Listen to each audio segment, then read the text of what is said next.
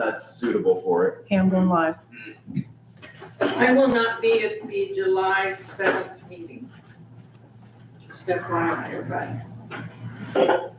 Can you offer it to the West County Museum? Good. Somebody might. Well, you know it's good when you go to like legal size. I I know, that's it, I was trying to play it, Serious. like. I know, I was like, oh, it's legal size. Serious now. I got a lot of stuff on here.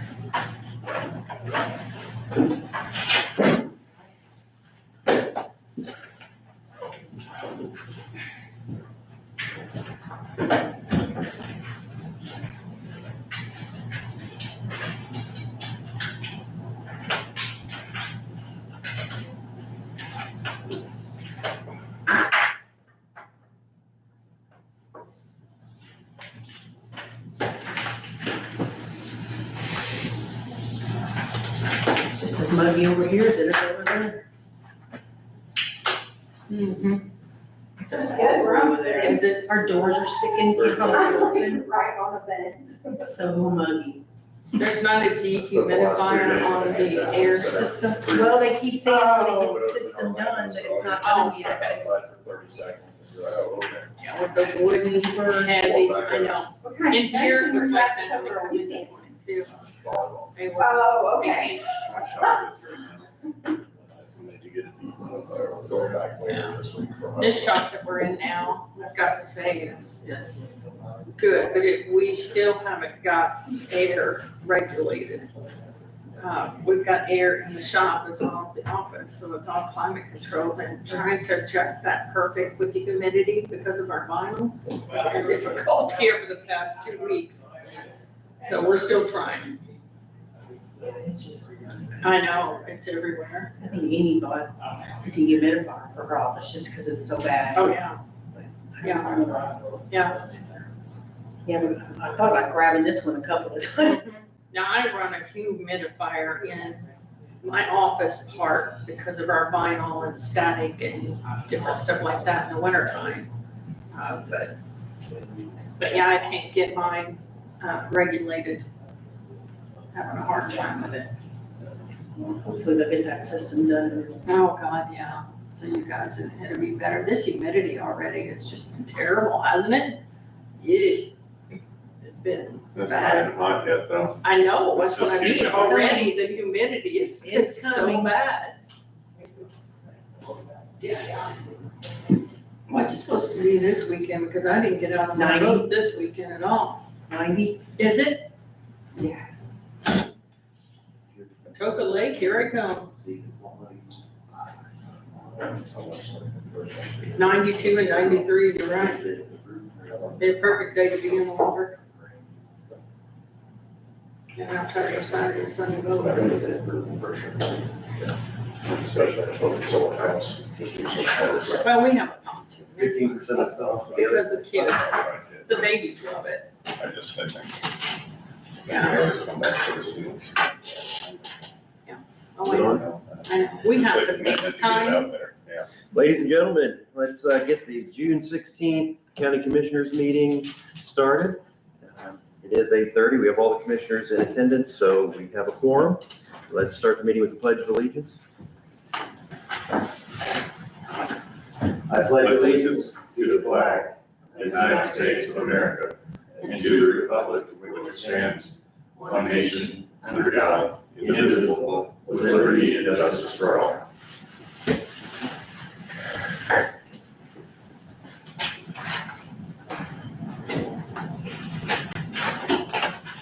We have approximately 4 hours of agenda items, so we will try to keep on schedule with everything. So just for the record, the county commissioners have reviewed the monthly report from the clerk of the circuit court.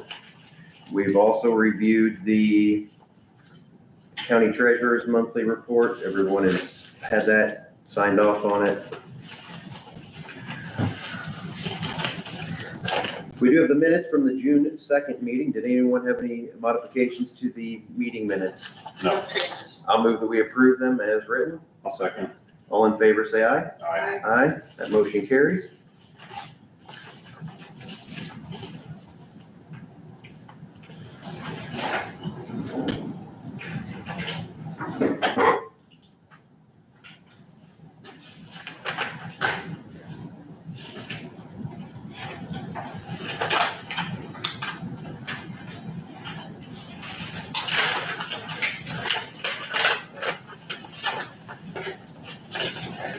Okay, another piece of miscellaneous mail we received was from AES Indiana and the Crossvine Solar Project team. Looks like, did anyone want this extra copy for the data that's on it? Okay, so just off of my copy, the Crossvine Solar Project, it says that they plan to have that project complete in mid-2027, that the work that they're going to do once the project is complete is enough power to power equivalent of approximately 14,500 homes.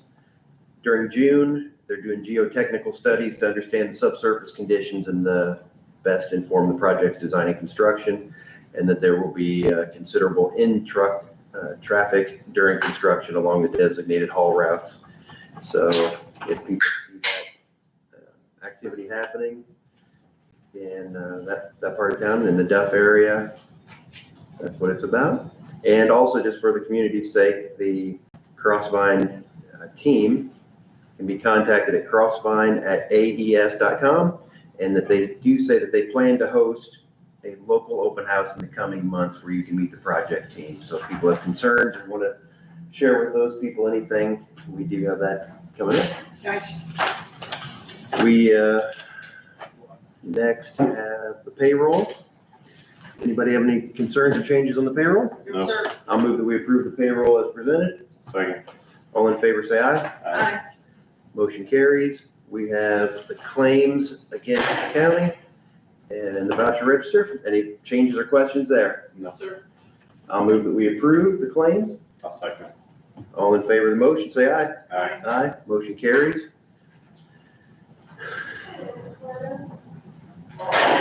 First up, we have the Solid Waste Management District. Good morning. Good morning, Carla Sturgill Winter, DuBois County Solid Waste Management District. And this is regarding our 2026 budget. So basically, our board did approve our 2026 budget at our meeting this morning. And the board made a motion and voted on approving me to request an allotment from the county, our annual allotment for 2026 of $283,000 to cover part of our 2026 budget.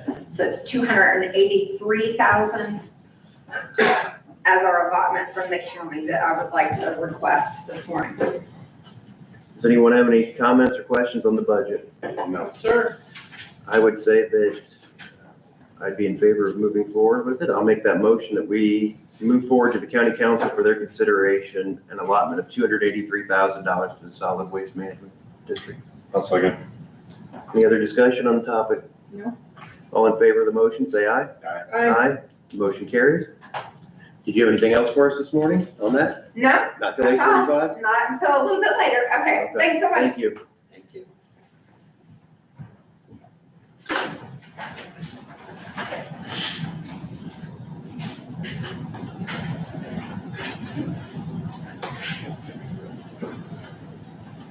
Did we take Marky off at 11:15? Yes, I just talked to him. So 11:15 was supposed to be for health insurance updates because he was out. He has meetings and things between now and then, and I don't think that he would have a full report for us today. Okay. So we'll, Thank you. if the auditor could put him on for the next agenda, that'd be appreciated. Can you do that? Thank you.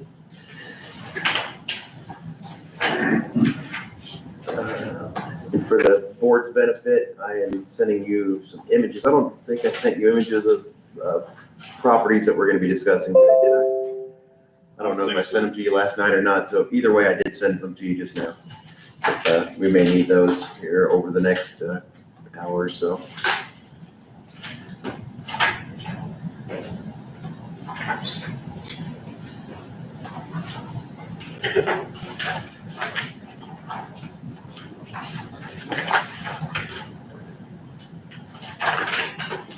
Carla sent the one on the next one to me.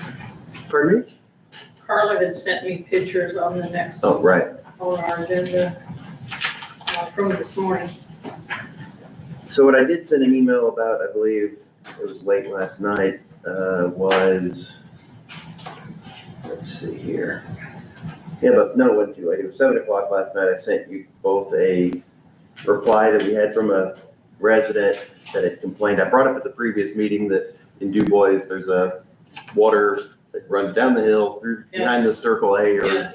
Sunny, whatever it is now, and it goes through some Right. private property. Right. I tried to reply to the person like we discussed at our last meeting, that they are welcome to file a petition with the Drainage Board if they wanted us to look into it in more detail. It is on private property, so I don't think it's something that we would be responsible to take care of, but if we wanted to discuss it further, I gave him that option, and his response was sent to both of you if you wanted to look at that. And as I thought about it, I thought, Property. Which one is that? Well, to the folks he just sent.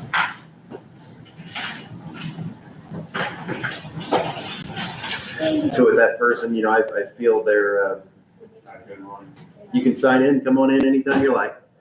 I feel bad for them because I understand the water causes erosion and their ditch is probably bigger than it used to be. Right. But my next thought was, I've got a neighbor and I've got water problems that wash out my driveway because the water runs off of the farm next to my house, but I guess I don't expect the county to come fix it. You know, and I have a ditch on my property that is bigger than what I started because the water is eroding. It's just, I don't know that we can go around and fix water issues all around the whole county.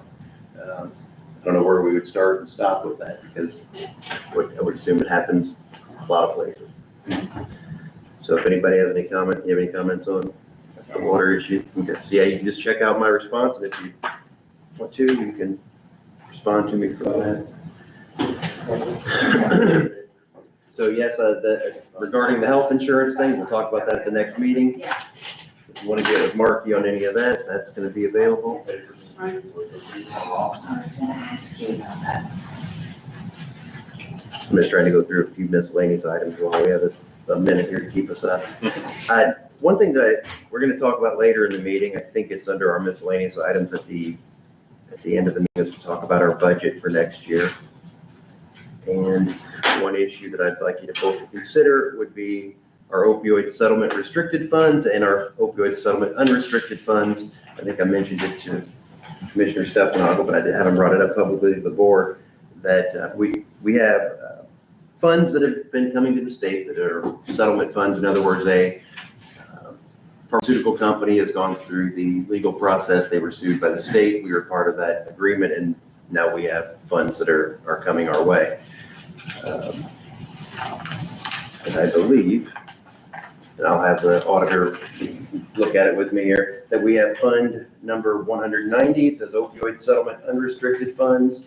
And I believe it says $258,000 is the balance in that fund currently. Does that look right? If it's there, That would have been as of that date. right, as of June So there's 6th. payroll in there, so if there's another payroll after that, it'll be less. So approximately $250,000. And then if we count the restricted funds, would this show, is this the one that would show the amount? That's the restricted, the one that'll have money. So this is what was budgeted. This doesn't show us the full amount. No, this is Fund 189, which back here, that's this one. That you got this amount with this coming out of it yet. This is your cash, That's restricted. this is your cash, Mhm. this is your budget that has to come out of this. So we have $250,000 of restricted opioid dollars, approximately. And then we have, This is your unrestricted, right here, yes, 115. so between the two of them, the restricted and the unrestricted fund, we have approximately $370,000. Okay. And so the JRAC team, that's made up of members of the I guess judicial system, the law enforcement. JRAC, Yeah, it's got the judges, it's got the commissioner's council, it's got all kinds of people in it, and they're the ones that are, the state says that they have to put together a plan to help limit recidivism, keep the jail population down, try to do recovery things for people. I'm gonna be having a meeting with them soon, and we're trying to look at ideas to try to Okay. figure out how we can use this. Long story short, I was just going to ask that the board consider putting this on our budget, this money, because if it's unbudgeted, we can't really use it for next year, but if we put it in the budget, if JRAC comes up with some good ideas for the money, then we could make use of it. Okay. So I wouldn't say that we would budget all of it, but would both of you be okay with putting some of that money in Agreed. the budget to have available? Yes. Yeah. So if there's 373,000, maybe we budget 300,000, and if we find some good uses for it, we'll use it. If we don't, we won't. Okay. It'll come up with, it still would have to go through some approvals, but at least that way it's available if we need it. Just wanted to bring that up.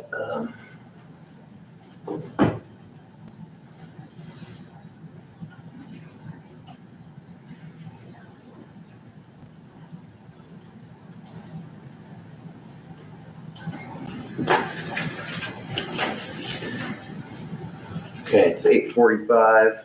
We have trash court. It's a follow. Okay. Yeah, we're gonna recess the commissioners meeting and open up trash court, I apologize. Trash court, the first item on the agenda is for the Kippenbrock case. This is a follow-up. It was discussed on June 2nd. And I'm gonna review my notes here just to kind of get everybody up to date. I had your copy, or did you take your copy? No, I You had did a not. copy? No, these are my own notes that I printed last time. You guys had your copies from last time, correct? And you have yours. Yes, ma'am. All right, okay, Okay, so, so go I'm ahead. just gonna say at the previous meeting, the discussion was based around items that were material that was held on the property, that the condition was haphazard, there were broken down vehicles, trash, there were a number of issues that were found on the property. We'd had a discussion with the owners of the property and the family member, and the commissioners decided to wait 2 weeks so that we could go over the property maintenance ordinance in more detail and to give the Kippenbrocks time to fix some of the issues. So that's kind of where we are today, and we will get an update from. All right. Carlin Striegel Winter, DuBois County Solid Waste District. And this is regarding case number 2023-0720-P, the property maintenance ordinance for the Kippenbrock property on Old State Road 64. So, basically, we have been working on this case since the end of 2023. And as I have mentioned before, the reason it has come to the commissioners is because it was just an ongoing issue. It seemed to be getting worse instead of better.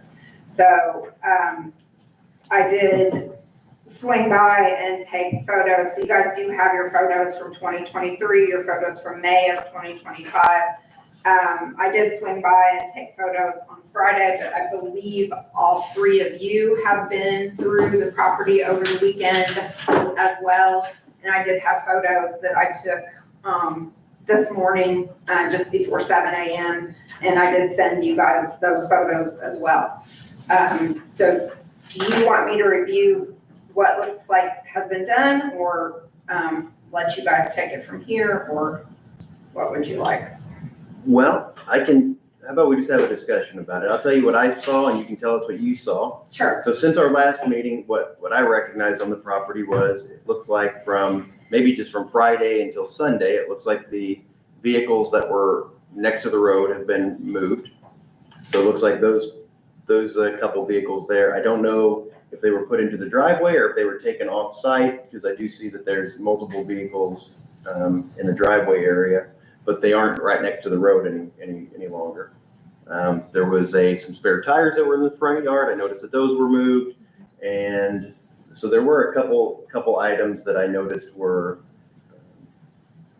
done. Also, there's a large stack of those metal, what is the name of those items? IBCs. IBC Yeah. codes, yeah. So those were stacked, so that's a new thing. So Commissioner House, I don't know if you can, or you've got them in front of you?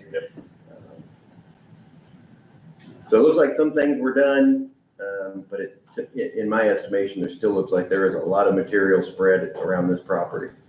I mean, I see in this picture, I see a trash can with a spare tire or a tire of some sort laying there. There's still the metal dumpster there.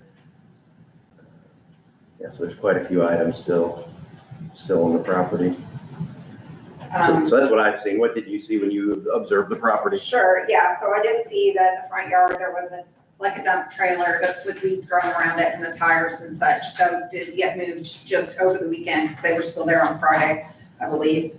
So that did get moved. Looks to me like there's kind of more stuff in the driveway area, like you said, some vehicles and stuff there.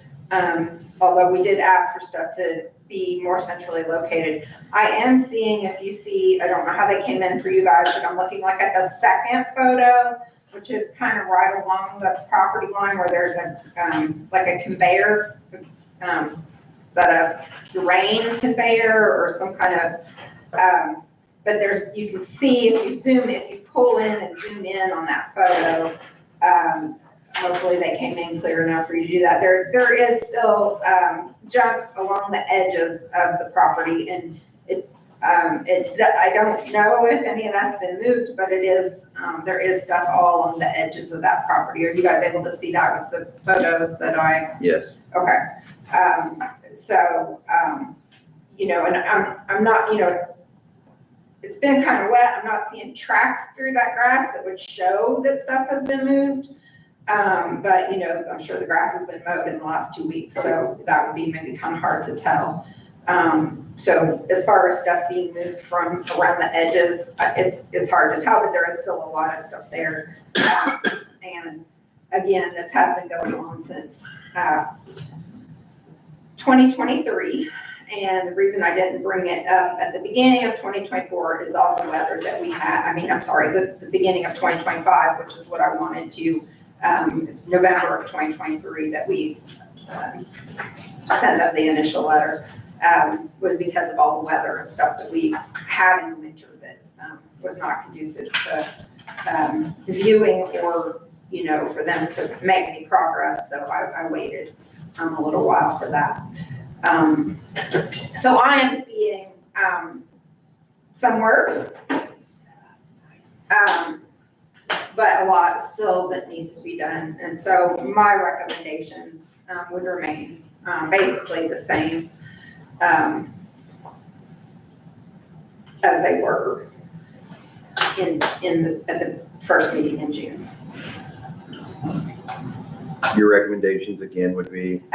So to do a fine as well as reimbursed resources plus an additional fine.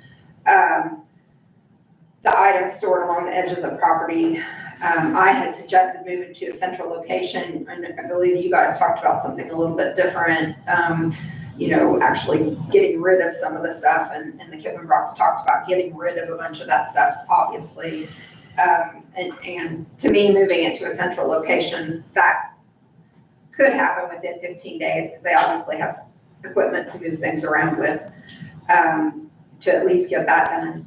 And then there needs to be something, if all that stuff is gonna be stored. And I'm not even talking about anything with the wood.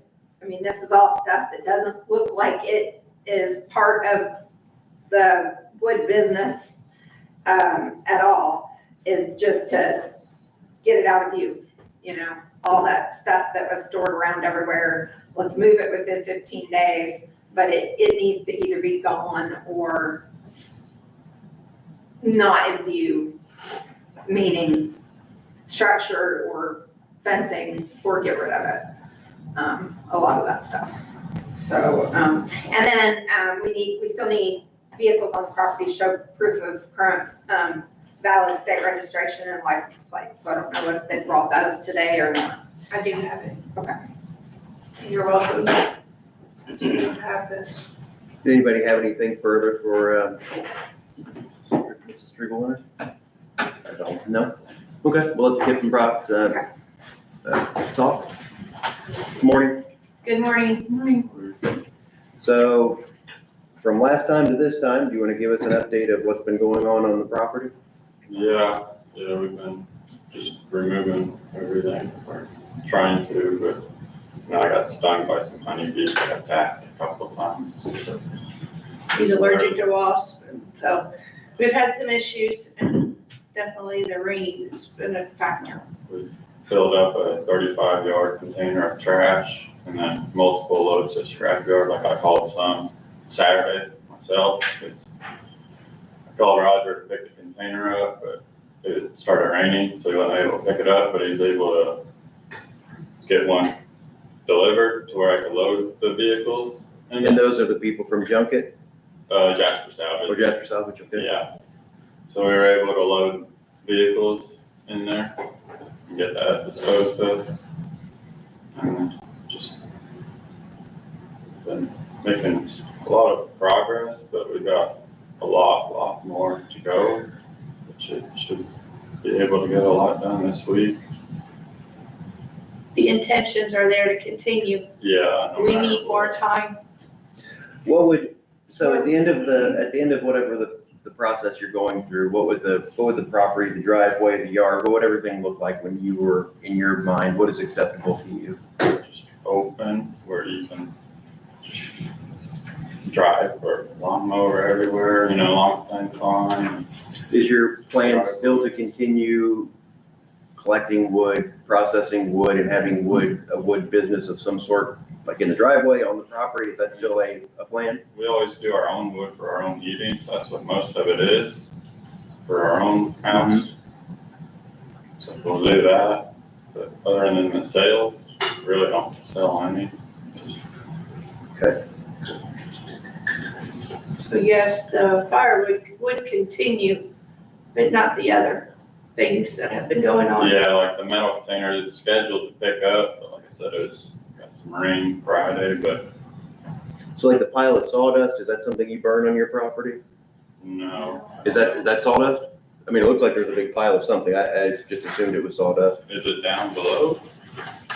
Yeah, this back here.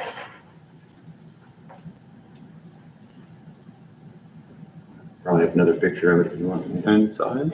Oh, Oh, that? yeah, The what is that? taupe, or, oh, that?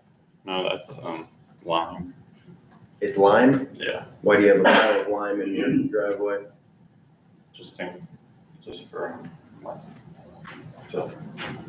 just to have it, spread out for like a wash side or something, for the driveway. Okay, regarding these metal items, these metal, Yeah, those got moved. so what are you gonna do with those? What's the plan with those? Are those part of something you're gonna keep on the property? Yeah, So you have, looks like maybe a few dozen of those. Some of them have plastic in the middle of them and some of them are empty. yeah, we were disposing of the plastic. You're gonna keep the metal totes, the metal part of them? Yeah. Okay, for what reason? Stack the wood to dry, I'm sorry? Storage of the firewood. so have it off the ground to dry. Okay, so you're just gonna put all the wood Put in your your metal? firewood in it and store it that way. Okay, Keeps it is that dry how on you the sell it, is by the tote? Well, we bring it to the house with the Transporting, you can transport it that way too. So if you see in this picture, they have some empty ones here, they have some full ones here. Right. So do you have, I guess you have a skid loader that you lift them up and stack them on top of each other? That's what Yeah, happens? and I can bring it to the house. So we don't have to dump the wood on the ground. So you transport from wherever you're getting the wood from in those totes to your location? Not really, just like say we split the wood, we'll just put it in the totes. Directly in there? So you don't have to throw it on the ground and pick it up. And so you can just take it to the house and then take it out and stack it in. So all this wood's gonna be for you, not to sell? Yeah, I mean, is that your plan, is yeah. to keep it? Firewood? Yes. Yeah, until the winter time, where we start making our house. Okay. Okay, and then let's talk about the vehicles. It looks like now that, like as I mentioned earlier, the vehicles that were along the road There's no longer vehicles along the road, so that's a good thing. In the driveway, there looks like there's a white Ford truck, there's another truck in the yard, there's another truck with the hood open behind the white truck, and then there's another truck behind that. Are all four or five of those, are those registered vehicles? Yes, they are. May I see those, please? Yes, Thank you. you're welcome.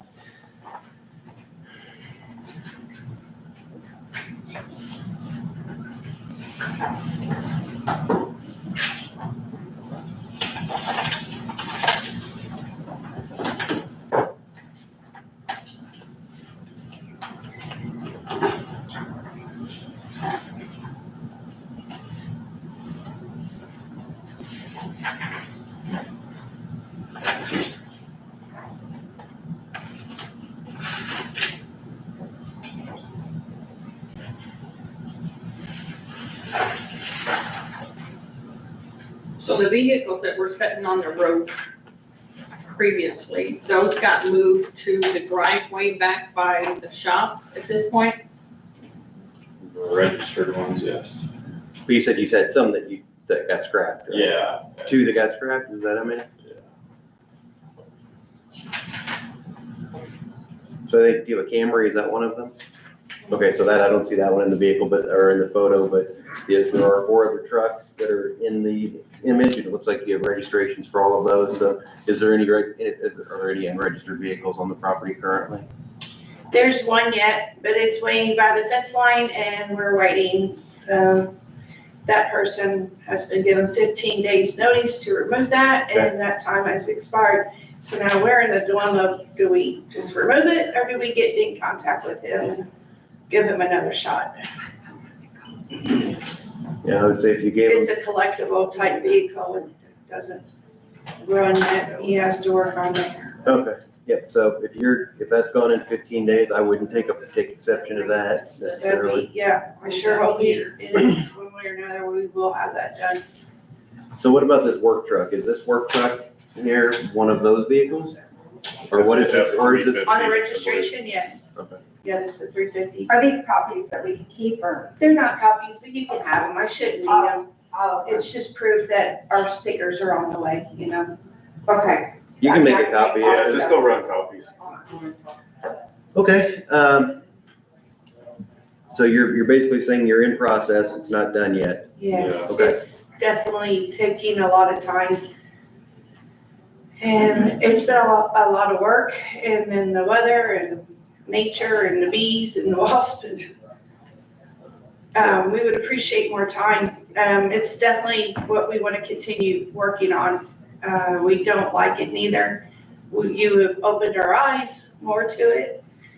I don't know, we kind of grew with it, but we've been more aware of, like, wow.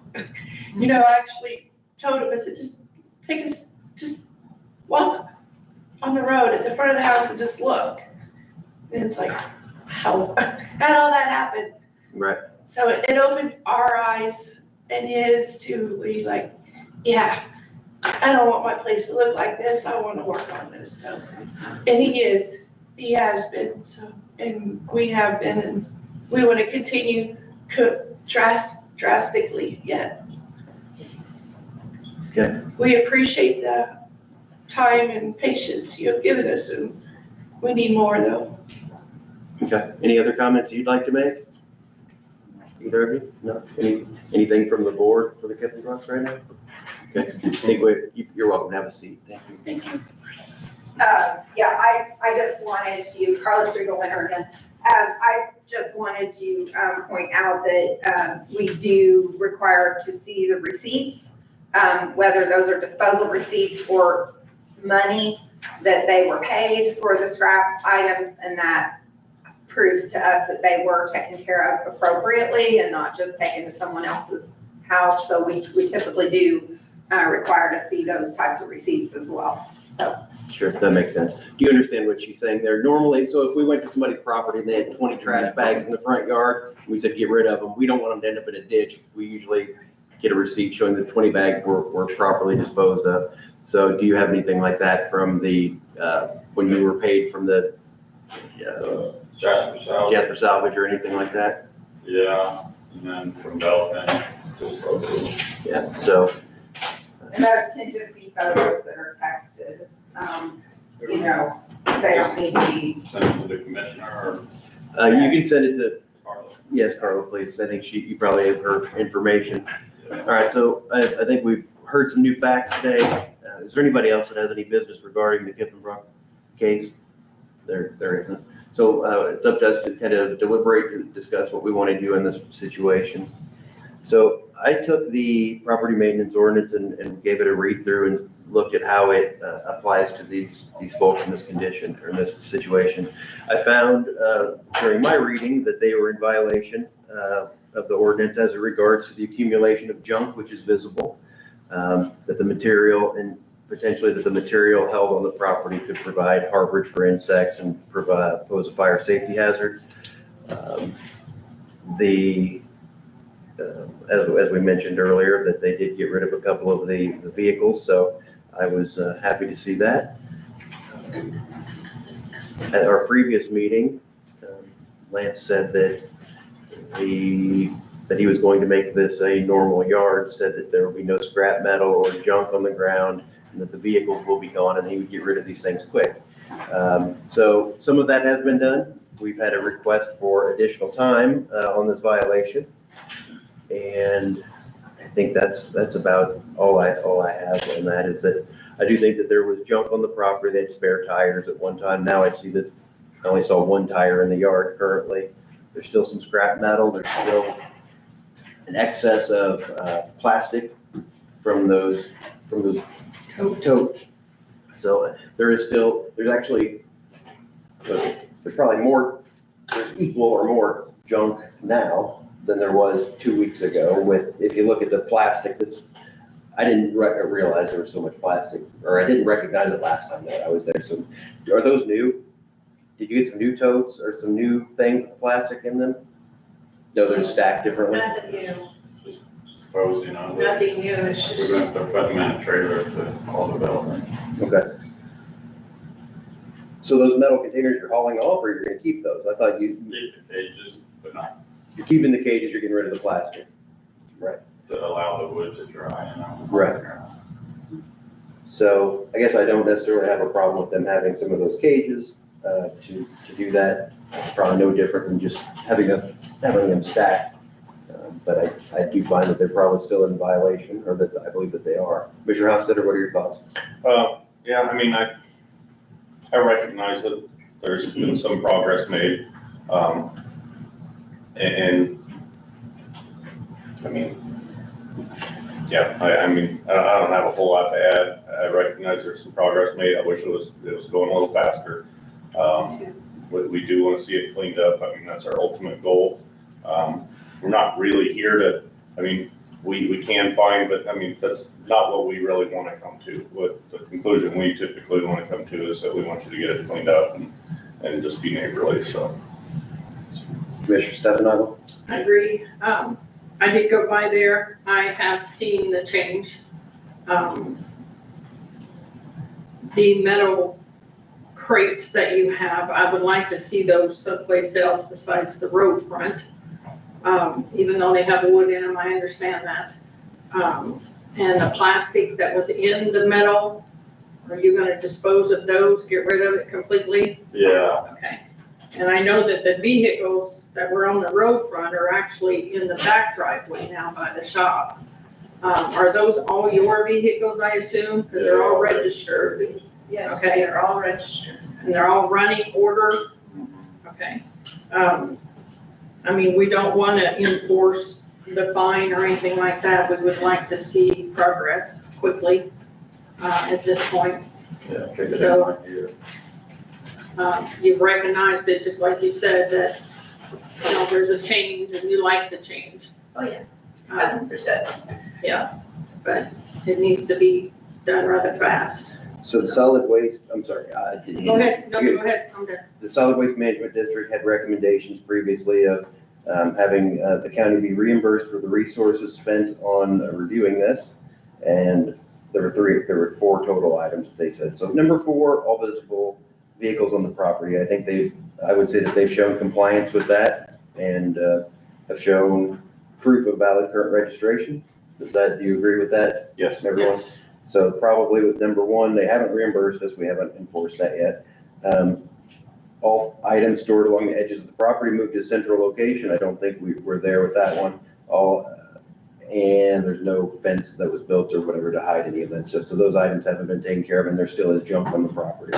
So I would say that if I look at this, our options would be, we could make an order to have the Kippenbrock reimburse the county for the resources that we put into it and propose a fine. We could do reimburse the resources with no fine, or we could even, I guess, take no action and not even have them reimburse the county for any of that, or we could kick it down the road again. Part of me thinks that every time we kick it down the road again, that's more work for the solid waste district, that's more work for the county commissioners, and this isn't new, right? This was brought up to them Right. a long time ago, and I know that, I think that they're sincere in their desire, and I do see action being made, but enough is enough at some point, right? It isn't done today, and this was started in 23, right? The first notice of this was in 2023, and it's gotten worse, not better overall. So I guess part of me wants to find a way to incentivize them to continue doing the work, right? I don't want to just put an end to it today and then we have to open a brand new case in a month if it isn't done. Right. But I also don't like kicking it down the road again. So I just wanted to maybe have a discussion on that, how the board thinks we should handle that. I guess my thought was, I would be in favor of, at the very least, doing the expenses and having them reimbursed. We did set a timeline of today. I recognize that they need more time. But I guess I would feel comfortable closing the case today. And then if things don't happen and it doesn't get done, having another case reopened. And hoping that you guys continue your cleanup efforts and get it cleaned up and that we never have to open another case and we don't see you in here on this, on this thing again. So, I think I would be okay with that today, because I have seen some progress. I would also, I just hate the idea of just kicking it down the road and making them come back in another week or another month or whatnot. So I guess that's where I sit right now. Commissioner Stefano? I see the effort that you've made to change things. I don't want to close the case. I don't want to keep kicking it down the road, as Chad said. I think we need to set a timeline as far as, say, another 20 days to see real progress and revisit it, is how I feel.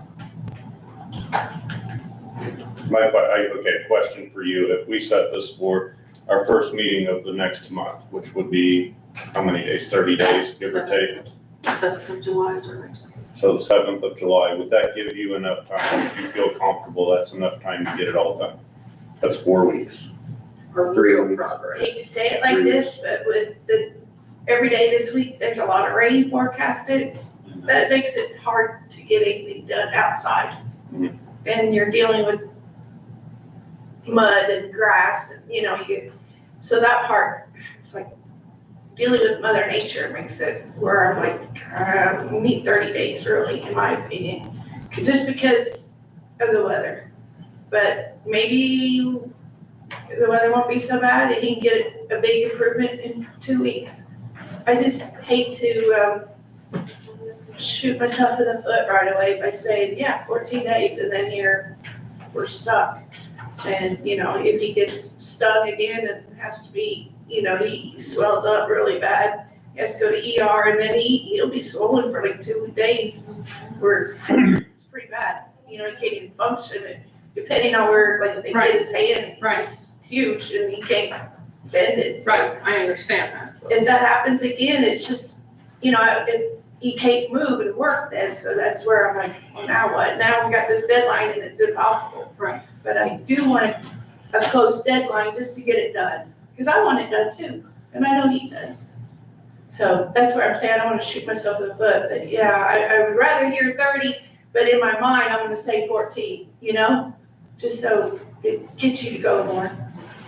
Can Solid Waste, do you have a recommendation or a feeling on what you'd like to see happen today? So I do want to say that, I mean, I think closing the case today would probably not necessarily be of benefit. But again, I don't want it to spread out because we bring things to you when people have not been compliant. So, if we can work with folks, then it doesn't come to the commissioners, with the informal kind of working with them. I would like to see a fine of some sort. We typically do a fine whenever it comes to the commissioners. And then just, there are other things that can be done if they are not compliant as well. I know we don't like to go to this, but you can hire a company to come in and do it and make them pay for it. So you have those, sort of tools as well. So I think, if you want to give them 30 days, you could still fine them today, or you could fine them at the end of the 30 days, but I don't know if the fine needs to be, maybe the fine is less if they're done in 30 days than if they're not. But I feel like there should be a fine, at least. Mr. Schnarr, from a legal perspective, could we set a fine today if this is the direction we went? We asked for a reimbursement, we asked for a fine, and that would count as one step in the process. And if the board as a whole decides to give them another 30 days, if they do not have it, or are not in full compliance at that time, that is considered a separate incident and an additional fine would be levied at that time. Yes, if I recall from the ordinance, it's every recurring day thereafter, since the notice and the findings of the board would have constituted an additional violation. I think that would be available to you. So there is a way, from your perspective, that we would be allowed to make a determination today as one part, as it regards to the financial part of it, and still leave the case open for potential other future action as well? Correct, because it's not closed, they're still working on the remediation of the violations, and that's not happened. And again, there may be further steps the county needs to take, as Carla pointed out, that the county does it themselves. So again, I don't think the case would be closed if you make that financial finding of reimbursement of costs and fines. Thank you. So here's where I would stand, and we'll about to see how you handle this, and we'll make a motion on it after that if we'd like. I would ask that we would probably ask the Kippenbrocks at a minimum to reimburse the county. As of the previous meeting, we had a number of $480 that the county put into it. Since that time, we've had more hours invested in it. So I would assume that that's probably, let's just say $560 there. So I want the county to be reimbursed for that, we'll say $560. And then I would ask that or maybe my motion would be that we put that against them today, just to get the county reimbursed, to make it right. Give them an additional 30 days. And if it isn't done at that time, we could then fine them in an amount up to $1,000 additional. How do we feel about, or how do we look at that? Anybody have any thoughts on that idea? I agree. I agree. Okay. All right, well, I'll make a motion then that we leave this case open. This is case again, I think I have it written here, 2023-0720-P. I make a motion that we impose a reimbursement from the Kippenbrocks in the amount of $560 to be paid within the next, I don't recall what I believe they have 30 days maybe to pay that. 500. Pardon me? How much? 500? $560. There is a 30 days. Okay, to be paid to the county auditor's office within 30 days. Part two of the motion is to give them an additional 30 days. That would be, Around the 16th would be the commissioners meeting on the 21st. okay, so Right, we would ask them to be in full compliance, to have the whole property cleaned up on, the 16th would be good, July 16th. That way, the solid waste district would have a few days to go out and review the property, make sure it's compliant, and the commissioners could drive by as well. So we extend their opportunity to remedy everything on the property to July 16th. And we will have them on the agenda then again for the 21st meeting. So that's going to be my motion. I'll repeat it, $560 to reimburse the county payable to the DuBois County Auditor within 30 days. And we give them until July 16th to be compliant, and we will have another meeting on the 21st to ensure that compliance. I'll second. Any other discussion on the topic?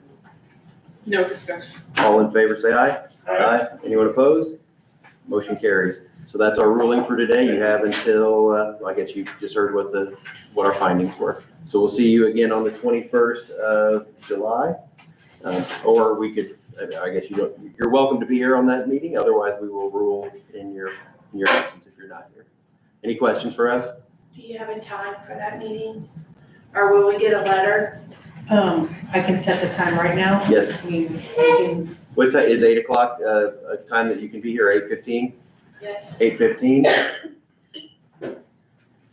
Mr. Schneider, are we required to send them a letter as well? No, they've received notice here. Okay. So 8:15 on the 21st of July, 2025. How can I get a letter for work to prove that I've been here? 'Cause I have to go to work and be excused. I need some kind of excuse slip for I work. really don't do that, but I don't know if Amy has She needs something. to I don't sign know. the agenda. I can recognize that. I need it for the last meeting was okay because I got a letter in the mail. And that was okay because it showed that I had an appointment. Okay, But Mr. Schneider, would you mind Yes, just we- send her a letter stating the time of the case? Would you do that? Yeah. So that way you'll be given a written notice. If that's work for you, we'll mail it to you. Okay. I still need something for today though, so. best I can give you today is a copy of the agenda that has your name on it. Okay, I guess that's gonna work. We'll try. Thank Okay, thank you. Next up, we have a 9 o'clock dilapidated building update. We have Werner and Pirine are here. Well, Mr. Werner's not here, but we have a representative from the health department to tell us about the condition of the dilapidated building. This is the Robert I'm gonna- Sloten. I'm gonna close Yes. this, okay? In, Is this not part of the same thing? Main Street divorce? Yes. Thank you. This is ordinance violation. Isn't it all under the same ordinance? No, I don't think so. Mr. Schneider, can you clarify? Is this a dilapidated building? They're both, this and the trash are under the same ordinance, but is this a different thing? Do we need to close the trash court? Actually, close the trash court because that was our junk ordinance, trash court, and then, This is the unsafe building ordinance. correct. I put this in front of the commissioners of the board. Okay, thank you. So, thank you for that. We will close the trash court and just open the regular commissioners meeting again to hear a ordinance violation, dilapidated building update. So yeah, Christina Prini, DuBois County Health Department, I'm here for the Rob Sloten property in DuBois, that we set a deadline. Mr. Sloten was here last time and gave us a contract of work that was gonna be done to the property, and be finished by this time. I've been to the property yesterday and there has been no work done at all to the property. So I'm not sure at this point what you guys recommend doing. If Rob has anything to say. Okay, so the recommendation from the health department was that the building be removed, the rear section of the building, the unsafe portion, as it's it's obviously not salvageable, it's in bad shape. We had made a ruling, I believe, last meeting that, or I guess maybe it was a couple meetings ago, that we were gonna set a fine, we were gonna do the work ourselves, and the owner came in with a contract saying this work would get started By the 25th. 25th of last month. It hadn't started then, it still hasn't started as of yesterday. No, So the building still is not in compliance. correct. And do you have a recommendation today for this board? This has been something that we've been dealing with for quite some time. We have taken many considerations in play. Yes. Weather, obviously, but at this point, and I'm not sure what Rob has to say, the contract was not fulfilled. So what he presented to us was not fulfilled. So I would say we, Have you talked to him? no, I have not. Would you like to talk to him? Yeah, we can call him up in just a moment. Okay. Is there anything, anybody have any questions here? No. I viewed the property myself, so. Yeah. Okay, so an investigation was made. I think we understand that the current facts of the case. We've had a previous hearing. We had promises made and they weren't kept. That's about where we are at this point. Anybody on the board have any comments, or would you like to hear from the property owner? I would like to hear from him. Yes. Okay, thank you. You have Yes. anything you'd like to say? You're welcome to come up.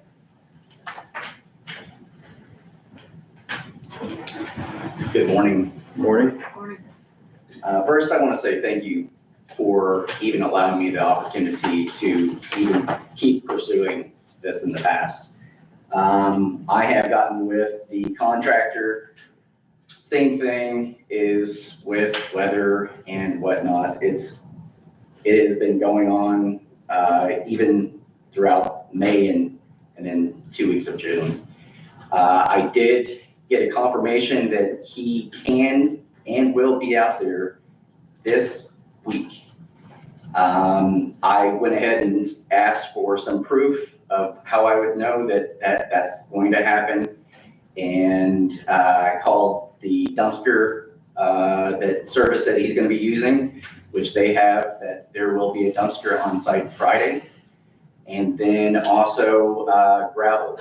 I called the where he will be purchasing the gravel, and that was also on the books for delivery for Monday. What was his time frame for getting the work done? It originally was supposed to be started at no later than the 25th. No, I mean, like, once he's on site, is it 1 day, 2 days? He's saying, he's quoting me that within 2 days, so 20 hours of work is what he is capable of getting that torn down. And then backfilled and gravel on top. Okay. Anything else you'd like to say? That I do, Okay. yeah. So he's confident this will get done, but we were confident last time that it would get done too. So I think I'd be in the same situation we were in with the last case. I would be okay with, ultimately, we don't want to go do the work. We don't want to be in the contracting business to go out and do this stuff on people's property. So it's still ideal for him to do it himself. That being said, there's been time invested on the county. I think the county should be reimbursed for that time. So I would like to assess that against the owner myself, and then leave it open again to give him the time over the next Agreed. weeks. That's where I would stand. Commissioner Hostetter? I would agree. I think at this point, a reimbursement fine would be the right thing to do. I also think that maybe it's time for the county to go ahead and pursue having it done. That said, if you get it done before we can hire someone to contract and come do it for us, that would be ideal. So basically, we'll start taking those next steps as if we would have to do it ourselves. And that way, we're not back here in 2 weeks going through the same things. Commissioner Stefano? Remind me again what portion, are we taking down the back portion and leaving the front if it will stand? I believe that's the plan. Yes, the That's front is sound. That's the original building. It is the addition that they had put on years prior, afterwards. Okay, That is, yep, I noticed when I was up there, somebody had spray painted for sale on the side of that building. correct. I mean, can we get, better way to sell that besides spray painting the side of the building? Can we I get, will have that removed. okay, That is not, yeah, that yeah, is, that's not really That's not him selling the No, building, that that's other people going onto his property. and Understand. doing that. but it should have been a little bit better signage than that. I mean, that spray That's painted on the not side of the himself. building. But he's is saying not- that's graffiti. He didn't do that. You didn't do it. no, correct. Okay, somebody else did. Yes. Okay, okay. I agree with Nick. I think at this point, we'll move forward as far as the county cleaning this up unless you can get it done before. So, and the fines as well, because I think it's went on long enough. So what's the new timeline for the work to be accomplished? So here's how I would address this, because I don't want to put county staff doing more labor Agreed. preparing for something that, according to Mr. Slotin, that this will be started on Friday, Yes. right? So if we start moving employees and staff around to start doing things and planning, then we're messing with the contractor's time, with our staff's additional time. I think that might be I'm with you. I'm tired of this, and I'm tired of messing with it. But I'm trying to look big picture, that it's not in our best interest maybe to do that.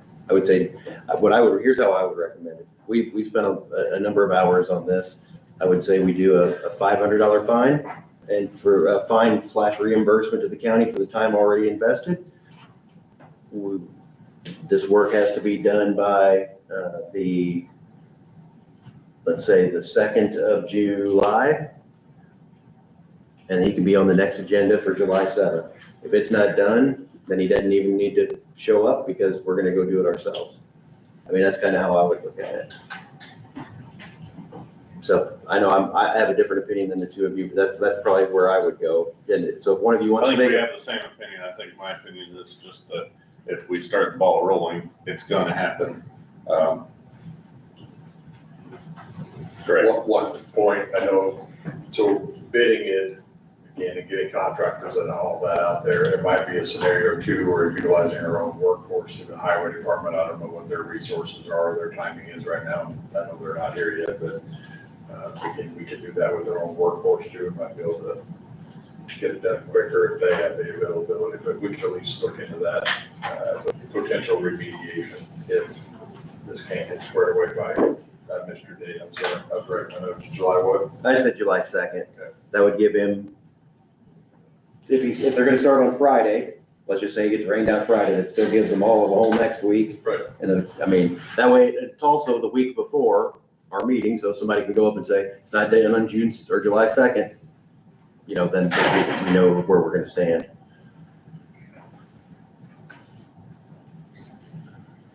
So if one of you wants to make a motion Yeah, for. I think that's fair.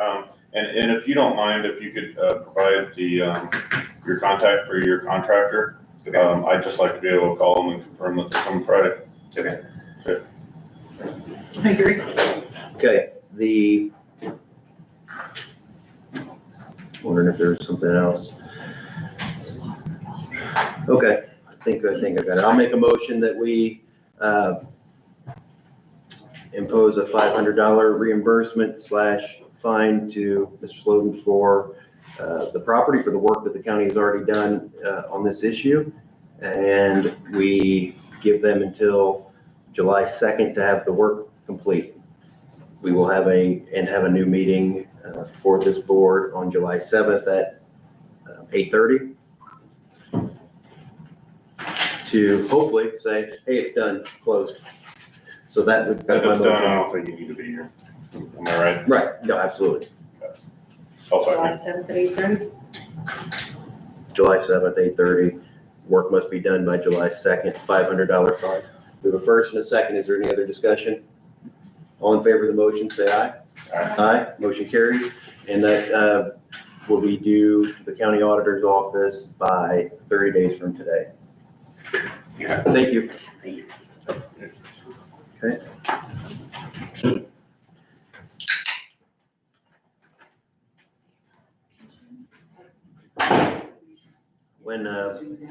When we start up again, we will do unsafe building O'Connell property.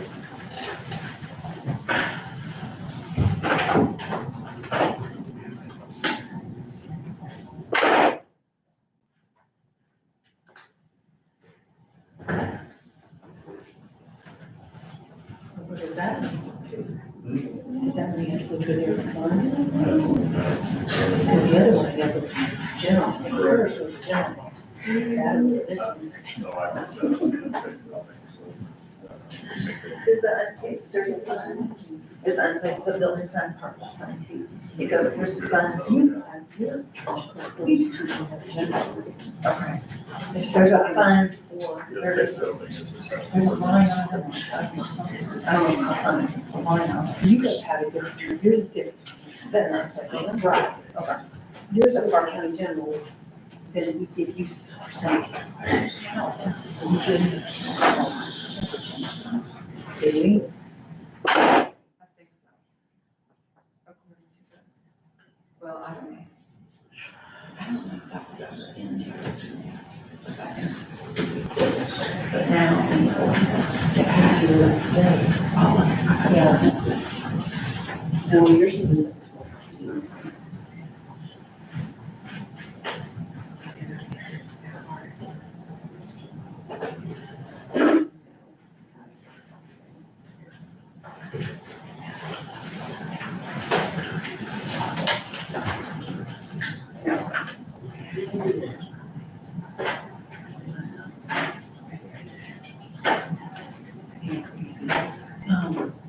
I appreciate that. Fine, but we're not sure if it's going to be general or something. Let's see.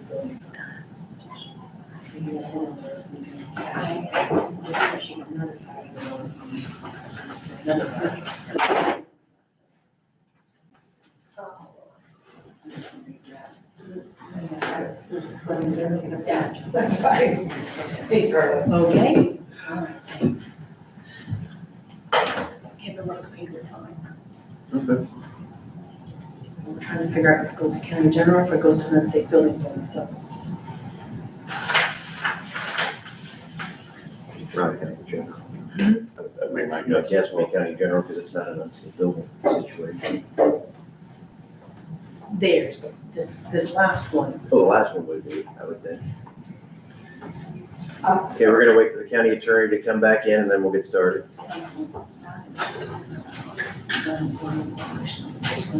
There it is, so we'll get started. We have the health department again, if you'll please come up and tell us the situation with this building. Christina Creedy, DuBois County Health Department. I'm here in regards to a complaint that was placed on property 381 West Hayesville Road. The complaint was put into the health department on 4/3/25. I have made contact with the owner of the property, Jean O'Connell. She's present here today. We've been working with her, I've been working with her since the complaint came in to try and resolve the situation of the unsafe building. We have not seen any progress been made in regards to that. So this hearing was held to bring it to the attention of the commissioners. Okay. I did email you some pictures. I didn't bring them with me, but that's like the current status of the building. I've met with Hayesville Fire Chief. Was there when the fire the property caught on fire about a year ago. And so that's what caused the damage to initially make it unsafe. Since then, a lot of cars have been built up, trash. There's graffiti on the building as well. All the windows in the front doors are blown out. It's an unsafe building, in my opinion. So I've been working with Jean. I've given her some information on people that could help do demo. We've also given her some information on people that are willing to buy the property. The last time we met was 5/16. Me, Sean Warner, Hayesville Fire Chief met with Jean on the property to talk about the resolution. And then if we set a deadline of June 2nd, if nothing was done by then we have a commissioners meeting. So that's why we're here. Okay, thank you. Yeah. Do the owners have any, would you like to come up and, come on up. Do you have anything you'd like to say about the situation? Yes. Please come to the front. if you're able to stand.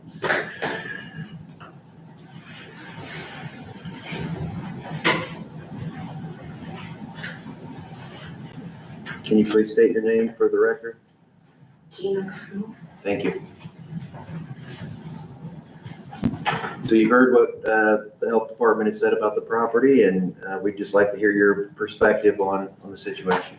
And I've been trying to contact people to get it done, but there are things still left in the basement that I wanted to get out, personal items. And so that's why I didn't sign anything with anybody. That's why you didn't do what with anyone? I'm sorry. Sign any contract. Okay. The one person that she's talking about, I don't know exactly what's supposed to be done with the property. Because I had another contractor give me a quote for like twice as much. So I don't know what exactly needs to be addressed. Okay. So in my opinion, and the other commissioners can discuss this as well. So as I look at the photos of the property, and I've driven by myself as well and looked at it, there's multiple violations going on here. From one point of view, it just looks terrible. There's a lot of junk, a lot of trash around. So number one, just from that perspective, it looks bad. So it violates the junk ordinance because there's junk laying around on the property. It has many what appear to be inoperable vehicles that have sat stationary for a long time. So each of those vehicles are a violation.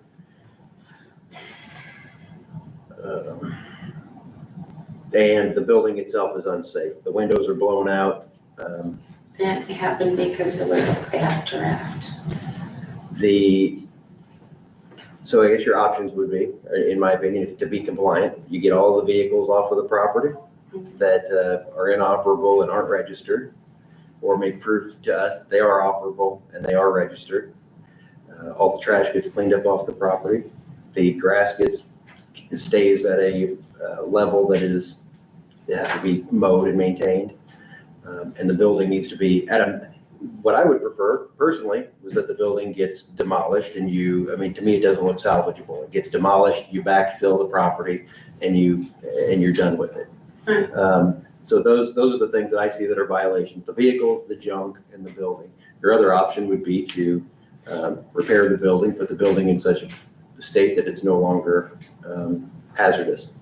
So I think those would be the options that I see. Does anybody on the board see other options? I don't. No, I agree. Okay, so that's that part of it. Do you have any comments on that? I'm trying to move forward. I'm really trying to move forward. I'm sorry. It's been a struggle since the fire. That was not my fault. I mean, the outlet could happen to anyone, basically. Right. And then my son killed himself in January. 2 months to the day before he was convicted. So I've been struggling with a lot. Yeah. And I know it sounds pathetic, but No, that's a hard thing to go through. Absolutely.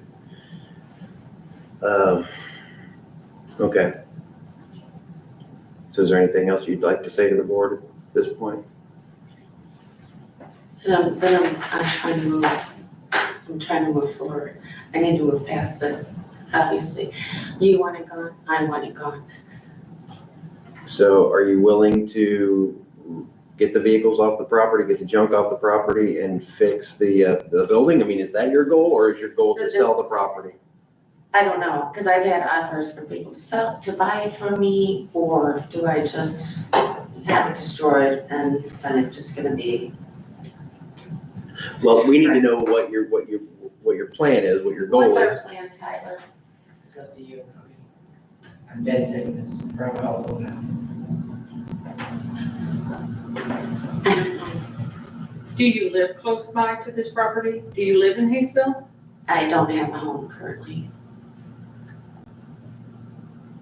Okay. I've been surfing on my kids' couches. The items that are in the basement of the property, that you say you're wanting to, are they secure? Are they safe? Are they getting wet? They're in plastic totes. So what's stopping you from getting them? You just don't have anywhere to go with them? No, I get a storage unit. My problem is that I don't have the muscles to get them out. Is it safe to go down there and get them at this point? And, I yeah, mean, that would be a big concern. right. It's, I mean, I've been down there many times. Okay. Okay, you're welcome to have a seat. Thank you. Okay, so this has been could you tell me again, Christina, what is when was this person first, the complaint was on April? April 3rd, the complaint came into the health department. The first point of contact I made with Jean, because it was hard to get a hold of her and find out her information, was on April 7th. So we gave her plenty of time on our own to try and figure things out. And then that meeting, the last meeting we had on the property was May 16th. And that's when we gave her another 2 weeks to come up with a sale purchase or a contract, have the work done. By no means saying it had to be done, just the information saying, what is your next step? And we never received any information or any contact from Jean, and so that's why we sent this letter about this meeting. Okay, thank you. Solid Waste, did you have a comment on this property? Are you familiar with the case? I'm slightly familiar with it, just as in the health department has been sort of including us on what they've sent out. And we've driven by, haven't driven by recently. We were kind of waiting to see what gets covered through the health department. We can start going forward on property maintenance, but if it all can be done with one department, that might be easier. So we're just kind of on the sidelines waiting to see what, if we're needed. Thank you.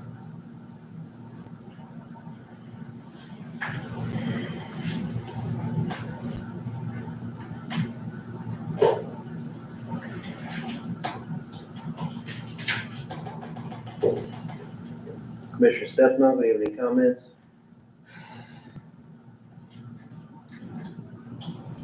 No, not right now, not at this time, I don't. Commissioner Housecutter?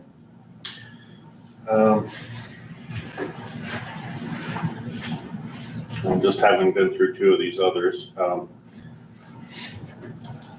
I feel like we really just need a plan of how this is gonna get taken care of.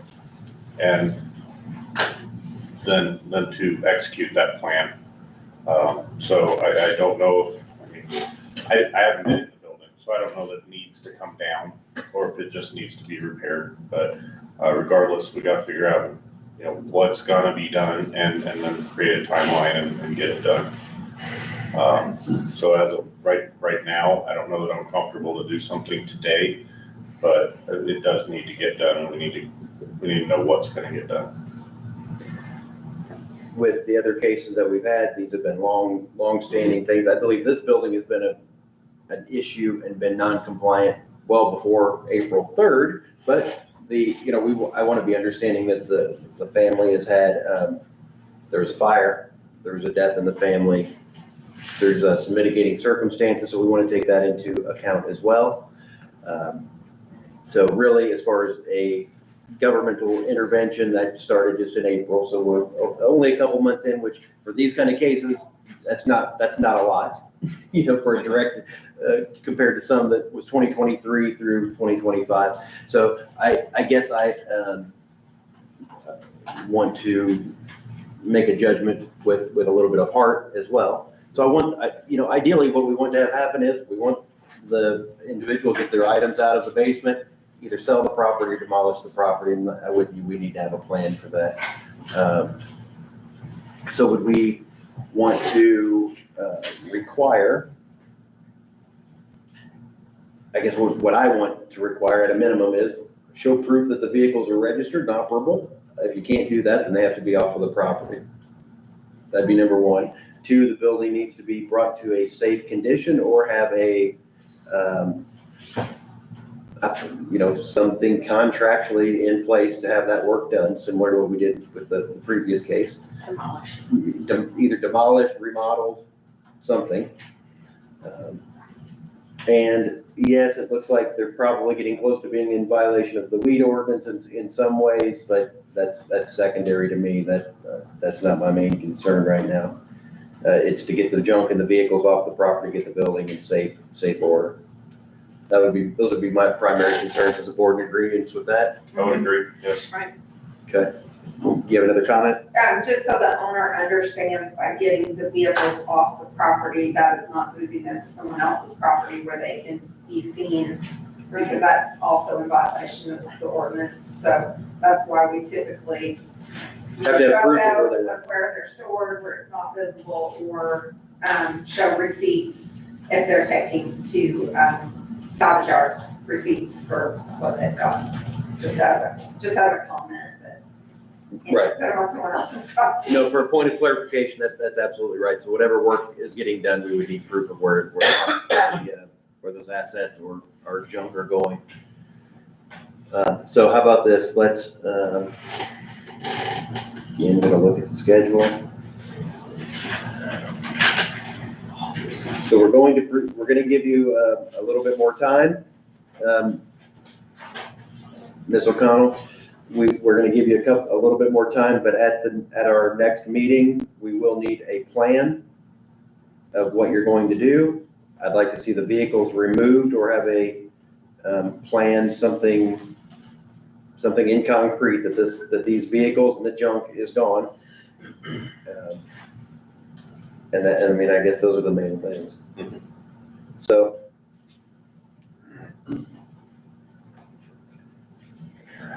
Just to, Mr. Schneider, just to move to the next meeting, what would be the term for that? What do we? Same on the other end. Yeah. Sorry. No, what is the term? We're just gonna push it, we're just gonna hold off? I'd say you're making no decision, you're gonna table it, take it under advisement.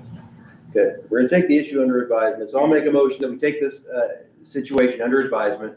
We understand the situation, that the vehicles need to be coming off the property or have proof that they're registered and able to move on their own locomotion, and that the building be brought into compliance, and that the junk be moved off of the property. That's my motion. Second. Any other discussion? No. No.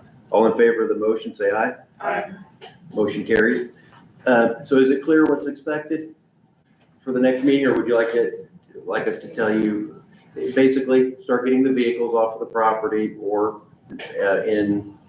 we'll give you a time and date that we're gonna be meeting again, that you have a plan to get rid of those things, okay? The trash and the junk needs to be off of, any trash or junk on the property needs to be removed, and the building needs to be remodeled, just, a plan for destroyed, but it needs to be made safe.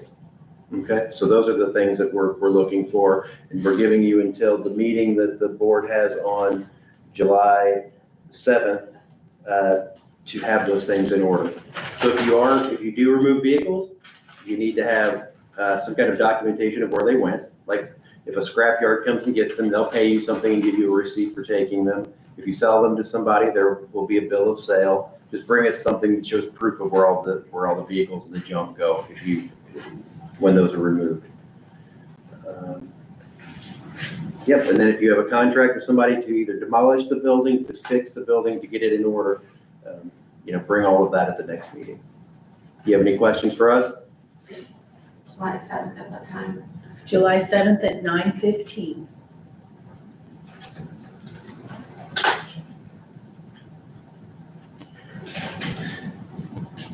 Anything else? And if you have any questions, you're welcome to reach out to the health department as well, and they can give you guidance on that. And if they don't know the answer, they can get with us. I'm just really confused because I don't know exactly what you're expecting out of this property. Is it a couple holes? you're a person that goes, this much. What you get from them has nothing to do with me. The commissioners explain what they expect of the property, and that's what. You're welcome to use the lowest quote. If the work gets done, you can choose whoever does it the least expensive. You send me his name, you know, he's. I can send you the information on the people that are willing to do the work and also purchase the property, yes. cute. Okay, thank you. All right, let's move on. 2026 budget for the Older American Center.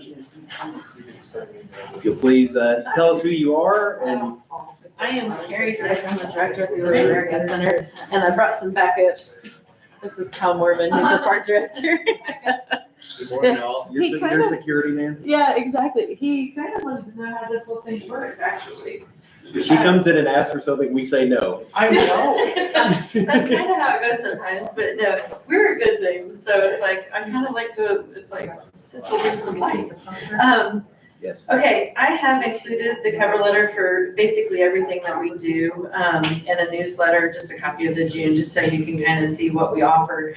I think all of you are familiar with us and, that we serve the 55 plus population, in Du Bois County as a whole, and that is because of the funding that you continue to give us. On the calendar, we are running like 8 exercise classes a month or a week now, and then in the summer, we've added 2 more for water aerobics with this new pool. And they are loving the new pool. We're having 30 to 40 people coming for that. That's open to all ages, but the 55 plus population love it.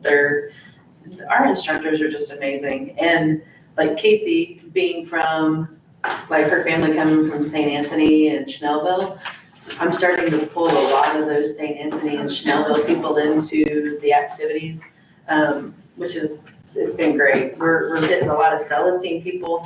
I've noticed there's been several that have, you know, they've lost a spouse or whatever, and they're looking for something to do. And they come in and they start attending our activities. Exercise classes are a great way. Bingo, those things that you don't have to have somebody with you for. And then they come in and they start meeting other people and realize, oh, I know them. So yeah, it's great. We're turning in some of the best months that we've ever turned in. If you look at the breakdown as a whole, we turned in our best March and April and May to date. But I don't even know where it's all coming from. It's just great. We got card tourneys. A lot of those people are coming in and playing cards on their own. They're going down to the exercise room. And then, like I said, bingo and Casey and Vivian and Green's exercise classes. I would say that Carrie's done a great job of shifting that focus a little bit from cards and games, although that's still very popular and active. This is a more active group that is over 55 that's coming in and enjoying the Yeah. exercise classes and the exercise. Yeah, we're losing a lot of those card players. You know, it's like they're starting to go into nursing facilities and things like that. So we have to find a way to bridge that gap. And the exercise classes and the trips and things like that do that as a whole. The banquet room holds about 70, and usually Mondays are her biggest day, and she's having usually 70, 72. Now that summer's back on, it's backing off a little bit because the grandparents are babysitting and things like that. So if you look at that 4th page, this is what I give the park board every month. And on the bottom is the city-county breakdown. We have a sign-in book, and that's really what it's for, is just to kind of get an idea of who's coming in and where they're coming from. It's another way to hit a waiver if they need to sign one, but we have them sign the exercise classes. All the trips and all of that, they sign the waiver, but this is just the ones that we can corner and get to sign in. And we're running about 1/3 of our people coming in being from the county. And sometimes it's amazing because you think they're not gonna drive in, but they do. We get like some groups of family that come in for games because they don't have to clean house, they don't have to do that, they just come in and play and go home. So, yeah, it's really popular, and we're really picking up a lot of new faces as people move to the area as well. My request is for 25,000 because we are busting at the seams. We just bought a new treadmill and got it installed last week for the use of the exercise room, because that is huge. But then we leave, next week, and we're taking a group to St. Louis to the Cubs and the Reds. No, Cubs and the Cardinals, so we're going to St. Louis. It's my trip. Cubs and the Cardinals next week. We usually go to Cincinnati because it's a little easier drive, but, yeah, we're going to St. Louis this next week, so, yeah, it's a great facility. We keep hearing all the time, they're like, we're lucky to have this place. So, they truly are. No other place has it. And again, I think that it's a generation that is into exercise and more active versus sitting and playing games. And she's really changed things around. I mean, you had, 4 exercise classes a week before, When we it's at 8 started. now. So, Yeah. so Yeah, it's really, hiring Casey was huge. It really gave us some diversity because I was not a PE exercise major. So hiring her has been great. She's streamlined those classes and they sing her praises daily. So, but, and then, like I said, I get those guys in for that. I mean, I've even got men coming in for those classes and then they're like, oh, they start coming in for car journeys. They start going on trips and things like that. So exercise room has been very popular as well with people that get out of whatever they've had something replaced or whatever. They're coming over as soon as that insurance Sure, stuff, that makes and so sense. they get to utilize our facility. Part-time cardiology in Dr. Norris's office, they all send everybody over when they run out. They're like, they have the same stuff up there and you can continue your therapy. And then a lot of times we'll pull them into the classes because they'll start seeing people they know as they come in and it just keeps building our numbers. But yeah, it's, having too many people is a great problem to have. Definitely just get the parking lot to go with it. That's in the future, yeah. I got shot down, but we'll get there. All right, so we've got a request of $25,000 to go into the budget this year. It was $20,000 last year. They are serving more people. Things aren't getting any cheaper. Agreed. I'm a penny pincher, so I'm thinking we would, my suggestion would be to give a 10% increase, $22,000 for this year. Because I know the county council is gonna be strapped this year, just like City of Everybody, Jasper as well. So my suggestion Just like- is a 10% increase of $22,000. Commissioner Hostetter, thoughts? I think that's a fair suggestion. Commissioner I'm Stetson? good. Okay, so I'll make a motion that we You would, have to make a motion, you just do a consensus. okay, well, we're gonna pass it along to the county council. The $22,000 will go into the budget for the community center and older American service. So, good enough for the board? Sounds good to me. Everybody in favor of that? Yes, sir. Okay, thank you for being All right, here. thank you Much all. appreciated. Have a great day. Thank you. That's okay. Okay, let's keep moving along here, please. The next item is soil and water.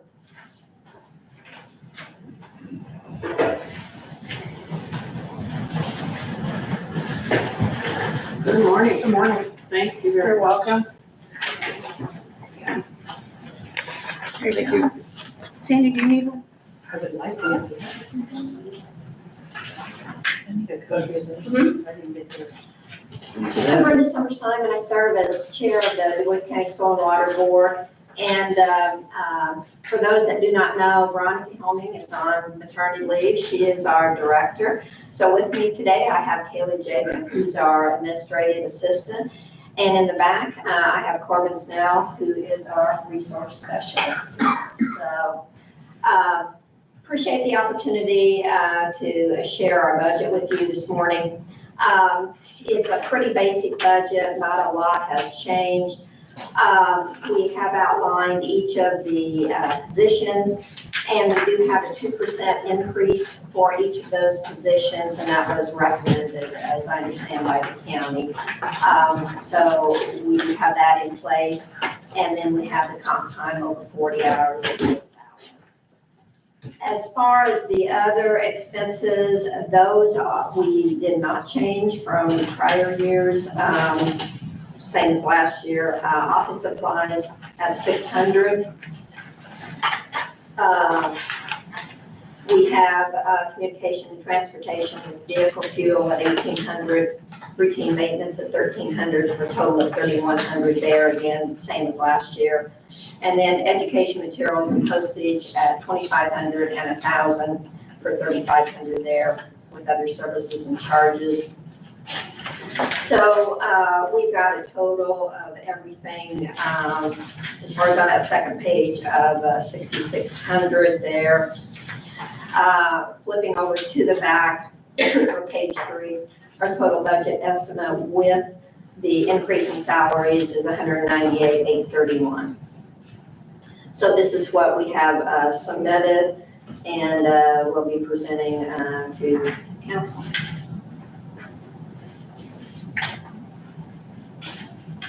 I will mention as I said, the expenses are the same as the prior year. As you all know, we have been in conversation with the 4-H Council. I noticed they're here as well. And we are waiting on some numbers from them. One of their individuals that was going to pull some numbers. So we can kind of have a conversation as far as that backup plan in the event that Soil and Water was asked to vacate the federal building. We were working on numbers and all that, and one of their individuals has been out and not able to provide that, so we're waiting on that. So again, we are still working on that plan, hopefully never having to exercise that plan, but we are still working on it. It'll be a little slow. None of that is reflected in this budget though. So with the hope we do not have to vacate, so. Regarding comp time, in 2024, there was a budgeted amount of $2,000. It was requested to be $4,000 and approved last year for that amount, so that amount hasn't changed. Can you tell me how much of that was used year to date for 25? Do you know offhand how much of that was used? I do not. I do not believe any of it has been used yet. While Veronica was on leave, I have not been taught as far as payroll, how that is executed yet. She does come back July 7th. So I apologize for not having those numbers. No, that's okay. I guess my concern with comp time, whenever I'm looking at budgets for this year, is I don't want comp time paid out at all. I want people to take comp time, right? So you work 3 hours over today, you schedule off 3 hours the next time. And when that doesn't happen,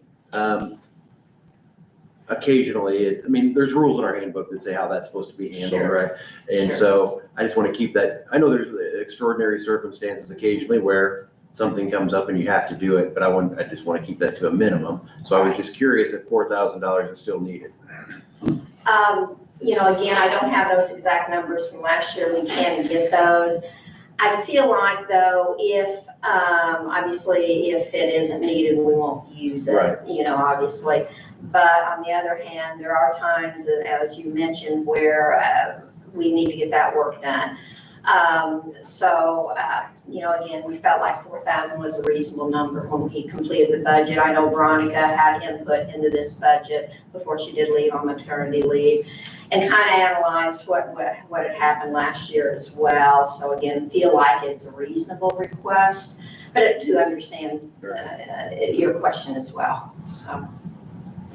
Does the auditor have an opinion on keeping a certain amount in there or not? Well, we like to keep something in there because if they run over their 40 hours, you gotta pay them out per the handbook. You Right. gotta have a line item to be able to do that. So, My goal is to continually remind people that it's an exception, not a regular part of doing business It's to not. use those time, use that Right. time. And I feel like it is in our department, it is an exception. It's not something that employees, oh, well, I'll just do this. It is something to where when those circumstances come up, we can use it. It's not something that happens all the time. I'm sure I can go back to the office and dig up what has been used for 2025.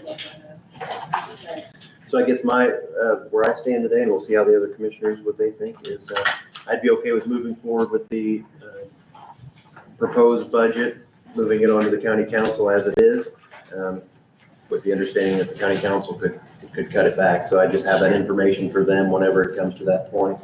Yeah, very If good. it was me making that decision today, I'd say cut it back to 2,000, so I don't want you to use it. But they may, council may do that as and well. they may do that as Sure, well, right? So I'm just, I understand. I'm kind of kicking the ball down to them that you didn't ask for more, so I'm not gonna push it too much. Commissioner Hostetter, thoughts on the proposal? I think that's fair. Commissioner Stefano, Agreed, I think it is too. all in favor of moving this forward to the county council as is? I am. Okay, thank you. Thank you very much.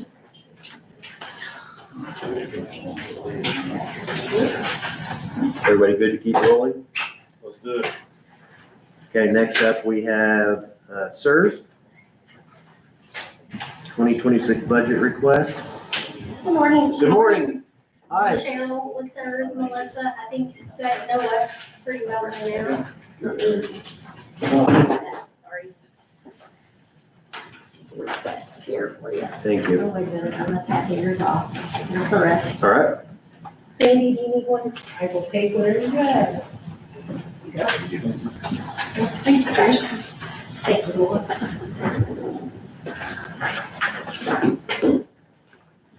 All right, well, first of all, thanks for taking the time to hear us this morning and for your past support of our mission and our services. Get my notes out here. So in my request for your 2026 budget, we're asking for $40,000, which is what we've asked for the past, I think, 3 years. And I've provided you a breakdown of approximately which initiatives that money would go toward in the upcoming year.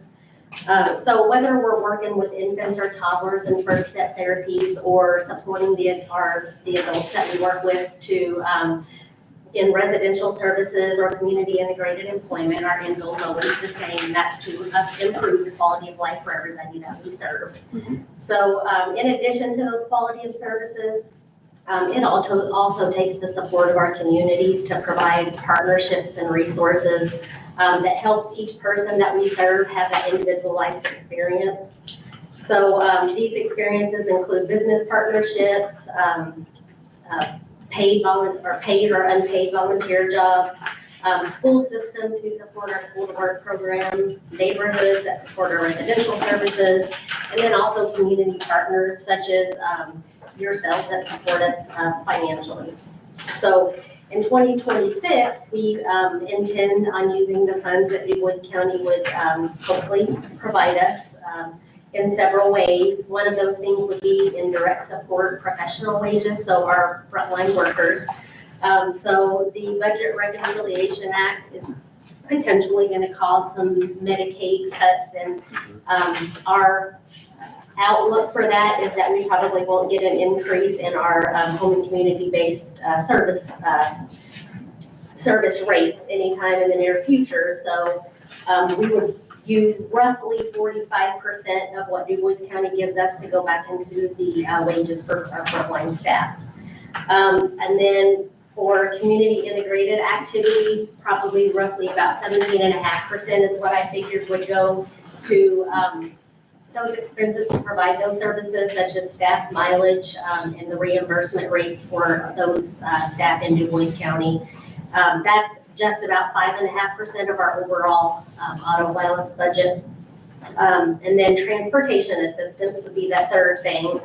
About 12.5% of our request will support transportation expenses, such as our Lincoln Go fleet vehicles, the maintenance and upkeep on those vehicles, which we have 5 in Du Bois County.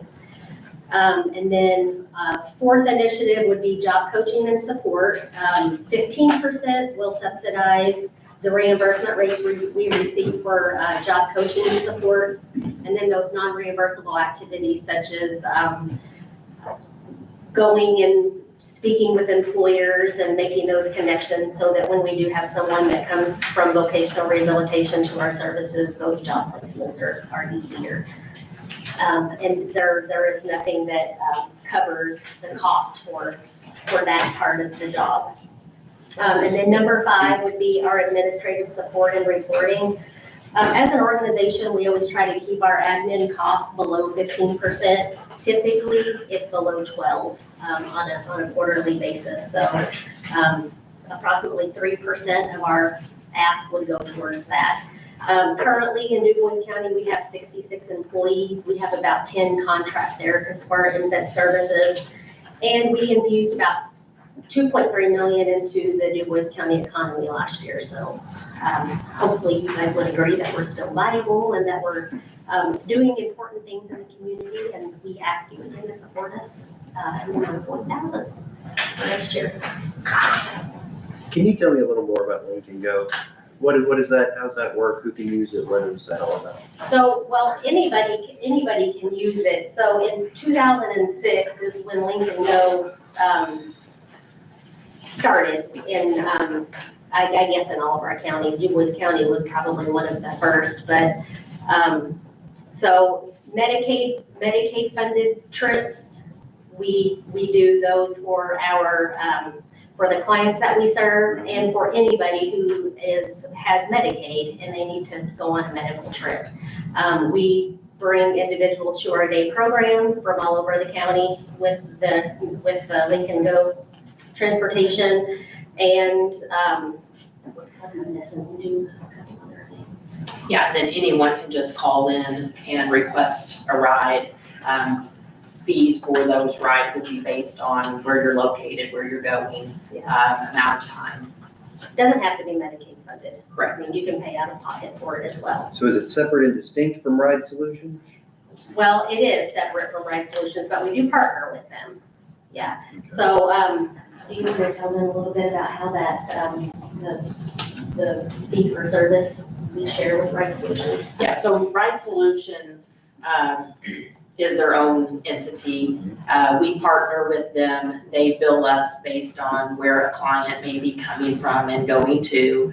So if they live in the county, in the city and going to our day program, it may cost $2, $3, $4 a ride.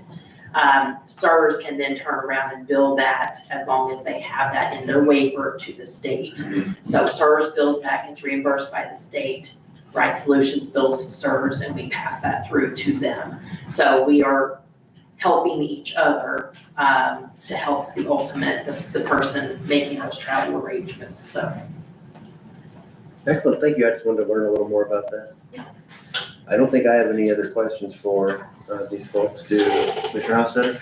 No, appreciate what you do. Commissioner Stefano? I don't either, thank you. So I'm grateful to have you in the community. You're always great to work with, and I have no problem with moving forward with the request. Commissioner Hostetter, you No, on the same board? I would agree with you. I agree.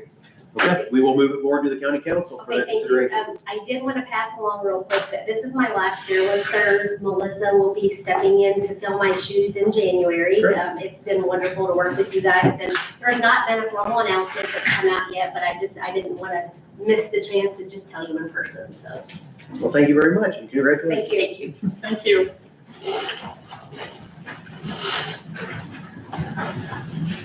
Okay. Just like that, we're right back on schedule. 10:15, 4-H council.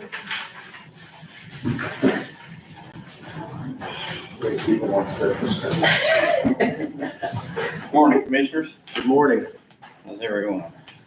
There. We got a couple of things just to hand out here real quick, and this shouldn't take more than 45 minutes or so. Great. I got 10.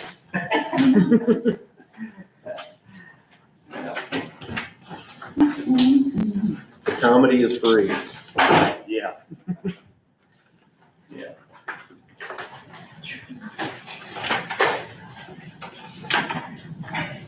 All right, Scott Schnell, 4-H Council here in Du Bois County, and I have with me some of the council members and the treasurer behind us, as well as I'm checking the president. yeah, he's council president. So on behalf of 4-H Council, first of all, we'd like to thank you guys very much for, in 2025, you funded $125,000 worth of swine barn repairs that were very much needed, and other building maintenance projects.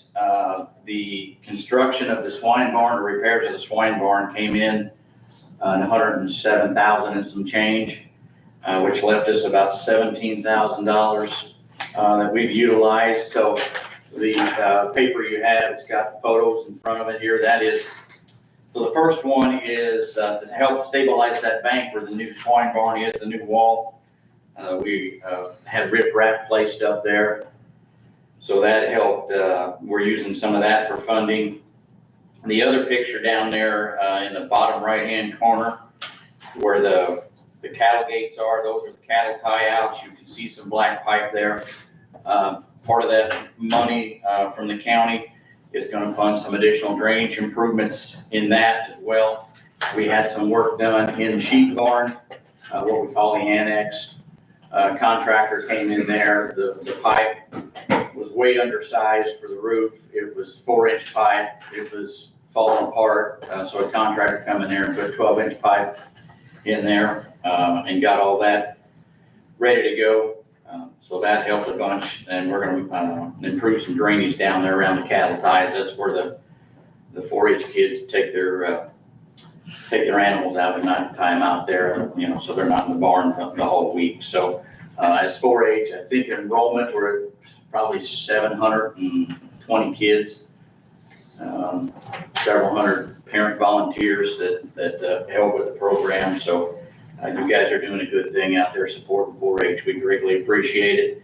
The other two photos, there's a contractor, the one with the excavator in it, the Caterpillar excavator, and the stone, the piles of rock.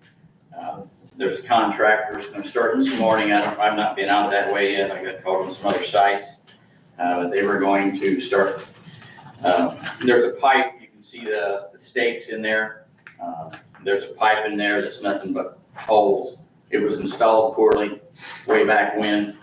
So we are going to have a contractor replace that pipe, improve some drainage, and then the other picture, the one that's in portrait, we're going to run that same pipe is going to run up to the north between the Farm Bureau building and the EB building and improve that drainage as well. So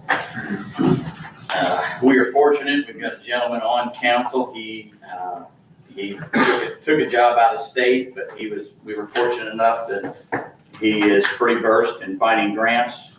We found $99,000 worth of grants this year, which helped fund a lot of this stuff. We got new gutters and downspouts on every building out there. I think that gentleman's about done, and he's not, he's very close. The airport building. Yeah, so they are very close to done out there with that. We had some donations. In addition to the new swine barn, we were able to purchase $40,000 worth of new pens for the swine barn because the old ones were there, I'm assuming, since the early 70s when that building was built, and they are just old and wore out. So we are fortunate that gentleman is doing a lot of that. He's done a lot of research into that. Like I said, he works at Jasper Engines. He's taken a job in Missouri. For lack of a better word, he's on council by proxy, so a lot of the grants are online, so he doesn't physically have to be here to do that. I think he will continue to do that for us. I certainly hope so. With that being said, grants are not a long-term financial plan, obviously. Those things can go away and dry up at any time. So we had a donation. The AC went out in the Clover Pavilion, the air conditioning. Actually, it didn't go out. The snow and the ice slid off the building and took the unit down. It was mounted to the side of the building, and when it came off, it pulled the unit down, so that had to be replaced. We were fortunate enough to have a donation for that as well. We have been venturing out. We've been trying our own thing as far as council folks. Was it last fall, September? When was the trivia night? November. Yeah, November, we had a trivia night, had a really great turnout, had a good time. That generated about $2,000. In April, the first weekend in April, we had a home and outdoor showcase on the fairgrounds. That generated about $7,500 worth of revenue for us. So we're not just kicking the tires, we're doing what we can. So we are, moving forward with all that. You guys do have the May financial report in front of it. If there's anything in particular, treasurer's here. If there's anything particular you guys care to look at or discuss or whatever, we can answer some questions. And our treasurer, Naraya Alexander, she has been a godsend of one prior. We had some real struggles and disconnects with it. But Naraya, early on, she had baptism by fire when we were getting into the weeds of this thing. So we greatly appreciate her coming aboard, righting the ship, and we can get a lot better tracking of what we've got and don't have and funds available. So, let me see if you've got that in front of you, I think. So at this point, as a 4-H council, we are requesting the $145,000 allocation that you guys have given. It was $125,000 for 3 years when everybody had to cut budgets. Department budgets went back up at some point. Councils never did. Last year, through you guys and the county council, they approved that, got us back up to $145,000, which is, it's where we were. I would say it's not where we need to be at this point, but we're, with the efforts, with the grants and us guys, doing what we can, fundraising, things like that, it's helping. So that's our request for the year, is that $145,000 that it's been. Okay. So, Just give me 1 second, please. Unless, Commissioner Austin, unless you have any comments? No, I really don't. Things look great out there. yeah, we've got a lot of stuff done that really needed to be done. The new gutters and downspouts have helped tremendously with just water spilling everywhere and just, now it's all getting funneled and channeled and that riprap on that Swineborn bank before that bank was washed out, pipe running everywhere, nobody knew anything about it. Now we know, we're doing what we can to manage the water, because I was out there Friday night and it rained probably, in 2 different showers, it probably rained 1.5 inches. We had a harsh Saturday morning. It looked like a late Friday night at 8 o'clock. I thought, oh my gosh, there's no way. But by 8 o'clock Saturday morning, we had 2 little water holes and we ran a harsh show. So I couldn't believe it. So we're working diligently, and that ask of $145,000 will go a long way. We're still well under our operating budget, but we rely on donations, and the gentleman's been working really hard to get us some grants and stuff. So we're So from a community good and a community benefit, what, as you said, approximately 720 children are yeah. served. So what other community benefit is there from 4-H, just so people have an idea? Well, the spaces are available for rent. We've had graduation parties out there. I'm not into the rental thing just a whole lot, other than like on a committee that kind of sets some of the fees, but our secretary manages all those rentals. So, like I said, all the buildings are for rent out there.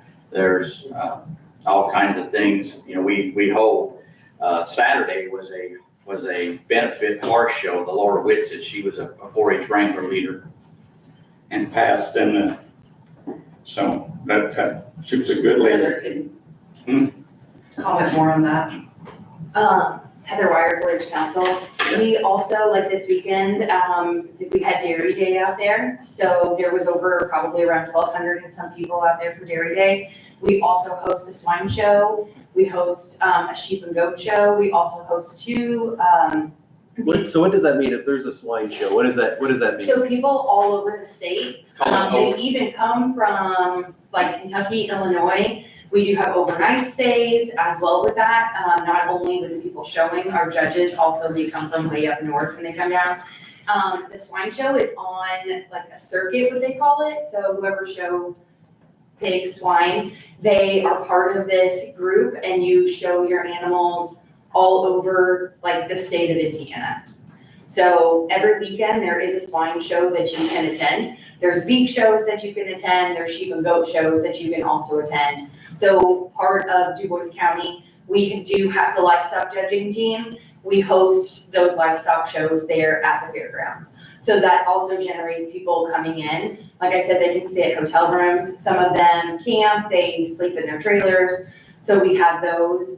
And then, like, we had that. There's one other big event that we've had out there, that I just can't remember. So those are things that adults participate in, the swine shows? Those are all for kiddos. Those You are all can for be, children. it's an open show, which, so you can be 21, and for the age of 4 years old, you can start showing, and you age out at the age of 21. So, if you want those numbers on how many kiddos participate in each of those shows, like, I can give those to you. But there's hundreds of kids that are out there, like, the show goes on all day long. So that's also something that we do. The livestock judging team, we also host a livestock judging competition out there. So we have schools from like Jasper County up north, all the way from Jasper County that come down. And whenever I say it's a livestock judging competition, so we have the kiddos judge the sheep, goat, pigs, and beef. And then they have like little pens set up, and the kids go in there and they write down how they think that the animals should be placed. Then they go into one of our buildings and they have to think of reasons on why they put those animals in order. Then we have judges who have already been in those areas and judged the animals themselves. And then you have to take a scan. There's sometimes a test. You have to answer questions on each of the animals. Then you also have to go to the judge, and you also have to do public speaking on why you placed that animal in that class. So that's another thing, you know, those are just other events that we also host there at Fairgrounds. Great, like the Saturday show was the National Barrel Horse Association. We had 60 head there, and they're coming from Kentucky, because similar to the other livestock, you know, there's circuits that these folks run, but we've got everything from peewee riders up to the masters, which is 55 plus. So, you know, we cover all ages. It's not just 4-H kids. You know, folks come from, you know, some of them were Shepherdsville, Kentucky, about an hour and a half away to race their barrel horse Saturday, so. This past week, we also hosted an event for the Boy Scouts of America out there. They're out there all week as well. Yeah. We served a lot of different things throughout the county. I guess the reason I'm bringing those things up is because I'm not involved in that community. I look at the newsletters, and that's about the extent that I know. So I think it's always important for the public to understand what the benefit of the 4-H is and this investment that we make every year. Yeah, it's not just a week event out there, you know, I mean, 4-H is a week, but the facility is, you know, used all year long. Right. You know, it's, like I said, all of our buildings are for rent and stuff, so facilities are. So those events that you're talking about, does Purdue Extension help with those, or is it something that you guys do on your own? So the livestock judging team are the parents and the kiddos and the coaches who are part of that livestock judging team. We are the ones who actually put on those events. Or Adria, Dee Kemper, she is part of like the swine, she puts on the swine show, but we are all there to help out. Like the kiddos who are in charge who are part of the livestock judging team,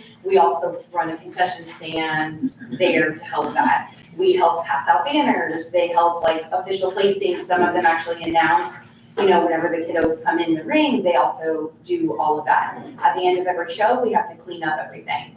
And livestock animals are not fun, let's just be honest, not to clean up that stuff, you know? Between shavings and the sheep show, they shear their animals.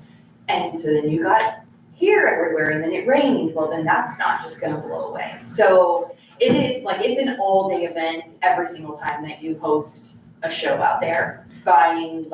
Preparing to set up gates for it, setting up the brown pen, or like the show ring, getting the speakers ready. It is a process. There was a few Saturdays, a couple of us council members were out there helping, doing a few things, doing some odds and ends. There was one show out there, we were out there from 6 o'clock in the morning, and they didn't leave till 7 o'clock that night. And there was trucks and trailers rolling in from Illinois, Kentucky, Ohio, I seen 2 of them, Indiana. So, and they're out there, you know, 11, 12 hours on a Saturday. Sometimes they've had a few show around or hang around till Sunday too. Yeah. And leave Sunday morning. So, you know, whether they camp back at the campgrounds or they're camping up on us and hanging around, you know, they're in our county. It's bringing new eyes, new presence into our county. in my eyes, you bring youth anywhere, they see something that's gonna be burned into their head. They're gonna remember that for years to come. And to me, it's an awesome thing. Great, thank you, everybody, for your extra information. Certainly.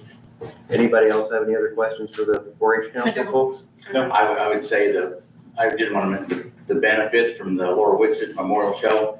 That goes to, her daughter has a foundation and she uses all the revenue from that, which she pays to rent the sand arena and all that stuff to do it. But that goes to, fund the Du Bois County Wrangler kids that want to go show at State Fair. So there's no cost to those kids.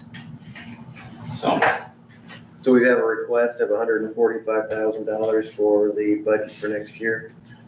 Is the board in favor of moving that onto the county council? I'm in favor. I'm in favor. Okay, so we will, all three of us are in favor of moving that forward to the county council for their consideration. All right. Thank you, Appreciate it. appreciate it. Yes, thank you very much. Appreciate all your work. Thank you, you too. Thank you.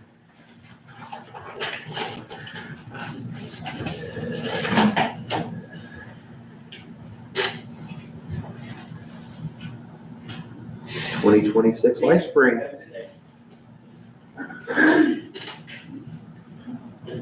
Good morning. Good morning.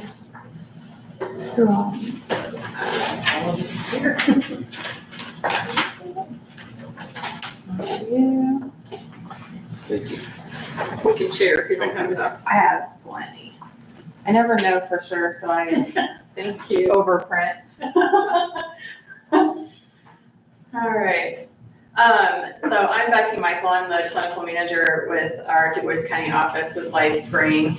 And I know that as a community mental health center, the funding's kind of already predetermined. So I'm kind of here more to just share about our services, what we've done in the last year, and then also kind of talk about anything new that is going to be going on for this next year and what we've already started for 2025.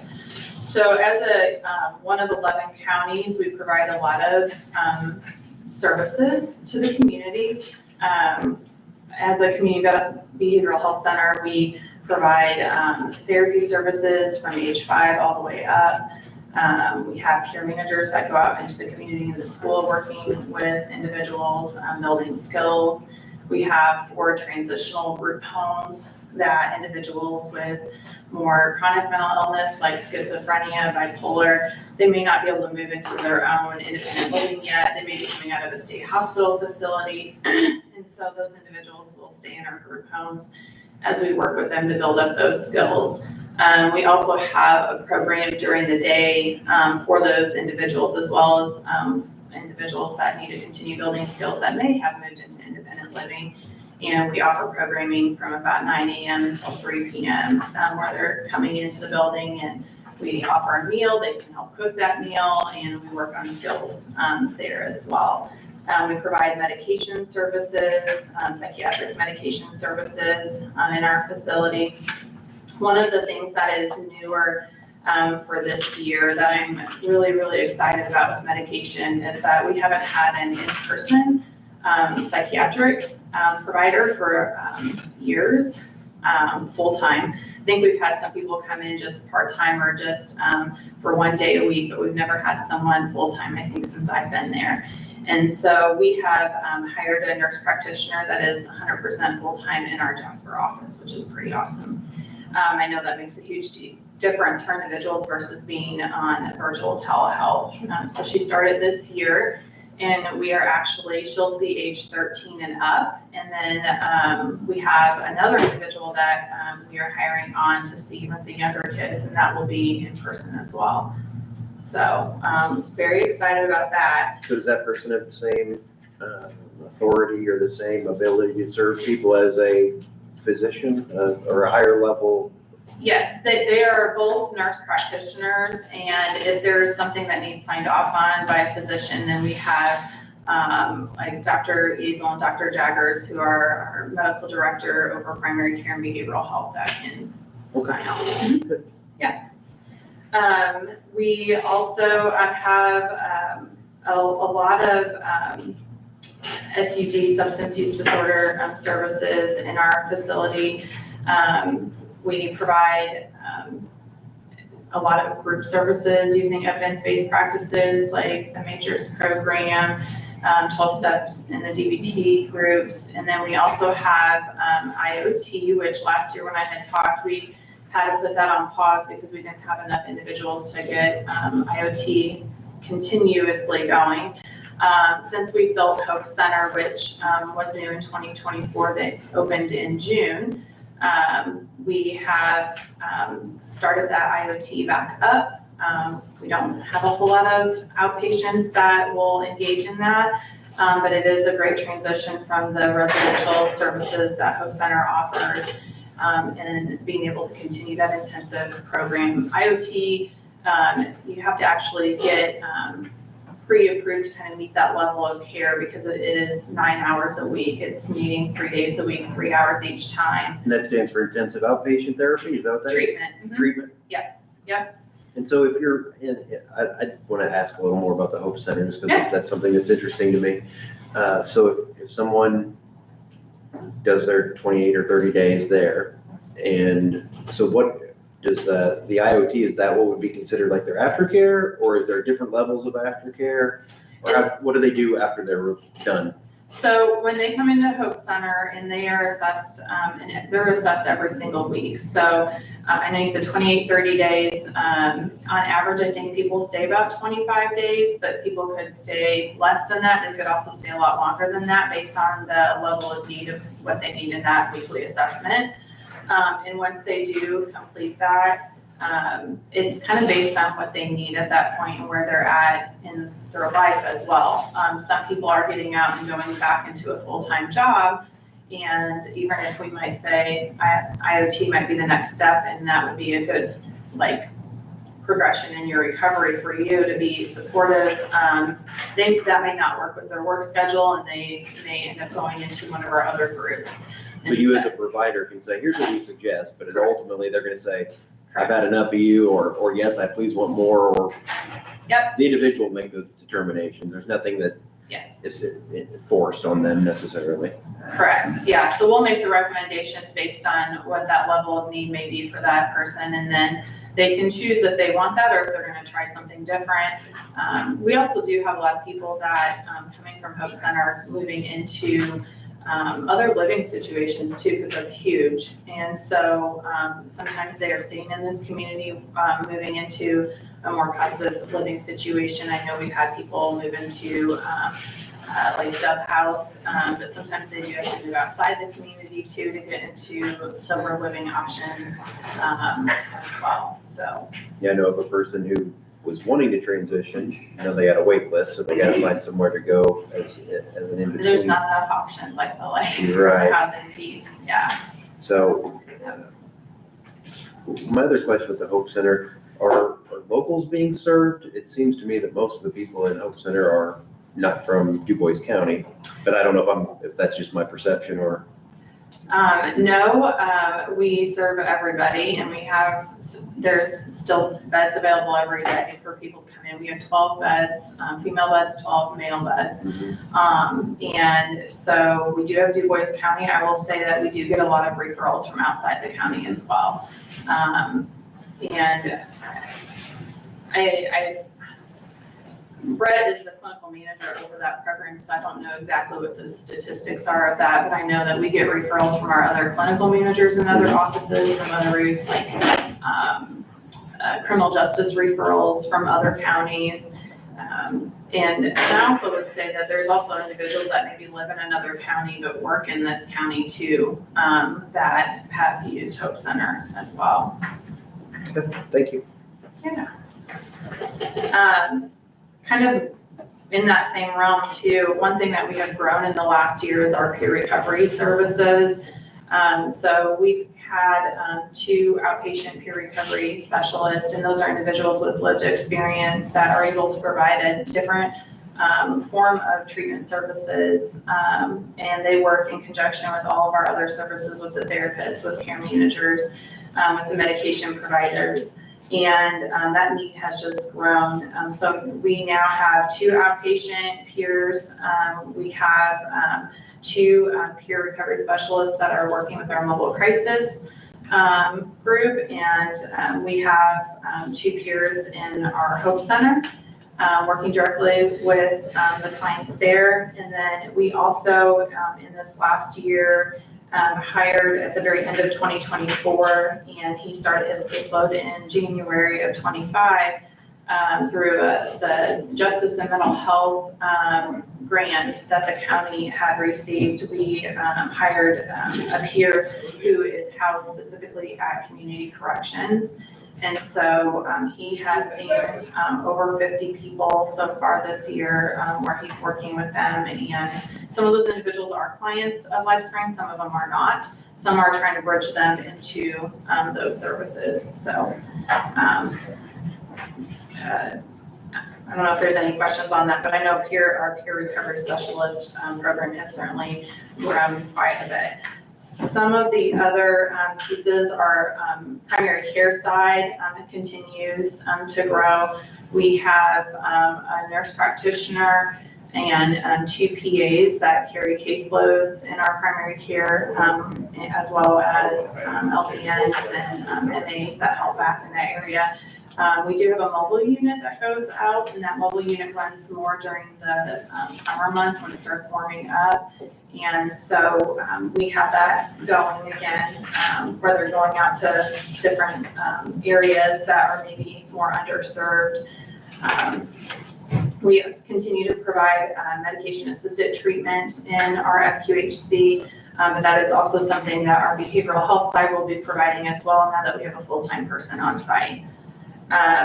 So our mobile crisis team is another piece. So over the last few years, one thing that the state has been working towards is all community mental health centers moving towards being a CCBHC, which is a certified community behavioral health center.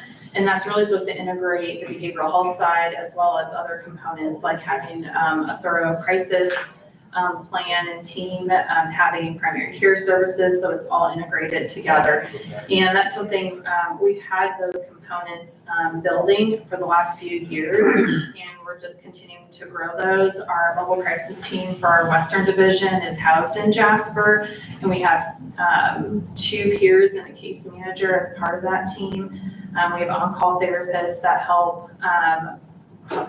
Anybody can use that mobile crisis team. So it is really meant more for the community. So if someone walks into our building, our therapists are still managing that. So our mobile crisis team get calls, they could get calls from law enforcement, from somebody in the community, maybe who has a loved one and they're not sure what to do, and they can talk through that over the phone, and sometimes that may be enough. Sometimes they are deploying out in a team of 2 to go out and help those individuals. They have taken people to the hospital if they need to be assessed for the behavioral health unit before taking them to shelters outside of the county if they need immediate housing. One thing that our Jeffersonville office has is they have a crisis stabilization unit. And we've had mobile crisis take individuals out there. That is for individuals if they do not meet criteria for a behavioral health unit to be hospitalized, but still they're in crisis. They still feel like they need kind of a pause on life for about 24 hours to get resources, to figure out what their next steps are. Maybe it is going into a facility like Hope Center. Maybe it is finding different housing. So we have a unit like that in Jeffersonville, and that's something that in the next year that I think our county is going to be working on having as well, is having that crisis stabilization unit. A couple other things that are new for this next year too that we've been working towards. One is a program called Compass. And we've been working on some funding, and we're awarded funding to be able to start this program. I don't know if anyone's familiar with ACT, but that's assertive community treatment, and that is for individuals that have those diagnoses like schizophrenia, bipolar, they're having more psychosis type symptoms, and they really need a lot more services in place in a lot more intensive way.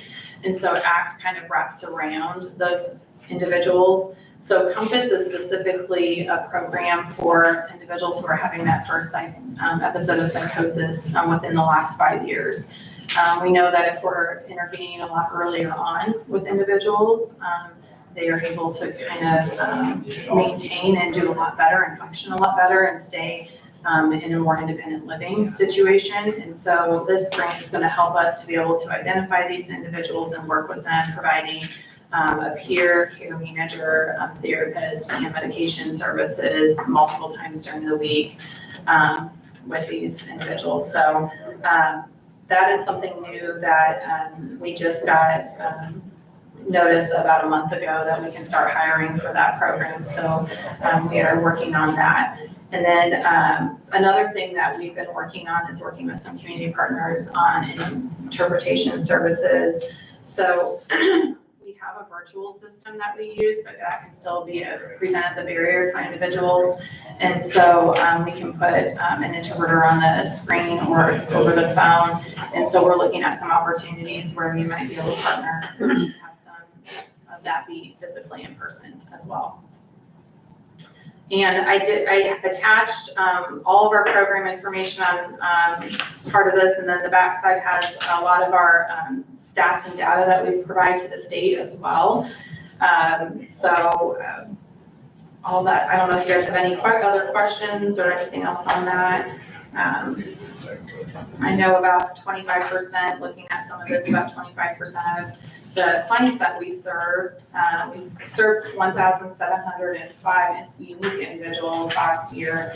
About 25% of them were receiving both addiction and mental health services. So when it says 1,705 unique patients, but then underneath it says clinical encounters, 46, almost 47,000. Those are the actual, if I see 30 people in a week, those are those touch points every single, each therapist or in which each case manager has had. So that 1,705 has to be multiplied by some number to get to 46,000? So Correct. people get seen that often, the average person? Yes. But that could be, what would it, if somebody's in the Hope Center, how many, what do they count for a day? Would they have multiple clinical encounters in a single day? And I guess it does say licensed professional, so that would be specific to our therapists. The clinical encounters, and that's a good question. I honestly don't know how to answer that because I don't know how they figured that Hope Center versus our outpatient services on here. That just seems like that would be a lot of visits per person if there's 1,700 people getting 46,000 visits or interactions. Yeah, we have about 10 licensed providers that provide throughout the year, and I have not done the math, so Okay. you can do the math quickly. Yep. So I'm not sure how they've incorporated Hope Center into that. Serving 1,700 people, we'll just go with that individual, Yes. unique individual, that makes sense. So was there any changes statutorily this year on how the funding works? Was there anything brought up that changed anything this year that you're aware of? Not that I'm aware of, no. For some reason, I thought maybe it was earlier in the session, I thought they were talking about something, you remember hearing that Yeah, too? there's something about it, I remember what it was. So when does that come out? Is that usually in August that we get our assessment, or how does that work?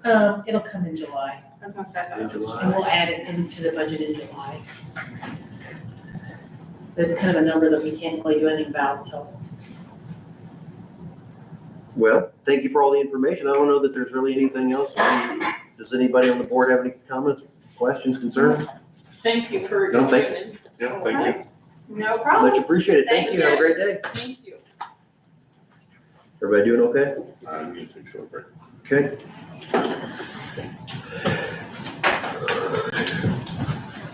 We will move into the highway reports when we return. Okay. They want to keep everybody waiting, so. That's the thing. And we also want to put them on the subdivision. Have these different spots here. Because they're waiting for him to sign off on over at the office.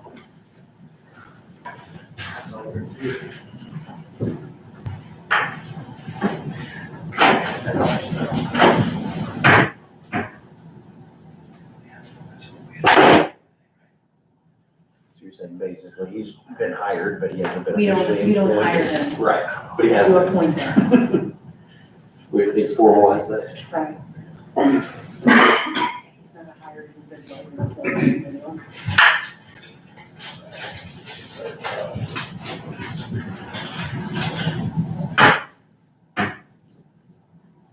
Did you ditch Brent? What? Wasn't Brent with you today? Yeah, he's around, he's somewhere in there. Oh, He was- I didn't see him. He was with him all morning. I thought you kicked him out. No, You don't need him anymore, right? no, we need it this afternoon. Check. Anybody, did you get your phone working? Yeah, we're good, thank you.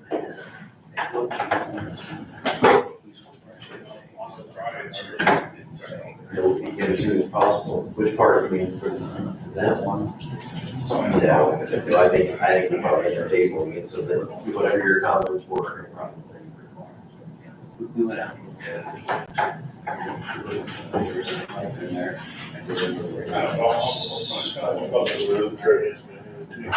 What, like culvert? Or a- He said it's pretty short. Culvert, but that water lines. You could sign right away. Especially with those lights on the building. You want me to- Yeah, I do.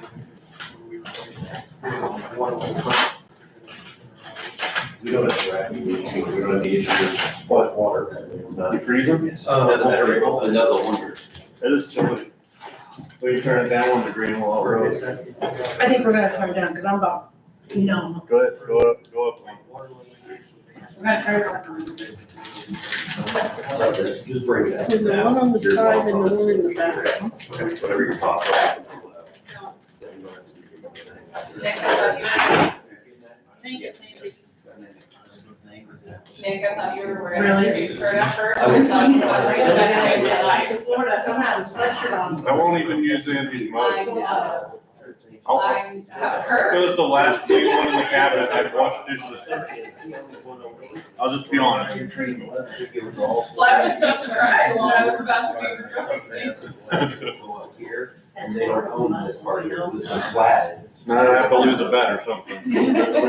Katie? So. All right, so let me see, how can I excuse to make this happen? I would say no, you're gonna keep the road through there.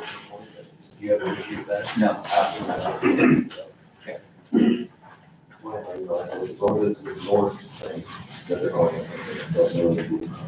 Okay.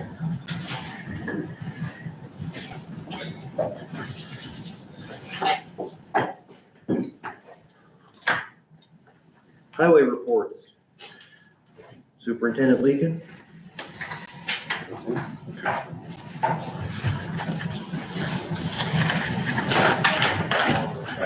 Short and sweet, right?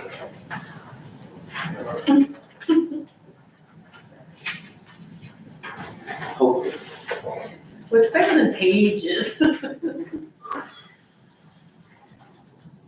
All right, to start off, chip and seal paving, we are done with 750 west, 320 north, and 500 north.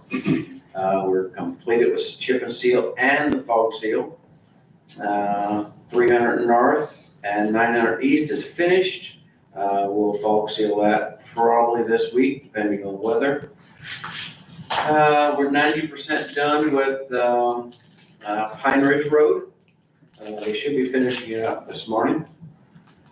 And, let's see, then I'll go to a small patch on 400 east and moving on to Convent Road. Depending on weather, we should have all the overlays done this week.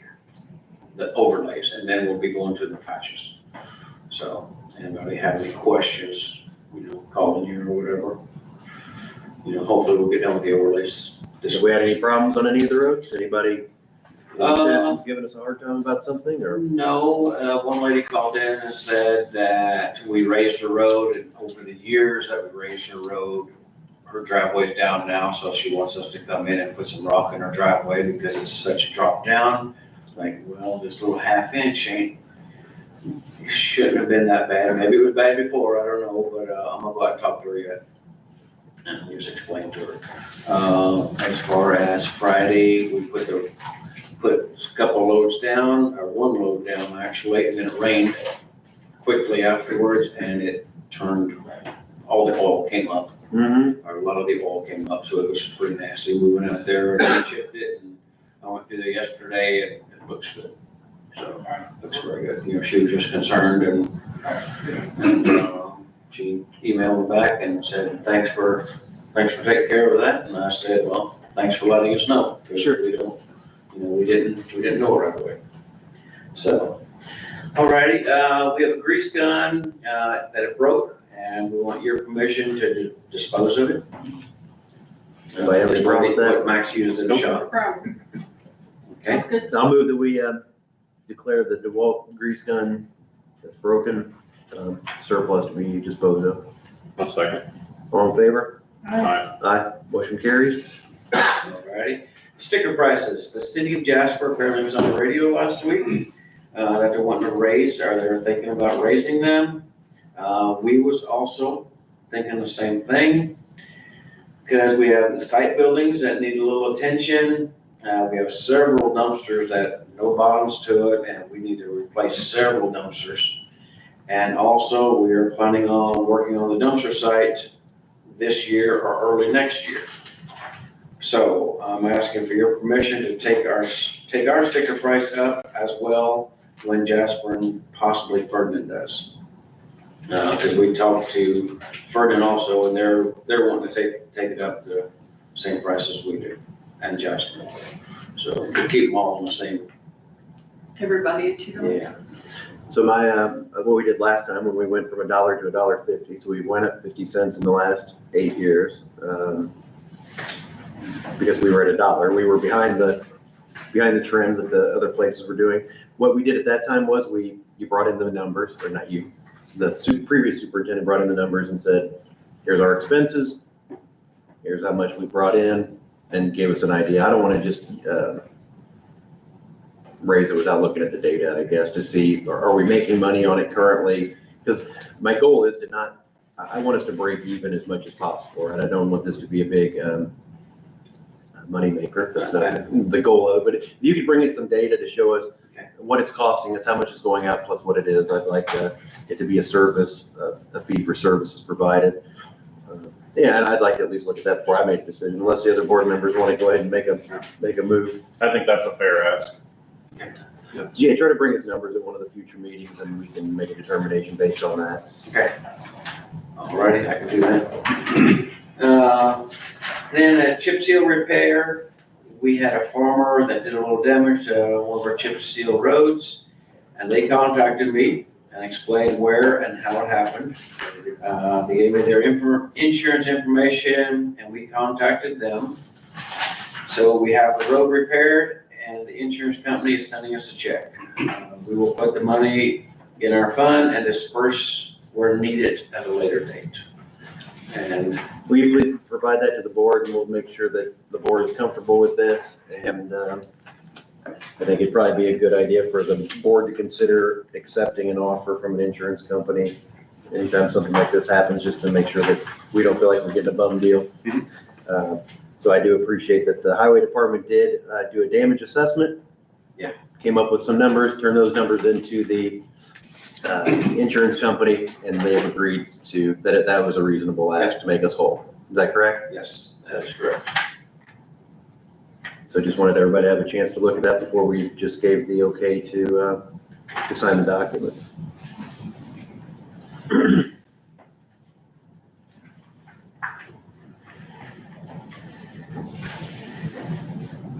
Did that look okay to you, Commissioner Husted?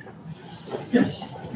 And who does it show on the front pages to sign that? Does it just say one of our representatives? Yeah, I'm not for sure. It's set up that either the highway could sign it or commissioner could sign it. So It doesn't designate an individual. Okay. Not in particular, just maybe somebody on the highway and then one of the commissioners. Just so it's- Or not.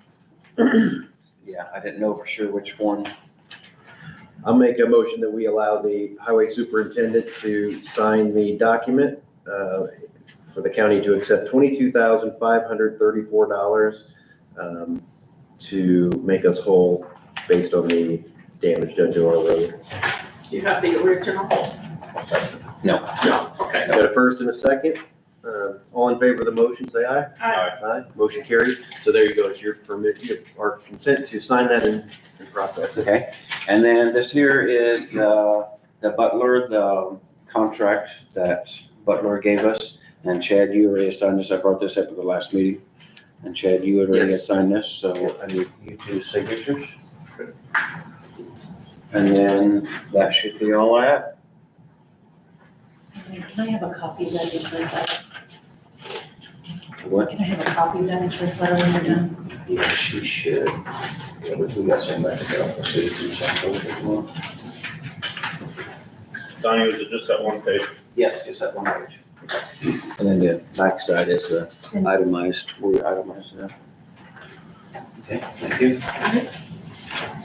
All right, next is going to be, what I would like to do is make an appointment of Levi Leffert to be the county highway engineer, because it is an appointed position. I just wanted to formally get that on the record. So that was a motion. Yes, sir. I will second. Any other discussion? No. All in favor of the motion, say aye. Aye. Aye, motion carries. Okay, with that, please. We need, does he serve on the subdivision review by his title, or do we have to appoint him to that? I don't know that answer. I believe it's based on the position. If not, that's what I'd like it to be. Okay, because we have one over there for him to sign. Over there. Please head to the auditor's office after you're done.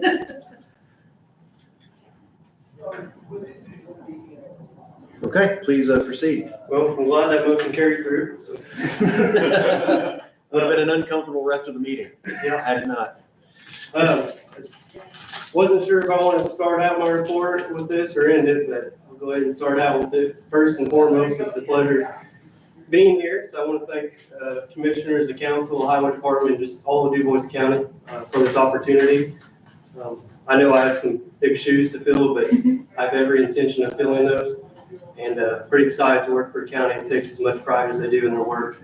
And I look forward to working with everyone. So with that being said, we'll go ahead and roll into my report. We'll start with the paving.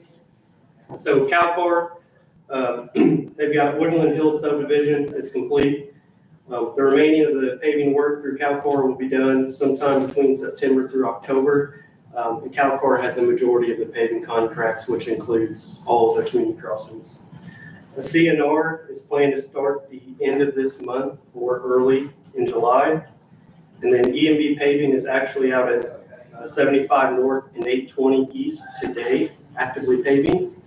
And then they will move to Countrywood Estates tomorrow to complete that work. Moving on to the bridge side. So box culvert replacement at 300 North is ongoing. So roadway is currently closed, and that is planned to be opened back up by the end of the month. Then the crews will move over to Club Road and do a road closure for another box culvert. That's planned for a 5-week closure, and that work will be done prior to school starting back up. What township is that in? Do you know? Club Road? Club Road. Just trying to. Jack's. Or Okay, so it's down from first. Thank you.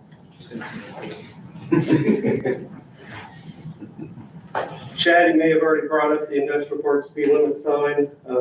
That will require a study be done on that, so I'll have an update at the next commissioners meeting. Okay, thank you. So again, just for a reminder for the board, we've had a request from one of the town board members, Verdon, and they've asked us to look into that and consider that. So we've had a little bit of a discussion on it. At our last meeting, we decided we wanted to wait and let the county engineer examine it and see what we can get a recommendation from them. So he'll provide that update. You said at the 7th, the next meeting, the July 7th meeting? Yep. So anybody have any other questions for him on that? Welcome. Thank Thank you. Welcome. Thank you. So I do have another couple things here. So I think, I apologize, it wasn't mentioned yet. So you're going to be a member of the subdivision review board. And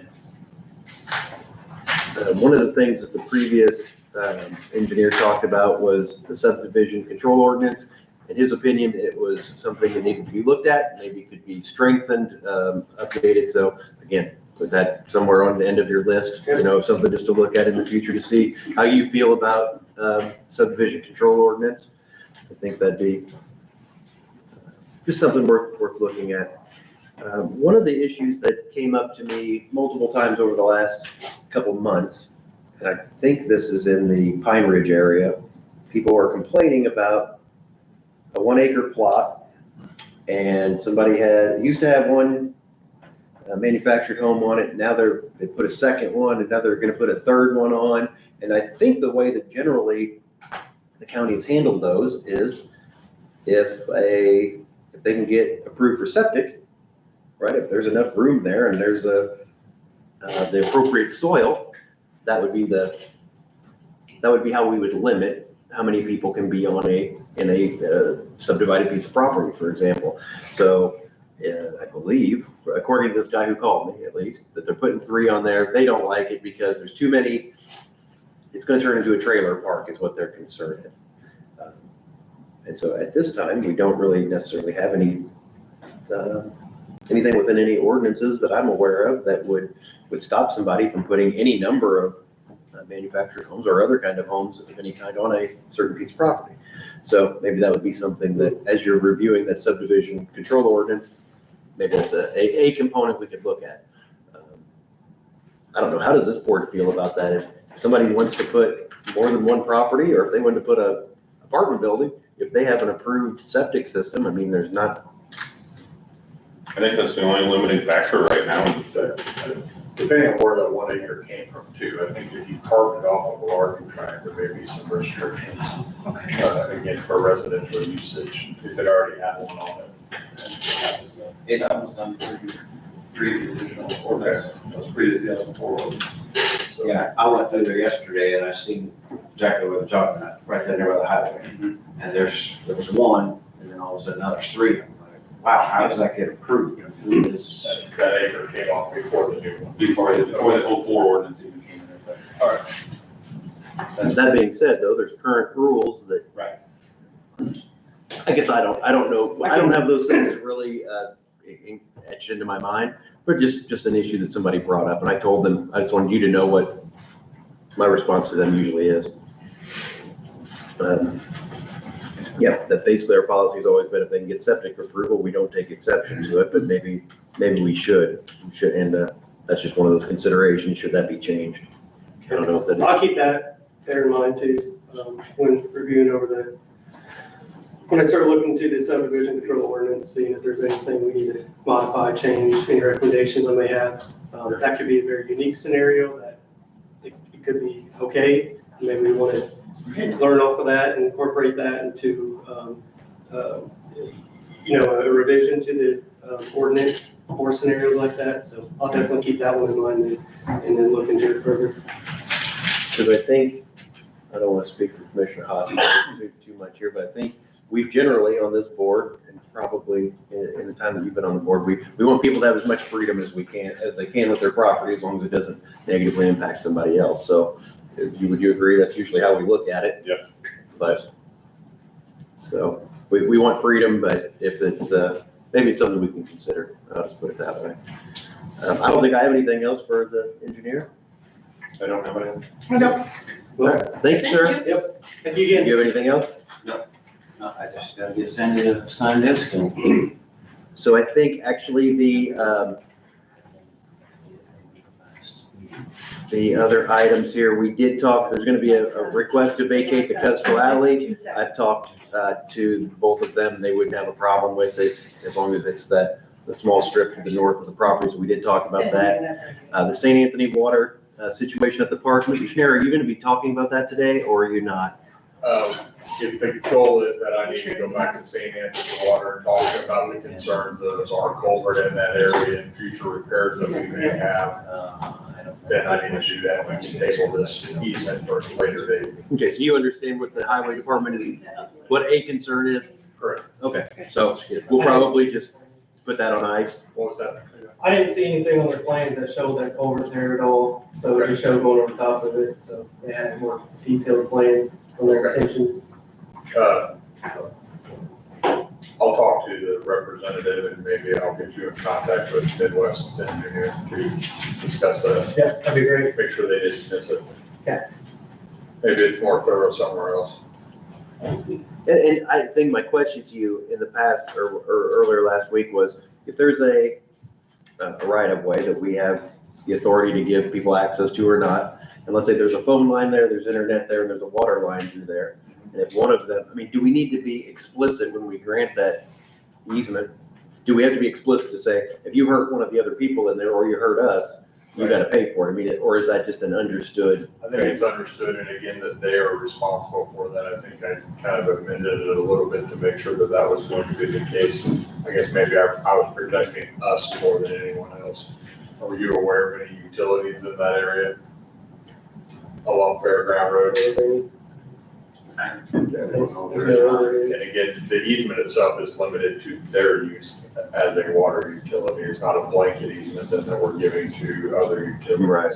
And when you made that comment, that made sense to me, that it was more of an academic So thing. I just wanted to know. right, on the off chance that St. Anthony Water were, this is not happening, absorbed by Patoka or some other, water utility coming in, that they would receive the same easement because it does run with the land and it benefits the utility holder. Sure. And we're burdened by that forever until someone terminates it. And that makes sense, but they can't assign their right of way use to internet provider. That is correct. Right. Okay.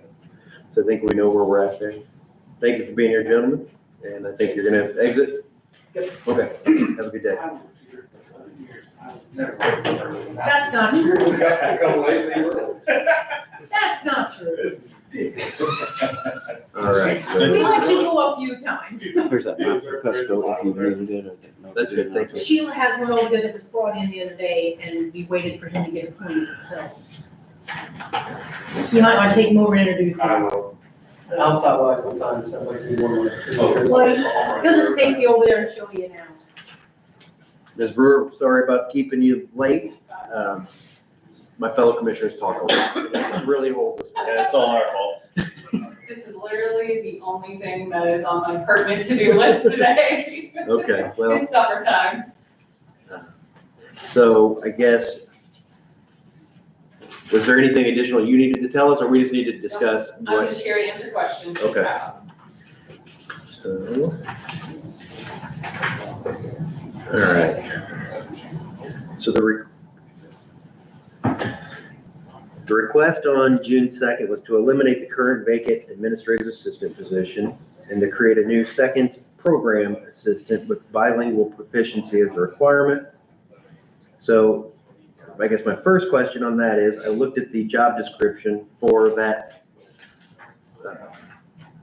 person, that individual or position, and I didn't see anything on that job description that said that they needed to be bilingual. So that was my first concern. But that's the whole idea, right, is that the Yeah. person would have to be bilingual.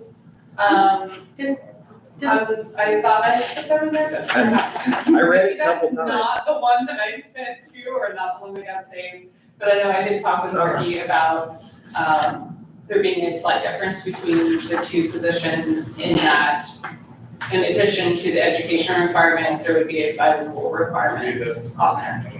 Does Because I didn't want- agents have bilingual abilities? I thought you guys had one that did. We used to have a program assistant, but she's left our office. Yeah. Because I read through it twice, because I didn't want to come in here and look silly and you say, oh, it's line number 3. So there was a fourth requirement under job requirement says they have to have a working knowledge of standard English, but I didn't find, so we may need to, if the board decides to create a position, we may need to Okay. modify that. So I did notice that.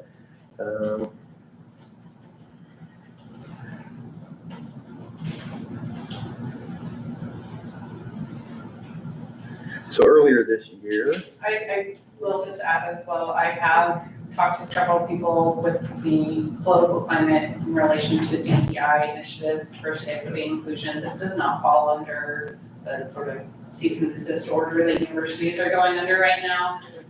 Because this person would have access to all peoples if we were to say you are only allowed to program or providing services to people that speak only Spanish, then it does fall under that purview, but because we're not restricting the position, there are no limitations with any of that, just so you guys know. I did double check all of that to make sure we didn't miss it.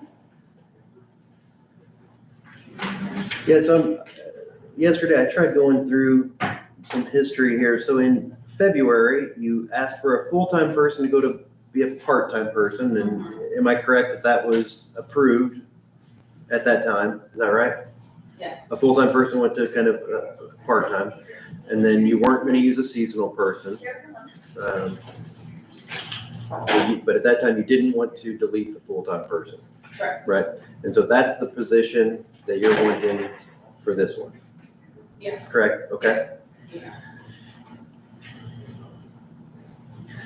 Can you confirm that currently the county funds the office manager, a single program assistant, part-time support, seasonal support, and an administrative assistant? That's the current outlay. Current structure. And if that is accurate, then I wanted to say you wanted to move to eliminate the administrative assistant and seasonal support. You don't need that.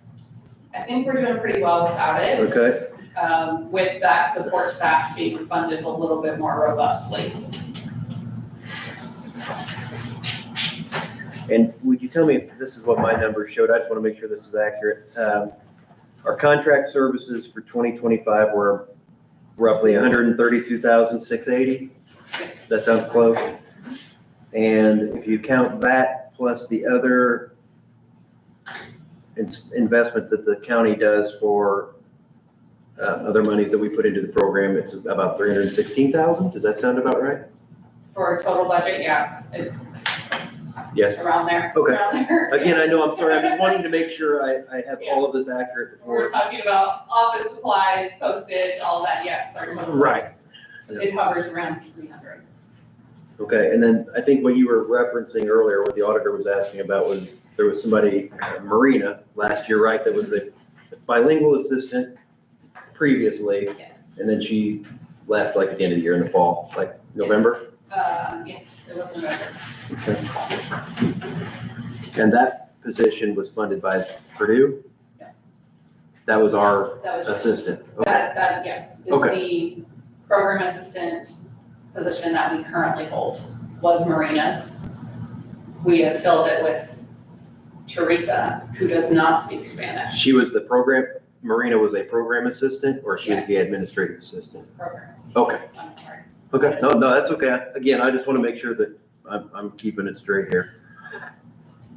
The administrative assistant has gone to fill the support staff role because they needed a part-time position now due to life circumstances.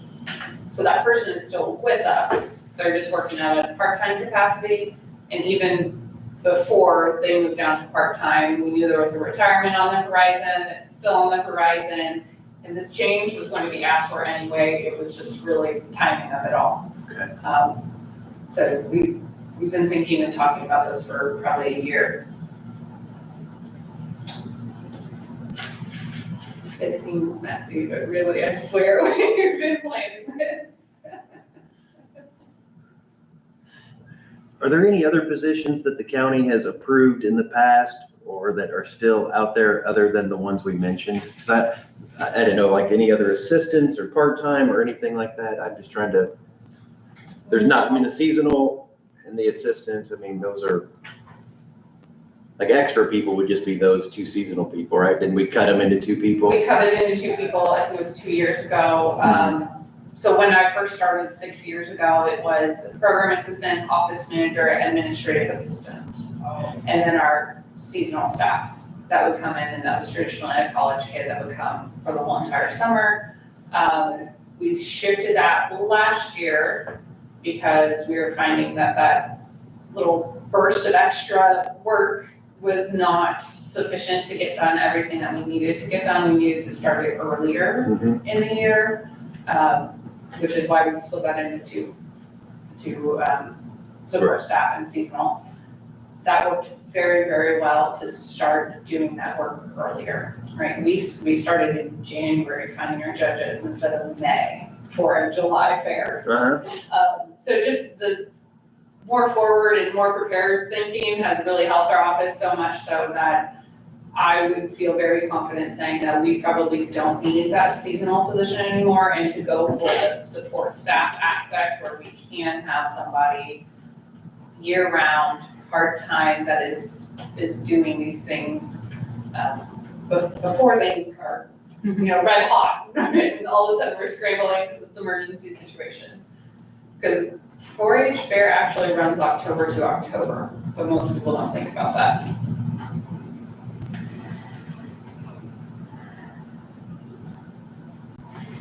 So I don't know how to pronounce it, is it Juntos? Juntos. Juntos, okay. Yeah. Okay, so Juntos, so I didn't know what that was, so I looked that up too. So that is, am I correct that that's a transitional thing from a high school to maybe a secondary education of some sort? That's Yes. kind of what they do? So you can start Juntos in middle school, 7th to 8th grade. And it starts really talking about, okay, here's what you need to line up throughout your high school career in order to go on to something secondary, should you want to. And it works with the whole entire family. So we're not just pulling in kids like some of the traditional club aspects look at it. It pulls in the whole family, and it's, lining up your family for the next chapter of your life. Here's what mom and dad need to help you with, and here are the discussions you need to be having about, saving, and what does that look like, and how do I do a FAFSA, all of the things. We still have funding for that, so we actually had a lot of community donors that funded to that program, and it's just been paused. That's what I was gonna say, so from November till I now, can do it. November to now, nobody was served in that capacity. Yeah. It can be done in English, but it's so much better when it is done in Spanish and English. So how many people would you say were served between like January and November of last year? I don't know the club numbers. There was an established club in Honeyburg that ran for, I think they were working on it for a year, and the one had just started in Jasper before it got paused. So it was expanding. We were finding interest to expand. And several of those children from Honeyburg actually enrolled in a traditional 4-H club because they did enjoy the experience of 4-H.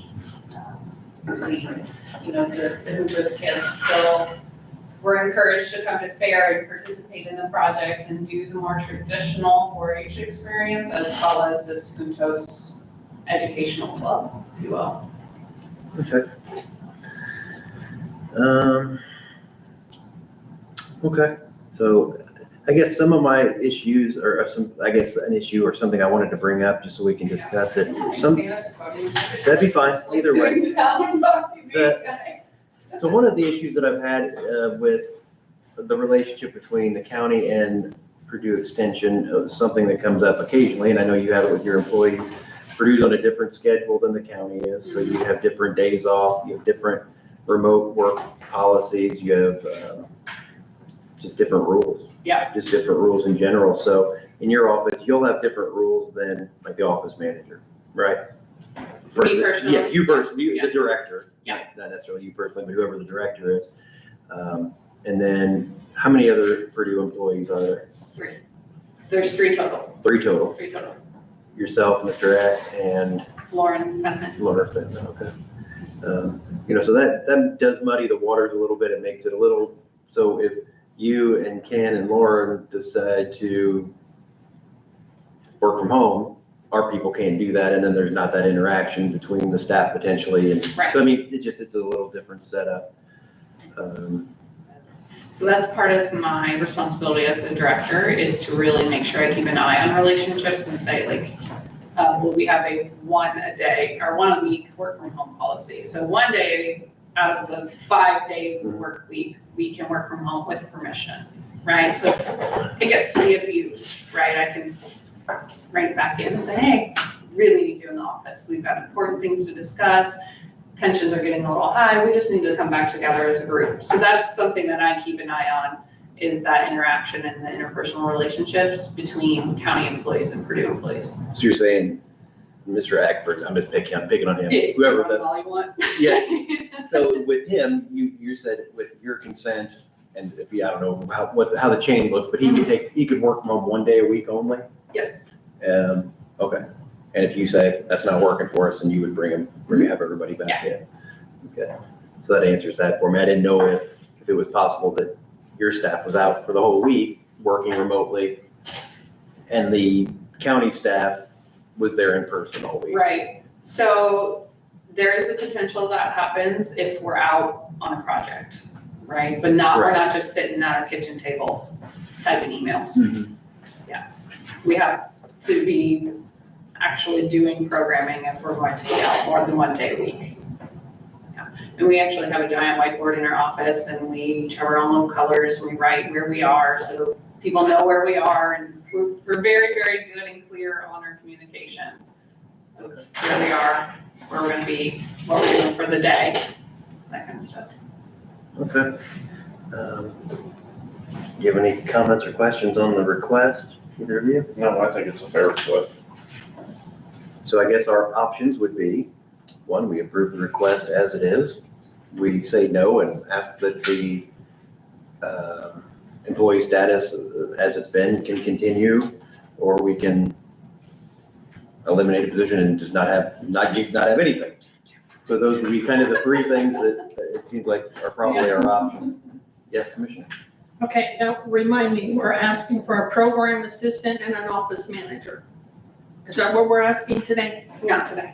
We are eliminating the administrative assistant position. We're finding it no longer maybe as necessary as we did several years ago. Just with the changes with online processing with 4-H, there's less busy work that needs done. And the addition of another program assistant. So 1-for-1 switch. Okay. Yeah, they're same COMAT, same pay scale, 1-for-1 switch.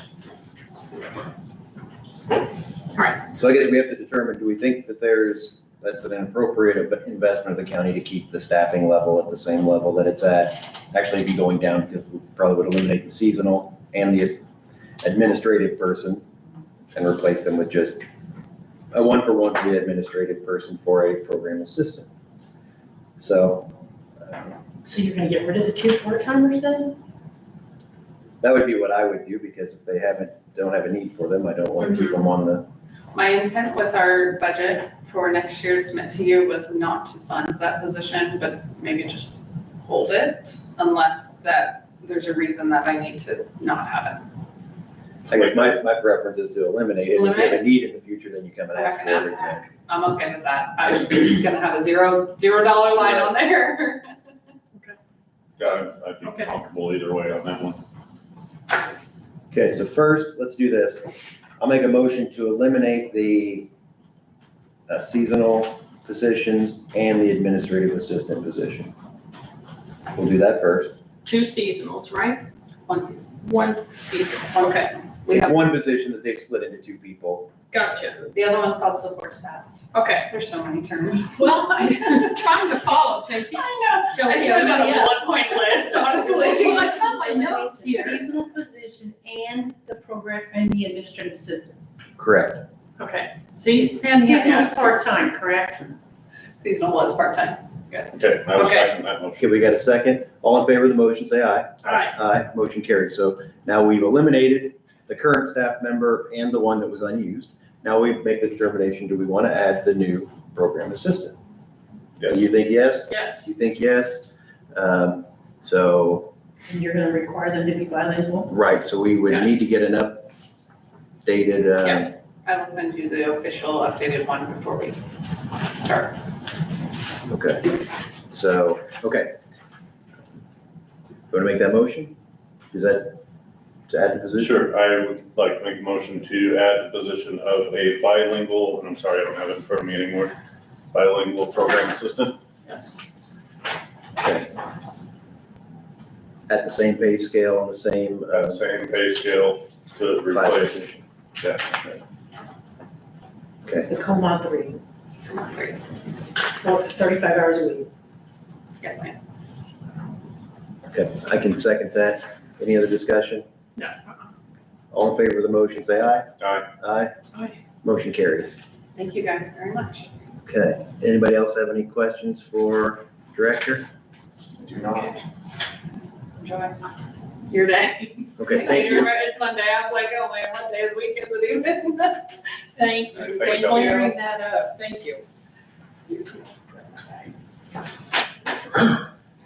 Okay, now, we had an 11:15 for talk about health insurance, but we were gonna cancel that and move that on to the next agenda. Did we ask you to do that already? Yes. Okay. Next up, park tractor purchase request. Come on down. Good morning. Good morning, Carson Kaiser, Park and Fairgrounds Superintendent. We have a Kubota tractor that we would like to purchase. Both entities have the money in their budgets to purchase it. It'd be split equally. It's $10,000 total, so $5,000 an entity. And then what we probably do, is have the 4-H pay for the whole thing up front, and then, we would pay them our $5,000 half, after it was purchased. 4-H pays, park reimburses, 5,000. Yes. And who will have it? It'll be titled in the name of Du Bois County? Yes. Mr. Schneer, would it be necessary for them to have some, an agreement written up prior to taking any action to make sure that everyone is held accountable, or do we go on trust? That would be your decision. Legally, I would say having an agreement in place would be beneficial. Probably also something that hasn't been in place for 50 years. ever. I would say, I agree with that. Just, I wouldn't make it super complicated. It says, we're coming into this together, we agree to it. The users will be X, Y, and Z, and here's the expectation. It's owned by the county. The county can do with it as they wish at any time. You know, something along those lines. Does that sound fair, Mr. Where Schneer? are you buying it from? It's an individual. Oh, I have his name right here. Yeah, I don't even know who that is. It's, Jeremiah Ditton, out of Holland. So, And it has been looked at by a mechanic that we're Yes. satisfied with, so that's a good thing. yeah, we've had it for a week, kind of playing with it, making sure it was exactly what we needed, and had some other people take a look at it and stuff like that, so everything's checks out on it. Who's responsible for maintenance is, I am. so Yeah, just as the shared person, you're, yeah, I maintain all of our equipment out there. Is this in addition to equipment or? Yeah, it is. When we we traded in a tractor, when we bought this new skid loader and the mower and everything, we did eliminate a piece of equipment. So this would just kind of be bringing that piece of equipment back. Will be utilized, like the other parts that will fit on this tractor and stuff too. Yes. Yeah. Yeah, they'll be able to use everything that we already That have. we already have. this will benefit both the park and the 4-H properties. Yeah, Yeah. Yeah. Tremendously. We're trying to be a little bit more proactive instead of waiting until we ran it totally into the ground and now we have to replace it. We're trying to kind of do it on cycle so that we never get into that situation again where 3 pieces of equipment need to be added and we need $100,000 and we don't have it. Right. and the thought on this piece of equipment too is, we have an older tractor right now that we're mowing with. So once that tractor, is needing to be replaced, this tractor can move into that spot, and then we can kind of keep rotating our equipment, in a, more of a scheduled, timeline instead of, And everyone feels this is an opportunity that we shouldn't pass. It's a good value. yes. We're happy to move forward with it. I'm And already discussed it with them, so a couple of times already. and the best part is you already have the money. so they're gonna purchase it and we're gonna pay them back. Yes, So you'll put in a claim for that. yes. So I'll make a And motion that we, pardon me? Does it have a title? If you bill of sale from the dealership, we typically know there would not be a title with it. I just need a year, make, and model for my benefit. Okay. Yep, that's it. And then does it, since it's owned by the county, it goes under insurance? Then- Whatever the other equipment does. Yeah, it would be under your county insurance. Craig, do you need an official bill of sale? Would that be a plus? We can put one together. Okay, Yeah, I was gonna say, yeah, it'd be simple enough to get one. okay. Just want to make sure. So get an understanding between the two parties, have that written before you spend any money, and I think that'll satisfy us. So I'll make a motion that we approve the purchase of the tractor has been put forward to us today. I'll second. Any other discussion? No. All in favor, say aye. Aye. Aye, motion carries. There you go. Yeah, All right. I'd like to make him on all that for the minutes, so if you could. Okay. I can do that.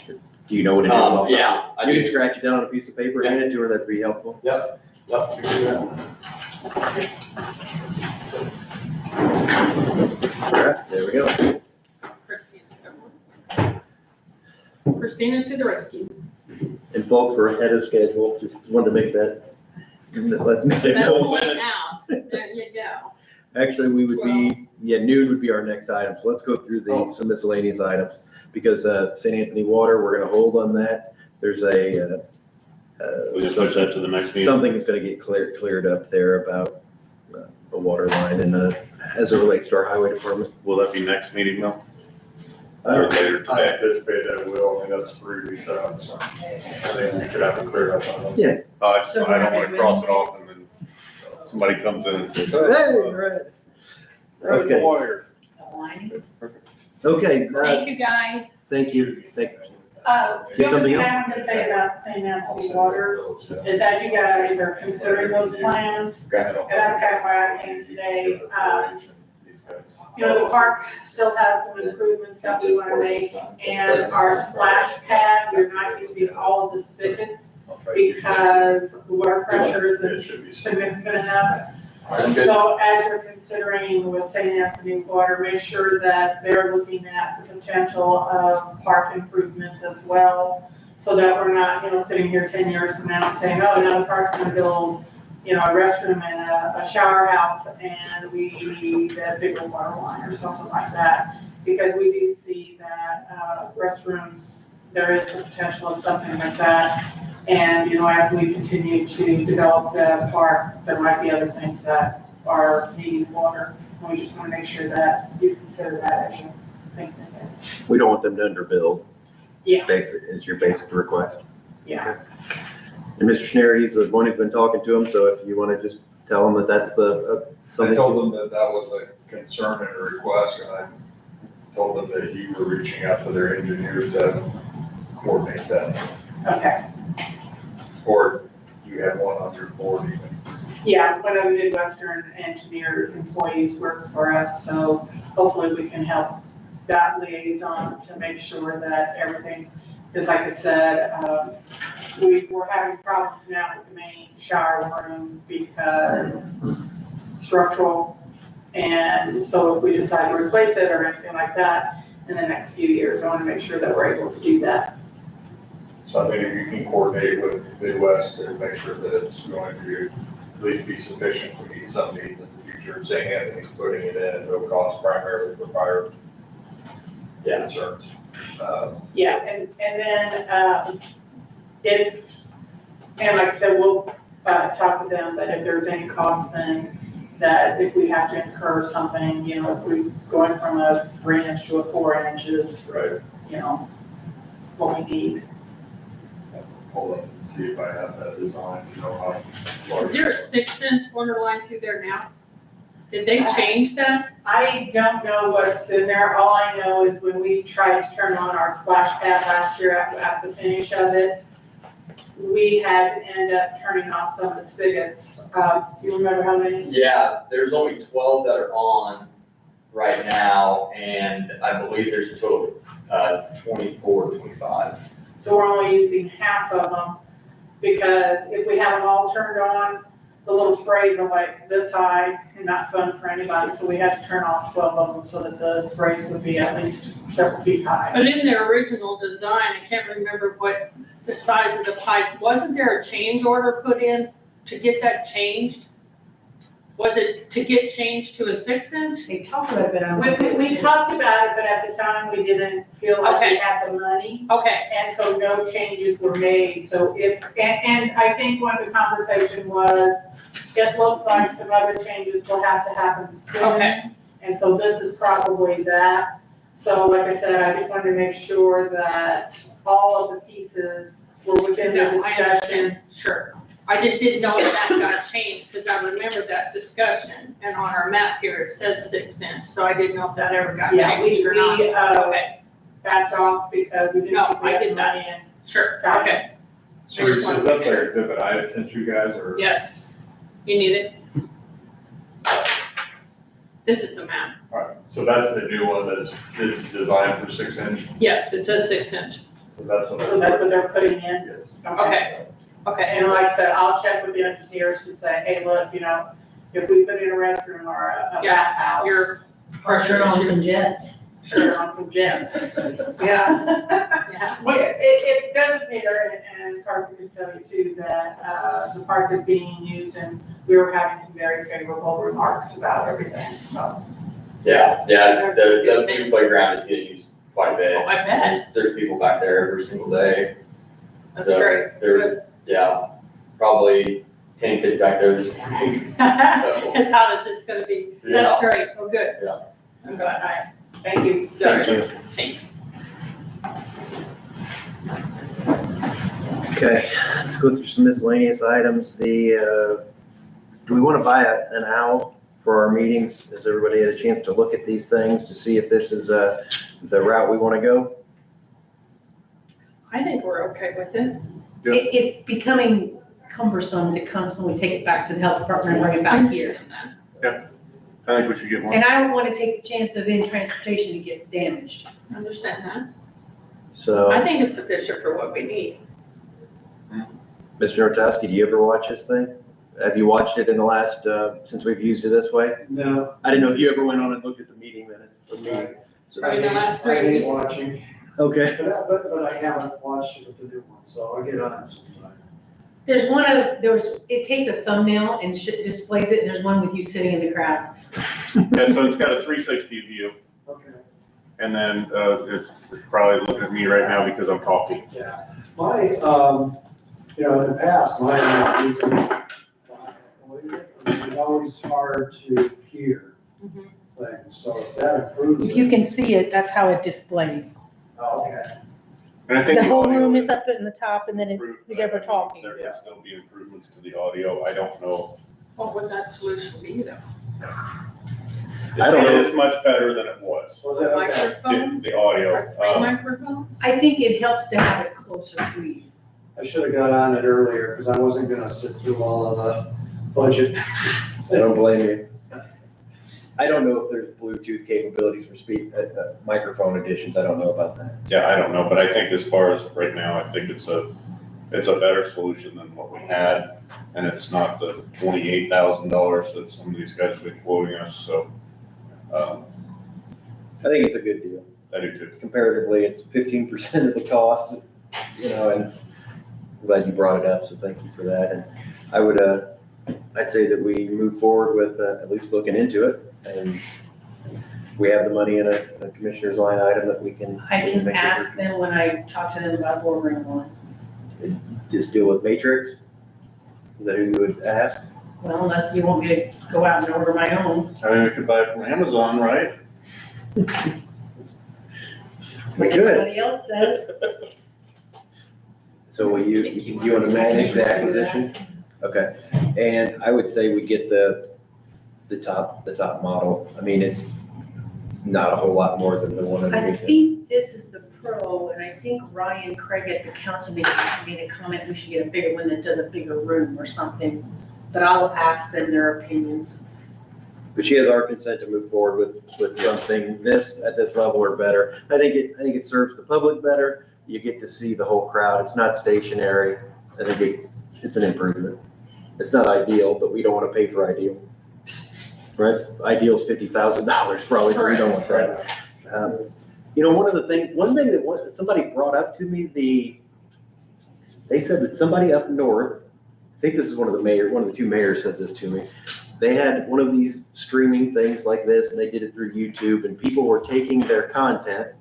It was a mayor up north somewhere. They took their content and did some AI thing with it and put other words into their mouth. So now the mayor, he may have said, oh, I really like the park, to expletive, something with the park, right? They changed, they made him say things that he hadn't said. So they said that that was an issue, but that was the only time I've ever heard of that happening. But I think that could happen no matter how you stream it. If you're putting yourself out there, people can take advantage of it, so. Okay, so we're gonna move forward with that. Covered bridge report? We every year have to say that we have no covered bridges. Okay. I'll make a motion that we sign the certification that says we have no covered bridges. I'll second. All in favor, say aye. Aye. Aye, motion carries. Weather vane, you wanna give us a quick update on that, Commissioner? I did check on the weather vane. For the local contractor here in town, he said it would cost a lot more to try to repair it. So, For the stability part. to repair it and put it back up. So, he suggested that. I agree with not putting it back up. I mean, I prefer it was there, but under the conditions. So if anyone in the community wants to, like, we'd probably end up asking if the museum wanted the old weather vane that was on the courthouse that we assume since, I don't know, 60 years at least, maybe up to 110 years. We'll probably ask the museum if they wanted it, but if there's somebody in the community that thinks there's a better use for it, we'd love to hear it, so please let us know. Okay. If someone could take it, refurbish it, that would be great. Okay. So you're kind of declaring it surplus? Not officially yet, but I guess we could. Let's not. Let's just hold on to it till the next meeting at least. One thing that I wanted to bring up, Auditor, is that the department head meetings, I don't know where we are on that schedule. The last one was in January, wasn't it? Yeah, we haven't had one in a while. I think we kind of forgot, well, Was it in January? was it February? And then we kind of, the time kind of goes and we kind of forget about it. Do we need one? I mean, I know we like to do them quarterly. Well, I don't know that we need one for us necessarily, but it is nice that it gets everybody in the room, and if one of them wants to say something about what's happening in their office, we try to make them as brief as possible, and people can. Risk management is having a meeting in July on a 2-day thing, 21st and 2nd or 20, it's that third week or whatever. There's 2 days, they're gonna have 4 different sessions, so spread over 2 days to have the employees at the Parklands, that's in July. So yeah, I just wanted to look and see when, It's a Tuesday and Wednesday, I believe.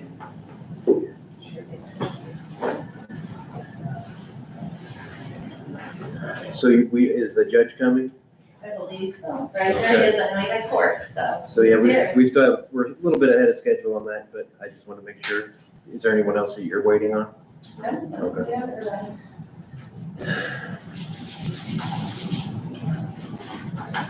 So we had a department head meeting in January 15th, it looks like.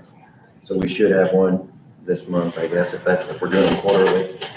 Who did this one? Did I do it? I haven't done one, so. Have you done It one? wasn't me. Yes, I have done one, but it wasn't this last one. Do we want to have one? I mean, I'd say Do we need to be present, or did the department heads, or one of us be we run the present? meeting. Yeah, one of us needs to be there. I'm good to have one. Do you want to have them or not have them? I mean, will you go to one to run one, or do you want to not do it? I don't really mind. Typically, we have them, we have a morning meeting every morning.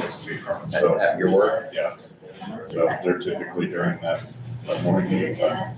I mean, if somebody else can't do it, I'm happy to try to accommodate. What date are you thinking?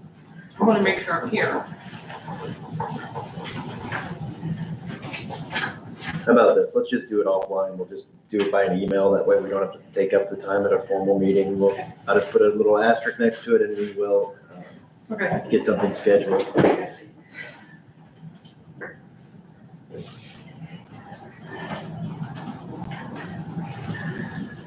Just for the record too, the comprehensive plan contract was executed. I believe the auditor uploaded that to the state site that needs to do, so I'm glad that we got that moving. So you're aware that those iPads are with the BSO, so do we need to change that on an inventory basis? He should add it to his inventory. And when do the offices turn in their inventories? In December.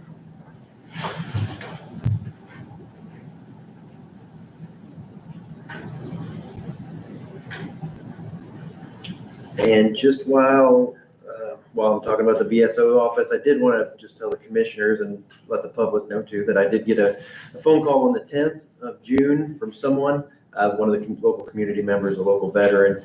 They informed me that they had received some help from the office, and every time I get a number that I don't recognize the name, I still try to answer it because it might be a citizen or something, but a lot of times it's going to be somebody unhappy about something, like my road is this, or something that they're unhappy about.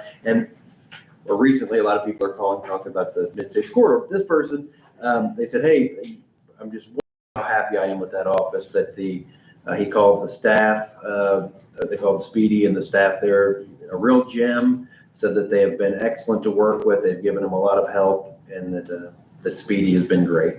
So some attaboys when I just want to say that that veteran was very happy. So I wanted to share that with everybody. It's always good to get good news from people. So how about this? I'd like to take just 2 minutes and then we'll get started. Sounds good.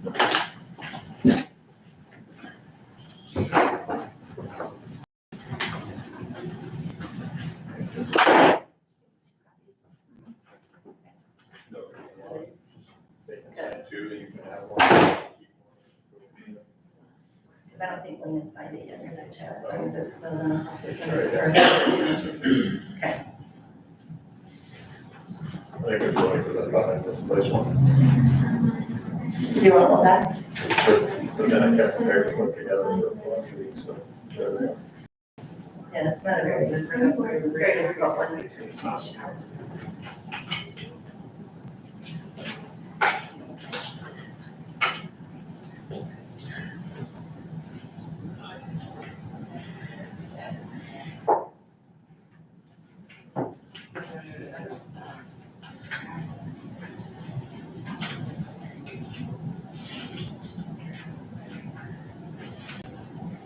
Judge, are you tired from your weekend?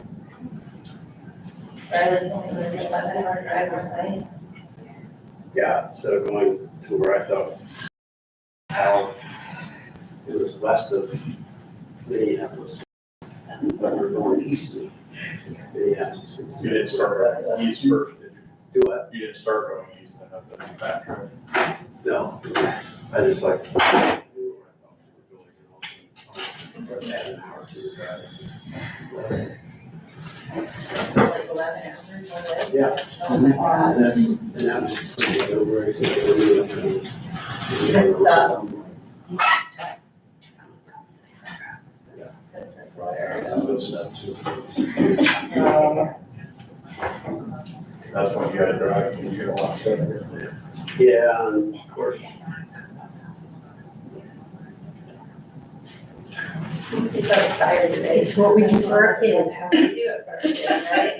We drove 11 hours one way and 11 hours We back. drove up Saturday morning, day and night, drove back yesterday. Oh, my gosh. Got back about 11 o'clock last week. We at least.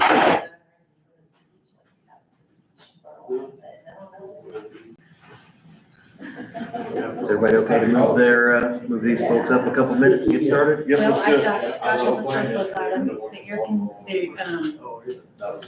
it's something with the HVAC system. It's exciting, but. Everyone's down. Yeah. He has an air compressor from the old HVAC system that they'd like to declare they're gonna be removing it, and he wants us to be able to take it off when they get it off. Minneapolis. Okay, so Mr. Hope has a air compressor None needed. I've moved that we declare that item surplus to be disposed of. I'll second. Any other discussion? All in favor, say aye. Aye. Motion carries. Good. Okay, juvenile probation officer, Ms. Lanford, the chief probation officer, is here to present on that. I know.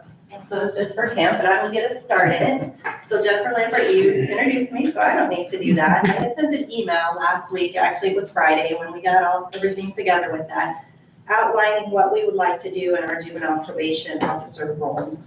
So within the last couple of years, we've made a lot of changes in our juvenile probation, more process so than anything. We do a lot of things online like we probably should have been doing all along. We're creating our reports, everything is saved on there. With that comes a lot of additional work that has put on our juvenile officer to do things so that they get to the defense attorney, it gets to the defendant, it gets to the judge, it gets to the prosecutor, and we all have those copies of those reports. That's probably one of the biggest things I see, maybe that has added some additional time, other than these new House and Road acts that are going to take effect here in July. It's requiring additional validated screens, assessments prior to key decisions in detaining someone. So with that goes training for the officers out in the field. And at some point, we're going to need to be doing some more of that to let them know what to be looking for and what we need, what information we need to do the assessments so that we can detain someone appropriately. There's a whole lot of other rules that go along with detaining a juvenile. Juvenile as a whole has a whole set of just a whole lot of things. I don't know what word I'm looking for here. And compared to adults, juveniles are a lot more difficult. They take a lot more work. There's certain things that have to be done within a certain time frame. Whatever, I kind of look at it, whatever action we take, there's an immediate reaction that needs to be completed within a certain time frame. And so you don't have the weekend maybe to work on something, or you don't have a week to compile your information. You have 48 hours to get everything together, meet with parents, talk to them, talk to service providers, maybe talk to the school, talk to DCS, their parents. It's just a whole lot that goes into it. So with that in mind, we've noticed that the workload on our current juvenile officer is too much. We need to get some help there. We need an additional position to help with that. So we've been trying to be fiscally conservative. My assistant already has been helping, and I have Kerrigan Masterson here. She's a probation assistant. And we have Melissa Niehaus, she is our juvenile probation officer. And then we actually have our Lily intern. We're in our last year of that, Madison Cox, and she's been assisting with some of the juvenile stuff, as well as myself, and then John Fromey will also help with that, just to when Melissa needs to take a day off or she has too much comp because she was called out at 2 a.m. and worked for 8 hours to try and get this juvenile into a detention center because Vincennes closed recently in the last couple of years. So now we lost a closed facility to detain a juvenile. So sometimes we're going to Porter County, we're going up to Elling County to detain someone and then bring them back, which is very cumbersome to call and even find an opening. Sometimes we can't find an opening for someone to take these juveniles, and if they're a danger to themselves or to their family and they need to be removed from the home that night, we're kind of stuck. So we spend all night trying to find a place for them to go. So when your Lilly grant ends, is that position go away? It does, yeah. Okay, so then you're going to be shorthanded, For some. whatever hours that that person works. Yes. Right. Yeah, she helps a lot putting in the notes and assisting with some of the administrative stuff that Melissa just doesn't have time to do. So Judge and I have talked about this, Melissa and I have talked about this. What can we do to assist in this role? Kerrigan recently graduated with her degree. To be a probation officer, you have to have a 4-year degree, a bachelor's degree. She recently graduated with that in May, so congratulations for that. And she has an interest in the juvenile population, and it takes a special person to do work with juveniles. I want somebody who cares about them, wants to look at big root causes, just doesn't want to cycle them through. I want someone like Melissa that wants to work with them in the schools and the parents and the family to figure out what's going on. Sure. So Kerrigan has an interest in that, so that got my wheels turning a little bit. My thought was, can we make this kind of a hybrid role? Have our assistant get trained as a probation officer, get all the certifications, and still do some of her assistant duties, but then also be a probation officer to assist, and give this a try for a year, see what our numbers are, pilot it, look at, do we have the need for another full-time juvenile officer, or can we get by with an assistant doing probation work and juvenile work? So that's kind of where we landed on that proposal. I thought it was a great idea. We thought it was gonna work out, and then Sandy emailed back. I hadn't thought about it. I didn't look at, darn payroll. yeah, you know, how it would work logistically, because I thought, oh, it's all coming out of one fund. It is the probation user fee fund, which is what we collect from people who are put, there wouldn't be any additional county general funding to do this. And I thought, great. And then talking with Sandy, the wage classification kind of messed up, because it would be in two different classifications. Probation officers are in that special category. And then I believe it's a comment 1 or 2. Coma 3. Coma 3 for the assistant. So that's kind of where we're at. Do we, this person a probation officer and put them in the special category, or do we, what was our other thought with that, Judge? I don't know, I never had that thought, to be quite honest. Okay. Maybe you and I were on it. Yeah, we were kind of, Because my thought was, the only ask we're asking at this point is that you just create a PO position that Kerrigan would go from the assistant to a PO position and then go forward, understanding, she understands, it would be the kind of low person on the totem pole, so she's gonna be doing some administrative duties that she's already doing. But this allows us then, one, rather than asking for a probation officer straight away, you know, added expense of a new employee, we're not asking for a new employee, we're just asking that they be, their designation be changed from probation assistant to probation officer. That's all we're actually, and then when we come to the budget, technically, by the probation guidelines, as you know, there's a statutory guideline as far as pay for probation officers. She would actually take a pay cut to be a probation officer. We're gonna ask that she come in at her current pay as, you know, but then with the understanding that as time goes on, probation has some statutory increases with longevity. And of course, that's gonna cost a little bit more. But if we can make this work without having to hire a new person, I think this is the best route to go. Being fiscally conservative, keeping the number of employees right where we're at. We're just right now for today, just asking that she be transitioned from a probation assistant to a probation officer. That's really our only ask at this point. In 2026. I think we would ask at least, if nothing else, that occur. If we could do that now, obviously her pay is going to stay the same for this year. We're going to put in next year's budget the same, which is so that she doesn't take a pay cut to take this position. It's not much, it's $200.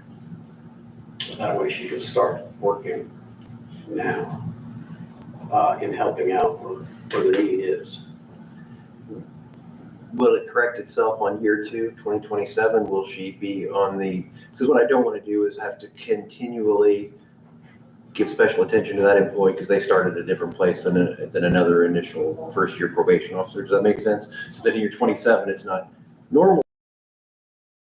It's always going to be different. Do you think it'll catch 1 year? I think every year they get an increase of 0, 1, 2, 3, and 4. It increases, and then 5 through 9. 4 through 9, that's 1 through 3. Because I don't think it's I don't think it's unreasonable for them to not take a pay cut to take a different position. That's probably a higher level position. So I agree with that. I just didn't want to cause future problems whenever budgetary considerations are made. So really, right now, you're okay with eliminating a probation assistant position and adding the probation officer position. So you keep this person as an assistant for 6 months, and then in January 1st, they transition to probation officer. The one ask we will do is though that for the budget, we just zero out for next year's budget, we just zero out the probation assistant with the understanding we won't fill that position until we come back and ask for permission. It's already in the budget, so we don't have to, we'll just go put $0 for that. This is creating a new position. Eliminating it. You're just not funding it. So what that would do for our board is you'd save the step of having to request it from us, the creation of it, which can be difficult because I'll say no.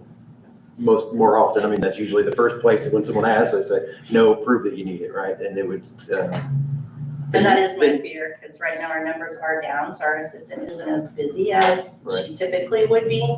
But when those numbers go back up, and then if we add an additional juvenile officer, they're gonna have additional needs too. So from our perspective, that's what we would be losing by not eliminating it. They wouldn't have to come back to us. They would just have to get okay from the council to fund it. I don't know if that's an issue for The only anybody. thing I would add is earlier today, we eliminated that position in the same, similar. Similar situation, right? Yeah. I guess my preference is to eliminate, but I see where they're coming from as well. I don't have a problem with the ask of the changing of the position. I think it realigns what you need to do. So as I read through this last night, I came up with 13 questions. I don't know that I need to ask them all, but I wanted to. But I wanted to give you I the. couldn't answer, yeah. I want to at least look through them because I had questions as I went through this, because we did just get it Friday afternoon, so I didn't have until last night to look at it. So the hybrid role, we kind of figured out that that's not going to work. So that's kind of that ask isn't, on paperwork, it's eliminated. In practice, that's probably how you're going to do it, right? The person will have a mixed role. Yes. So Their duties will include Will you assistant create a duties. different job description They'll or? have to.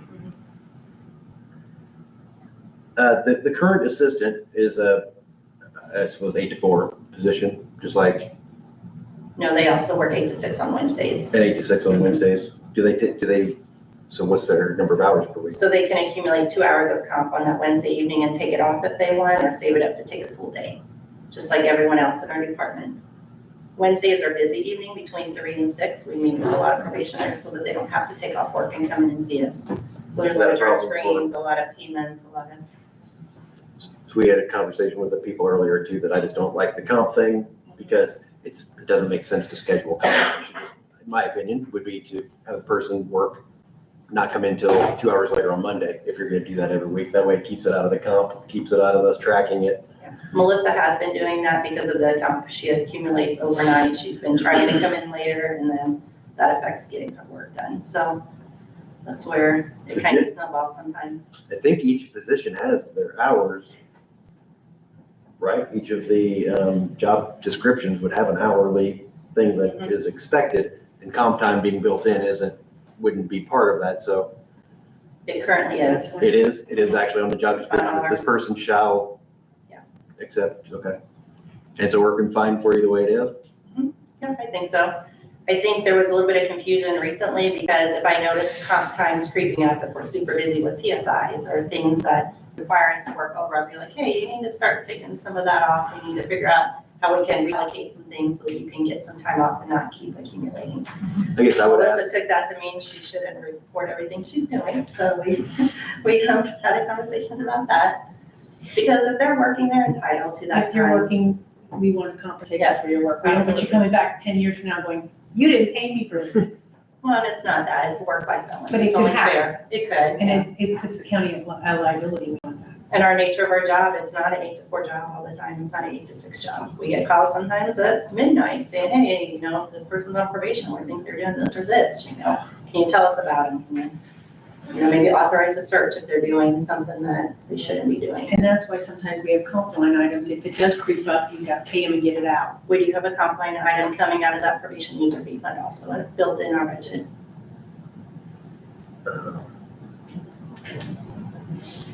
I guess what my request would be that you don't ask, because I had this problem when I was in the treasurer's office too, that people would build it up and then they would want to take it when it was convenient for them, not necessarily when it was convenient for the office. So I would make sure that you, if possible, make it so that it's for the betterment of the office. And I know you have to work it between the people too, but. We have work partners, so like if one probation officer in Superior Court needs to take off, I need coverage to make sure that the other one is there, and circuit's similar, or if I'm there, I can cover, but we check with each other before, so that I make sure my office is covered, same with the assistants. Okay. I'll be quiet about that, because if it's working for you, then, but I don't like paying out comp time if we can avoid it. Does Judge Quinn need to be involved in the discussion? Is he in favor of this? Can you remind us, I guess, who's in charge of probation office? It's one of the judges or both judges, or who is your superior? It would be both. Both So I judges. have officers appointed by a judge in circuit court, I have 3 officers there, and then in Superior Court, We have 3 officers there. So judge has specific appointments. Now, our budget is all under Superior Court. We made that change several years ago just to make things easier for everyone. So I did initially have him on the email, and then I thought I'm gonna wait until we come up with a decision and see where we're going with this, just to make him aware. I have sole jurisdiction on all juvenile matters, so they're all. You have that's sole your, jurisdiction. okay. They're only- So now your office would, your courtroom would have 4 probation officers and the other one would have 3. Here's the way I look at it. I told Jenny this over and over, they're probation officers, they're Du Bois County probation officers. So when things are busy, you never know how our docket lands. We may end up asking for 5 pre-sentences in one Monday morning. And that's too much for 1 or 2, actually the 2 probation officers, adult probation officers. So they get farmed out to the other probation officers that maybe less, for the Du Bois County probation officers, and just been assigned to a court. I got it. Makes sense. Thank you. Some do have specialized caseloads, so like juveniles are obviously very specialized, so I couldn't have one of my Superior Court officers come in and do the juvenile job without significant training prior, and that's where John and I kind of stepped in and got the additional training so that we could assist with that role. And then Kerrigan would also be trained in the juvenile, specialized. Okay, so yeah, I guess I just want to make sure that we don't approve something today and then Judge Quinn come back and say, hey, I'm an equal partner in this, why would I not? Well, you think he would be okay with? I think so, and I will have a conversation with him about it, for sure. Okay, and the new person will work the same hours? I mean, the same person, but the new role would be the same hours? You're talking the 8 to 4 and then 8 to 6? And they will also carry the juvenile cell phone, the on-call status, so those 2 then will go back and forth with that. Instead of one person always having that cell phone being on call. When was the probation assistant position created? I don't know that answer. I mean, has it been 10 years, 5 At years? least, I think. Been a while. Yeah, I'd have to go back and research that. And no, it's fine, not necessary. It's not brand new. It's not within the last 2 years. No. Not that I didn't remember.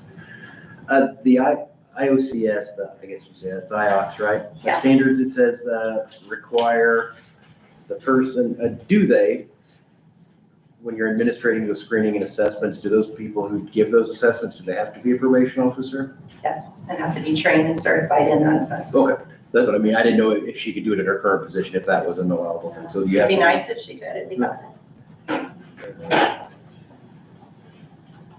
There's several things that she can't do as an assistant that is required that you're a certified probation officer.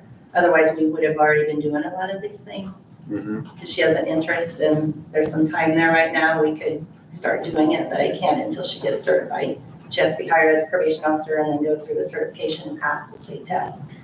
And then come back and then she can start doing some of these duties. So would those be things you would do over the next 6 months, or you would start doing those in January? I would like to, if I have enough funding in my training, and I would like, should have to be hired as a probation officer. I'd have to give them court services and See what's allowed? get their thoughts. Yeah, I can do some of the stuff that's not required, like there was a free motivational interviewing training that occurred in one county south of us that Melissa was going to, and I was able to get her signed up through court services. They allowed as an assistant for her to attend that, so I would work with them on everything that I can get in prior to being a certified probation officer, we will do. Good. So will we start paying her when she becomes certified, or when's your start date? Well, I'd like the board to approve that she transitioned from an assistant to a probation officer today, so she can start that training and start getting certified in all these. Good. Well, my thing is you really want to start on a payroll Well, we've period date. You don't want to do in the middle. That makes it complicated. But really, with this, if the wages don't change, that helps. Right, And absolutely. if the classification would change. Right. That's the only thing that would change at this point, would be classification. So if you did it immediately as this pay period, we'd start it yesterday. And because there's not gonna be a fiscal change, then the council doesn't need to be involved. So you talk about there's significant changes, and some of them are going into place July 1st of this year. So this is something that they created in previous legislatures. Now they're saying this is the drop date. Is that kind of how that worked? Kind of recent, yes. Yeah, and We knew changes were coming, not specifically what all those changes were, And now we know for sure that all of them are. So if this was, if we did just create the change for January 1st, like it sounds like what you're asking for now is a little different than what you had in here, but that's not a problem. But if we had waited till January 1st, so who would do the work between then, July 1st and January? I mean, Melissa would do all of it instead of it being split potentially? Yes. Okay.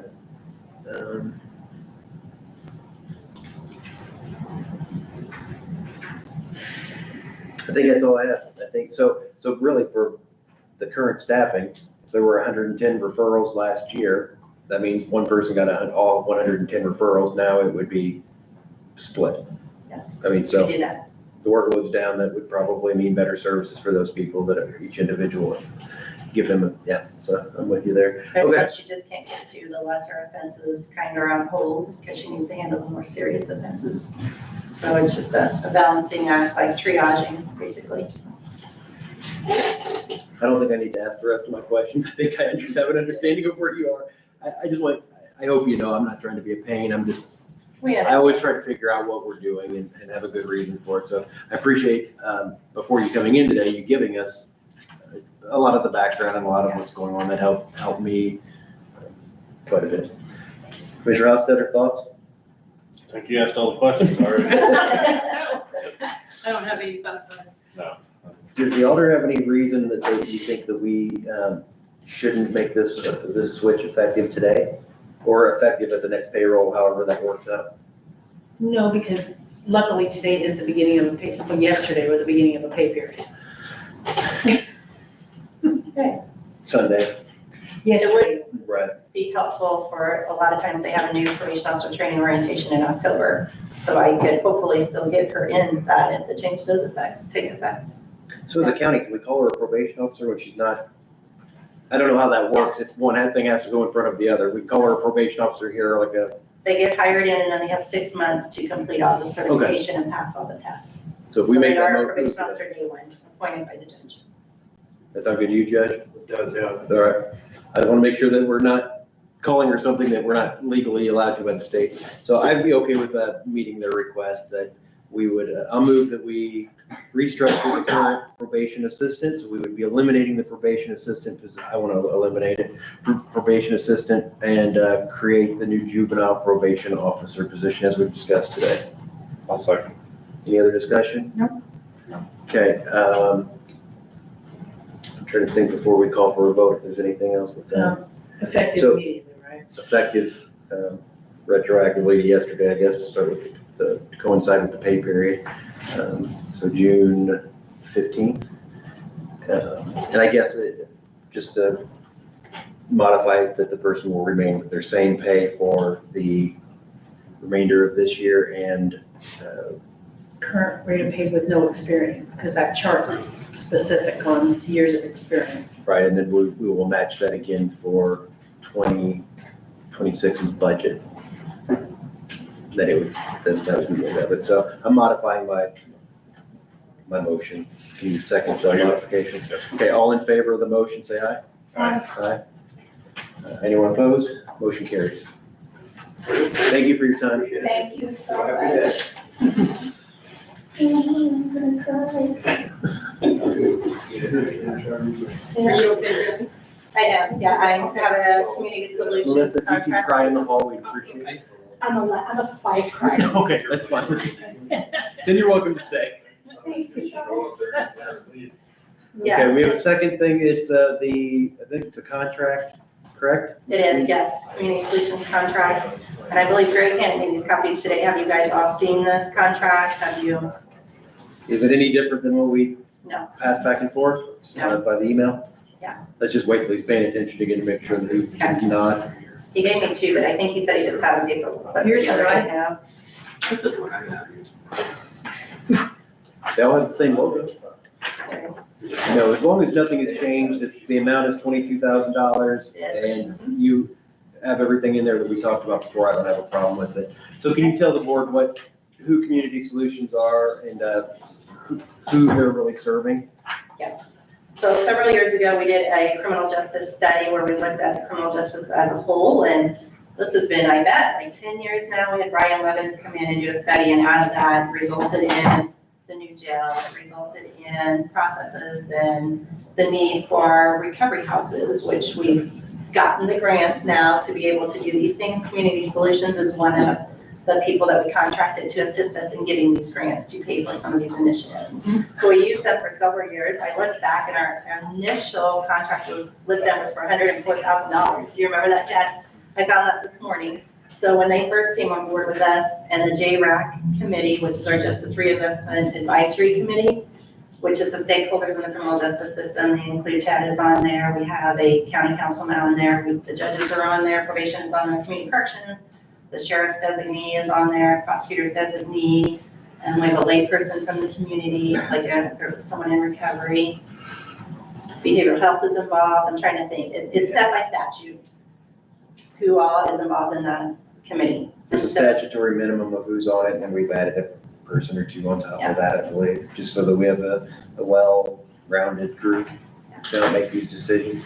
Absolutely. So to make criminal justice decisions for the county, look at why do we have jail overcrowding? Why aren't we using a recovery? Those type of things. So we look at them as a whole as a committee. We contract them with Community Solutions to look at grants to fund some of our initiatives. They've done very well for us. I think over $1 million they brought into this county for some different grants. Now with the federal freeze on those grants, it may be a little difficult right now. However, he just brought forth one from DMHA, the Department of Mental Health, that we're gonna meet, I think, tomorrow to look at and see if we can bring in some additional funding to continue with some of the initiatives we have in place. So they are kind of I look at them as our kind of overseer, administrator, look for the grants, help us navigate those grants and obtain them. Once we get them, help us work with our grant administrator, part-time, who does that for us and help us make sure that we're doing what we need to continue getting the money from these grants. Comply with all the reporting. I think the way I would shorten it is to say, everybody on that board has other jobs to do. Yes. And these people come in and they will be prepared, they will keep us on track, they will say, here's what I heard at the last meeting, this is what our plan was, and they'll hold us accountable for certain actions. So they get to be a leader. They corral the group and keep things moving forward so that probation doesn't have to solely take that on their shoulders, or the sheriff, or the prosecutor, or whoever. So they do a good job of just keeping it all together. Absolutely. And it's been very valuable. I'm not always impressed with contractors or with consultants and things, but this group has been, Eric has been really great. Yeah. And he comes on, he's gonna know the answers, he's gonna be responsive, and he helps keep our system moving forward. Yeah, I hate to think how it would have gone if we didn't have them in place. He stays on track, and when there's a little bit of disagreement or maybe discussion that goes kind of south, he gets it right back on track, and let's look at it this way, or, sure. He does a great job with that. I agree with Chad. It's a managerial kind Yes. of thing, yeah.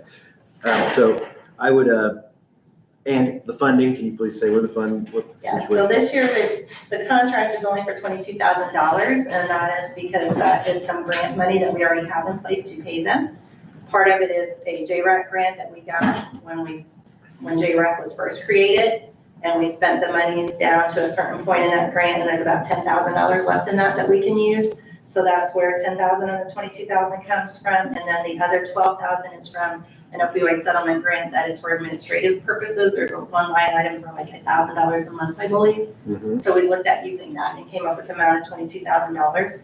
Community Solutions is agreeable to that, and we did talk, I think Chad suggested if we need to somewhere throughout the year, appropriate additional, a need comes up, some big project starts, then maybe we would take a look at that at that point. Sure. So right now they agreed, they wrote this contract, and I believe Greg has checked it over, we made a few changes to it, and Chad had looked at it and suggested some language changes, so this is the final contract that we came up with.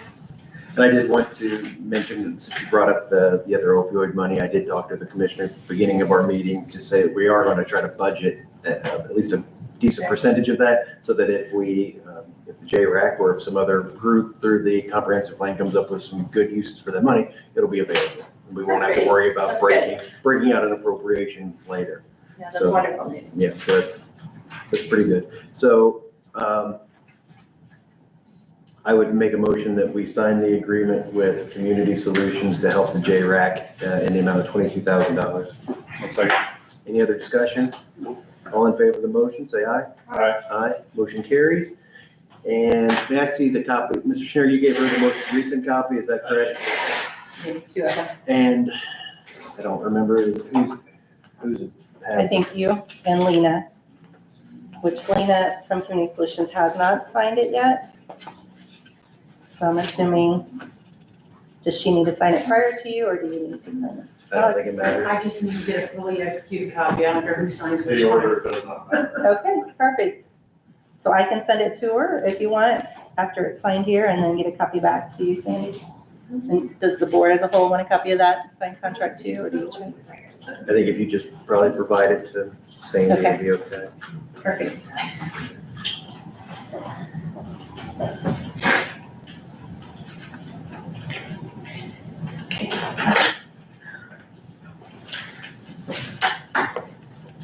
I just noticed nothing, I think the other one was filled out with your name, but this one looks like it's not. No You problem. gotta write it all in. You're gonna use the JRAC grant? Yes, that, an original JRAC grant from like 5 or 6 years ago. And opioid settlement administration. Matching grant. You guys are gonna put in a claim for that, right? Yeah, Randy does it, yeah. And we'll deplete one and then get together. Ms. Brewer? Thank you. Have a good day. Thank you.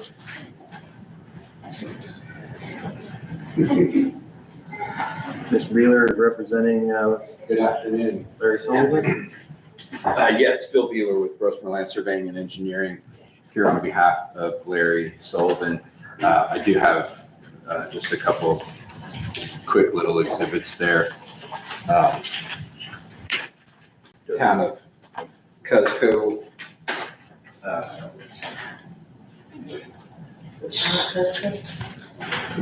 Yes. Unincorporated. But the flag is called the Town of Cusco. Correct. Yep. That's right. Plat of Cusco, Indiana. So, and I think Greg probably knows more than I do about this, but the short of the long, it sounds like, hopefully, is Larry Sullivan lives in the house right here on this, right in this house right here. Okay. And yeah, that's right. So he owns those 3 lots. Those are the 3 lots that I have highlighted in red there, lots 7, 8, 6, 7, and 8 of the original town of Cusco. If you'll notice then on the plat, directly to the north of that, and it shows it on the GIS as well, there's that strip through there. The north line of the town of Cusco is a 10-foot alley. And then Mr. Sullivan, sorry. Go ahead. And then Mr. Sullivan also then owns the other sheet, he owns that unplatted land to the north, directly to the north of that alley. And my understanding is that there has been a failure of the septic system.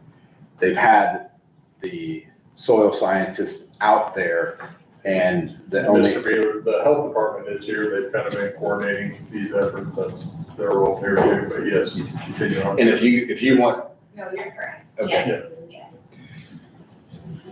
So generally speaking, the area where they need to put the septic system is on the north track, to the north of that alley. So they need to be running improvements through the alley.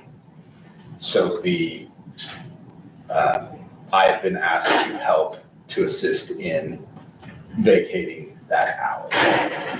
So this began because Mr. Sullivan was turned in on a complaint on April the 11th that his septic was outletting in the front ditch. So then we have been working with Mr. Sullivan to try to get applicable place on his property that he could put a septic system. So when we met, it was myself, Mr. Sullivan, Sean Werner, and Dave Ralston met out on his property, and due to a well that he has in his backyard, as well as a pretty steep slope in his backyard, the only place that was suitable for a septic system to repair his current alley in the ditch would be over that alleyway. So this is just the next appropriate step that we need for him to check the boxes of creating a septic system to put outletting in the ditch. So that's kind of where this all transposes from. Do we have measurements? It's a 10-foot wide alley, is that correct? It's like 170 by 10 feet wide out. Okay, and are you asking for a vacation of the whole 170 feet by 10 feet? We will be. We're not actually asking for that today. We're just kind of getting it out in front of you today. We have to do proper notices and all that type of stuff, so. I have no issue with it personally. The only question I would ask is I see the alley extends to the other side of Main Street as well. Would that be vacated as well? I was told I'm not so sure that it's it- already been vacated. Based upon the county records, granted, I can't find the ordinance, but the deeds transferring those lots to the west all carry a description to say part of a vacated alleyway. Okay, I see their garages in it. Right. Your deeds say it, but we can't find record that it was ever done, but that doesn't mean it wasn't done. And that wasn't an It could be- alleyway, right? That was a street, right? That's also an alley. It was also an alley. Correct. But we don't know if it's in some minutes somewhere that we haven't found it yet. I think the purpose of this is just, again, the east of Main Street. I've discussed with Mr. Beeler appropriate notification by publication as well as abutting landowners.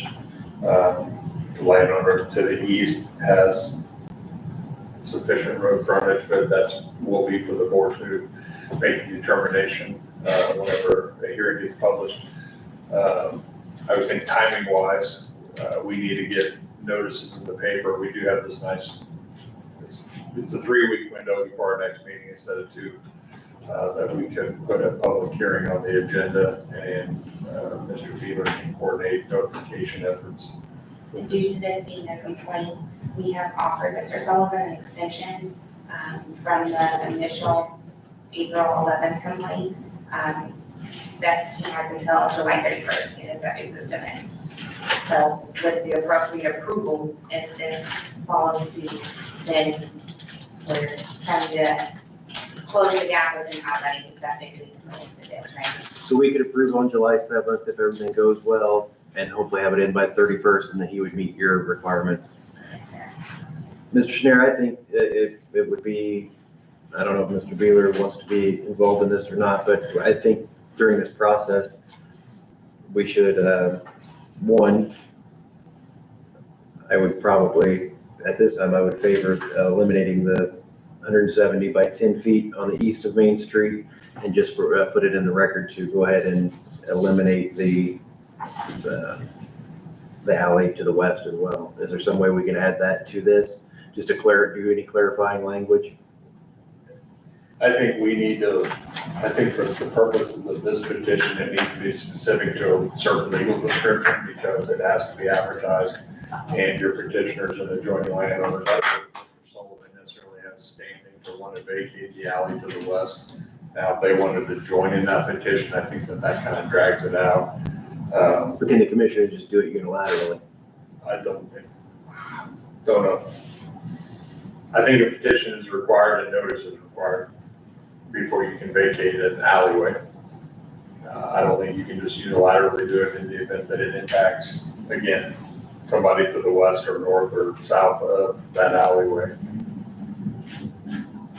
You see what I'm trying to do? Just clean the whole thing up. If we have deeds already in place that say that that it's done, you just can't find the record of it. This all kind of came up last week and then again, haven't had a real chance to dig into those records. I know it's referenced and we looked at our ordinances. I mean, I had people, some people were searching and we Couldn't locate them, but. So.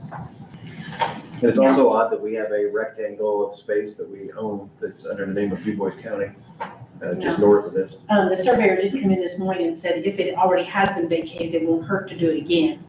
But we can't find that record of where it was.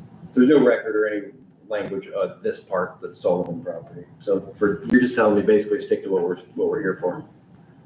Okay, so I'd be fine with Mr. Beeler moving forward. That's all you're really checking on, right? Yeah.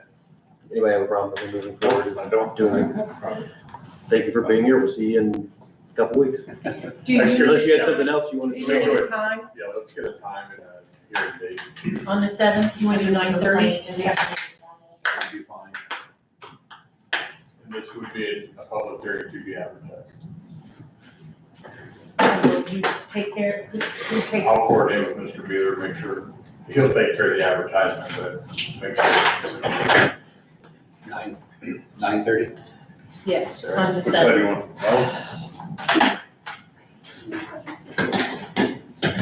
Okay, Thank you, sir. pressure's on me now. That's right. You're done. Thank you, Health Department. Thank you. Have a good day. Thank you. All right. Yeah, they're. The surplus items? I do have, Kate Schwank came back with the perimeter lighting agreement. Greg has just reviewed it, so we need to. You found it, see what, okay. He just looked at it a little while ago. Greg, this is satisfactory in your opinion? Yes, And we can get out of it anytime we need to still? there's notice requirements, but yes. Okay. There's different exits based upon breach or just For convenience? Okay, I'll make a motion that we sign the perimeter lighting agreement between Main Street Jasper Incorporated and DuBois County, Indiana. Second. All in favor, say aye. Aye. Aye, motion carries.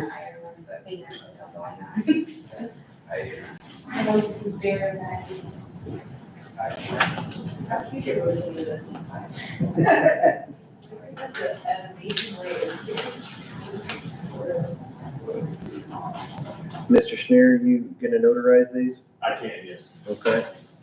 Yeah, we had that discussion. That's right. I gotta remember if I brought my notary seal or not today. Okay, so if you want to witness the signature, I guess, there of. Yeah, we talked about my attestation. Yeah, that's fine. I can notarize them. I will need to take them with me though, because I don't have my stamp. Okay, I just want to give a quick update here on Mid-States Corridor. That's been a topic. I'm certain you've been getting letters in the mail and have people talking to you about it. I want to give you an update that myself and Mr. Kleesner and the Highway Department had a meeting with others on Thursday. It was to continue the discussion on relinquishment and what that would look like, when that could happen, just everything about that. So there's nothing in concrete, but it's just discussions to discuss some of the concerns of the local units and to get some feedback from NDOT. So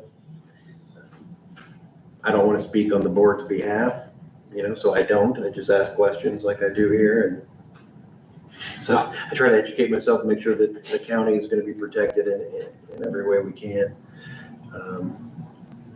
Just for our sake here as a board, a major consideration, I think, is us taking over the road and what that would look like. One, I guess, two options as I see them. One would be not taking it over, not having anything to do with it until such time as the new road is finished and open, right? So it would be, they cut the ribbon or whatever they're gonna, if that happens, they cut the ribbon, they open it up. As soon as that happens, we would be responsible for our portion for that, potentially. I guess we would still have to have an agreement at that time to take it over. I don't know what would happen if we said, no, we won't take it over. Somebody asked me that and I said, well, if we said we don't, I'm sure we can do that, but I'm sure the state could also say that we're not gonna maintain it or we're gonna dead end it in your county, or there would probably be, I don't know what the different outcomes could potentially be. There'd be some push and shove. Right, we could be bullied, they could be bullied, and we could all lose, or we could do, it's just something to consider. So the other option is, so that would be one, we wait till the very end, the state says that that's an acceptable option. The other is to take it at some point previous to that, and the state will give a payment of some sort. So that payment would be, then we would, I think the way that they worded it was we would, it's kind of like a joint deal instead of, so we would maybe be responsible for the maintenance of it, but it would still be a state road until the new one is open. So I think those are really the options. We could take it over early, sometime before the road's open, or wait till the end. the further you wait till the end, the less that the state provides as a relinquishment. Right, as some amount for that. So so whenever they ask us, or when we're having discussions and they say, if anybody is definitely not wanting to take over the road until the end, they'd like to know that sooner. If you did, they'd like to know that too. I guess they'd like to have a feel of where we work on that continuum. So, from everything that I know so far, I have no interest in taking the road over until such time that the other road is open. Because it's just, there's no certainty of how long it'll take, of what condition that road would be. And during that whole time frame that we would be responsible for the maintenance, we wouldn't have any additional revenue coming in to pay for it. So I just didn't know if you guys wanted to say, let's don't make any decisions, let's just see how it plays out, we can do that, or if you all said, I sure don't want us to take it over until the other road is complete. If we, that's how I feel, that's what I would want to do, not take it over until then. But if you two feel differently, then I'll just stay neutral. We as a board will stay neutral on it. I won't tell them anything. I think I'd prefer to wait to take it over, but I would also have an ask of the state not to give us a poorly maintained road. Not that we immediately get it and it needs pavement and it hasn't been maintained. And we got a big cost on our hands. I don't remember how 3rd Avenue worked. I know the county got a small portion of that, the city got a portion. And if I remember correctly, they repaved it prior to signing it over to the city and county. Yeah. If that's a possibility, I think, then we're starting at square one. Now, we've got a newly paved road and we're gonna maintain it from here forward. That would be ideal in my mind. Right, I think that's kind of how this would play out. They would say, let's say that the maintenance estimate on it is $1. They'll say, we'll either give you $1 now and won't fix it, or we'll fix it and we don't give you the $1. Right, I mean, nobody's gonna be we're not getting ahead on the state, they're not really getting ahead on us. Right. It's just, do you want to do we want to negotiate a payout now for taking over the road early, or do we want to wait till the end? I say I am more risk averse and I wait till the end. I would agree. I mean, you don't know if they're gonna start building this road and they estimate 3 years and it's 5. Or it's 15. Yeah. Yeah, you don't know that. Okay, Yeah, so when they ask in the future, I'll say the board's feeling as of today is we are not interested in relinquishment, taking over the road at this point. Right. At this point. If they came in with some big offer or something, then we discuss that. Okay, that's all I really wanted to do is that we've talked about that. I'd hate for it to come back to this board and say, well, Chad said this, and you guys weren't involved. I don't want to do that.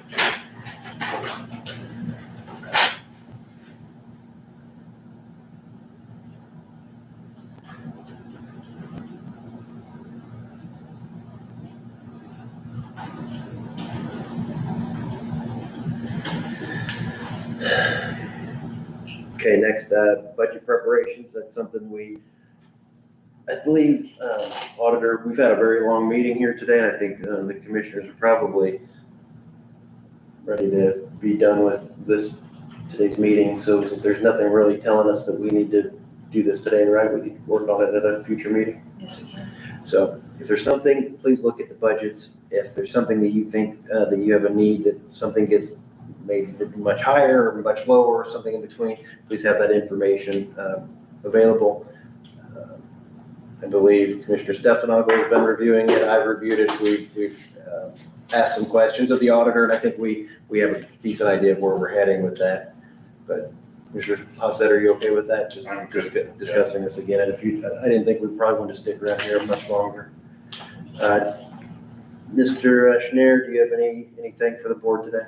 The only thing is, there's a seminar next week in Indianapolis that the Municipal Water Association puts on regarding legislative updates. I'd like to attend that. I've done that in the past, and the county has reimbursed those claims, but I just wanted to give them a blessing to do that. And does that come out of our travel line? the commissioners, so I did not go last year, but I would like to go this year. anybody have any opposition? Nope. You have our support to do that. Thank you. Anything else? No, that would be it. Anything, county auditor? Okay, let's, close the meeting. Do I have a pause button? No, you slide that little orange one down. That's it. Oh, man. Hope the boss don't make me take the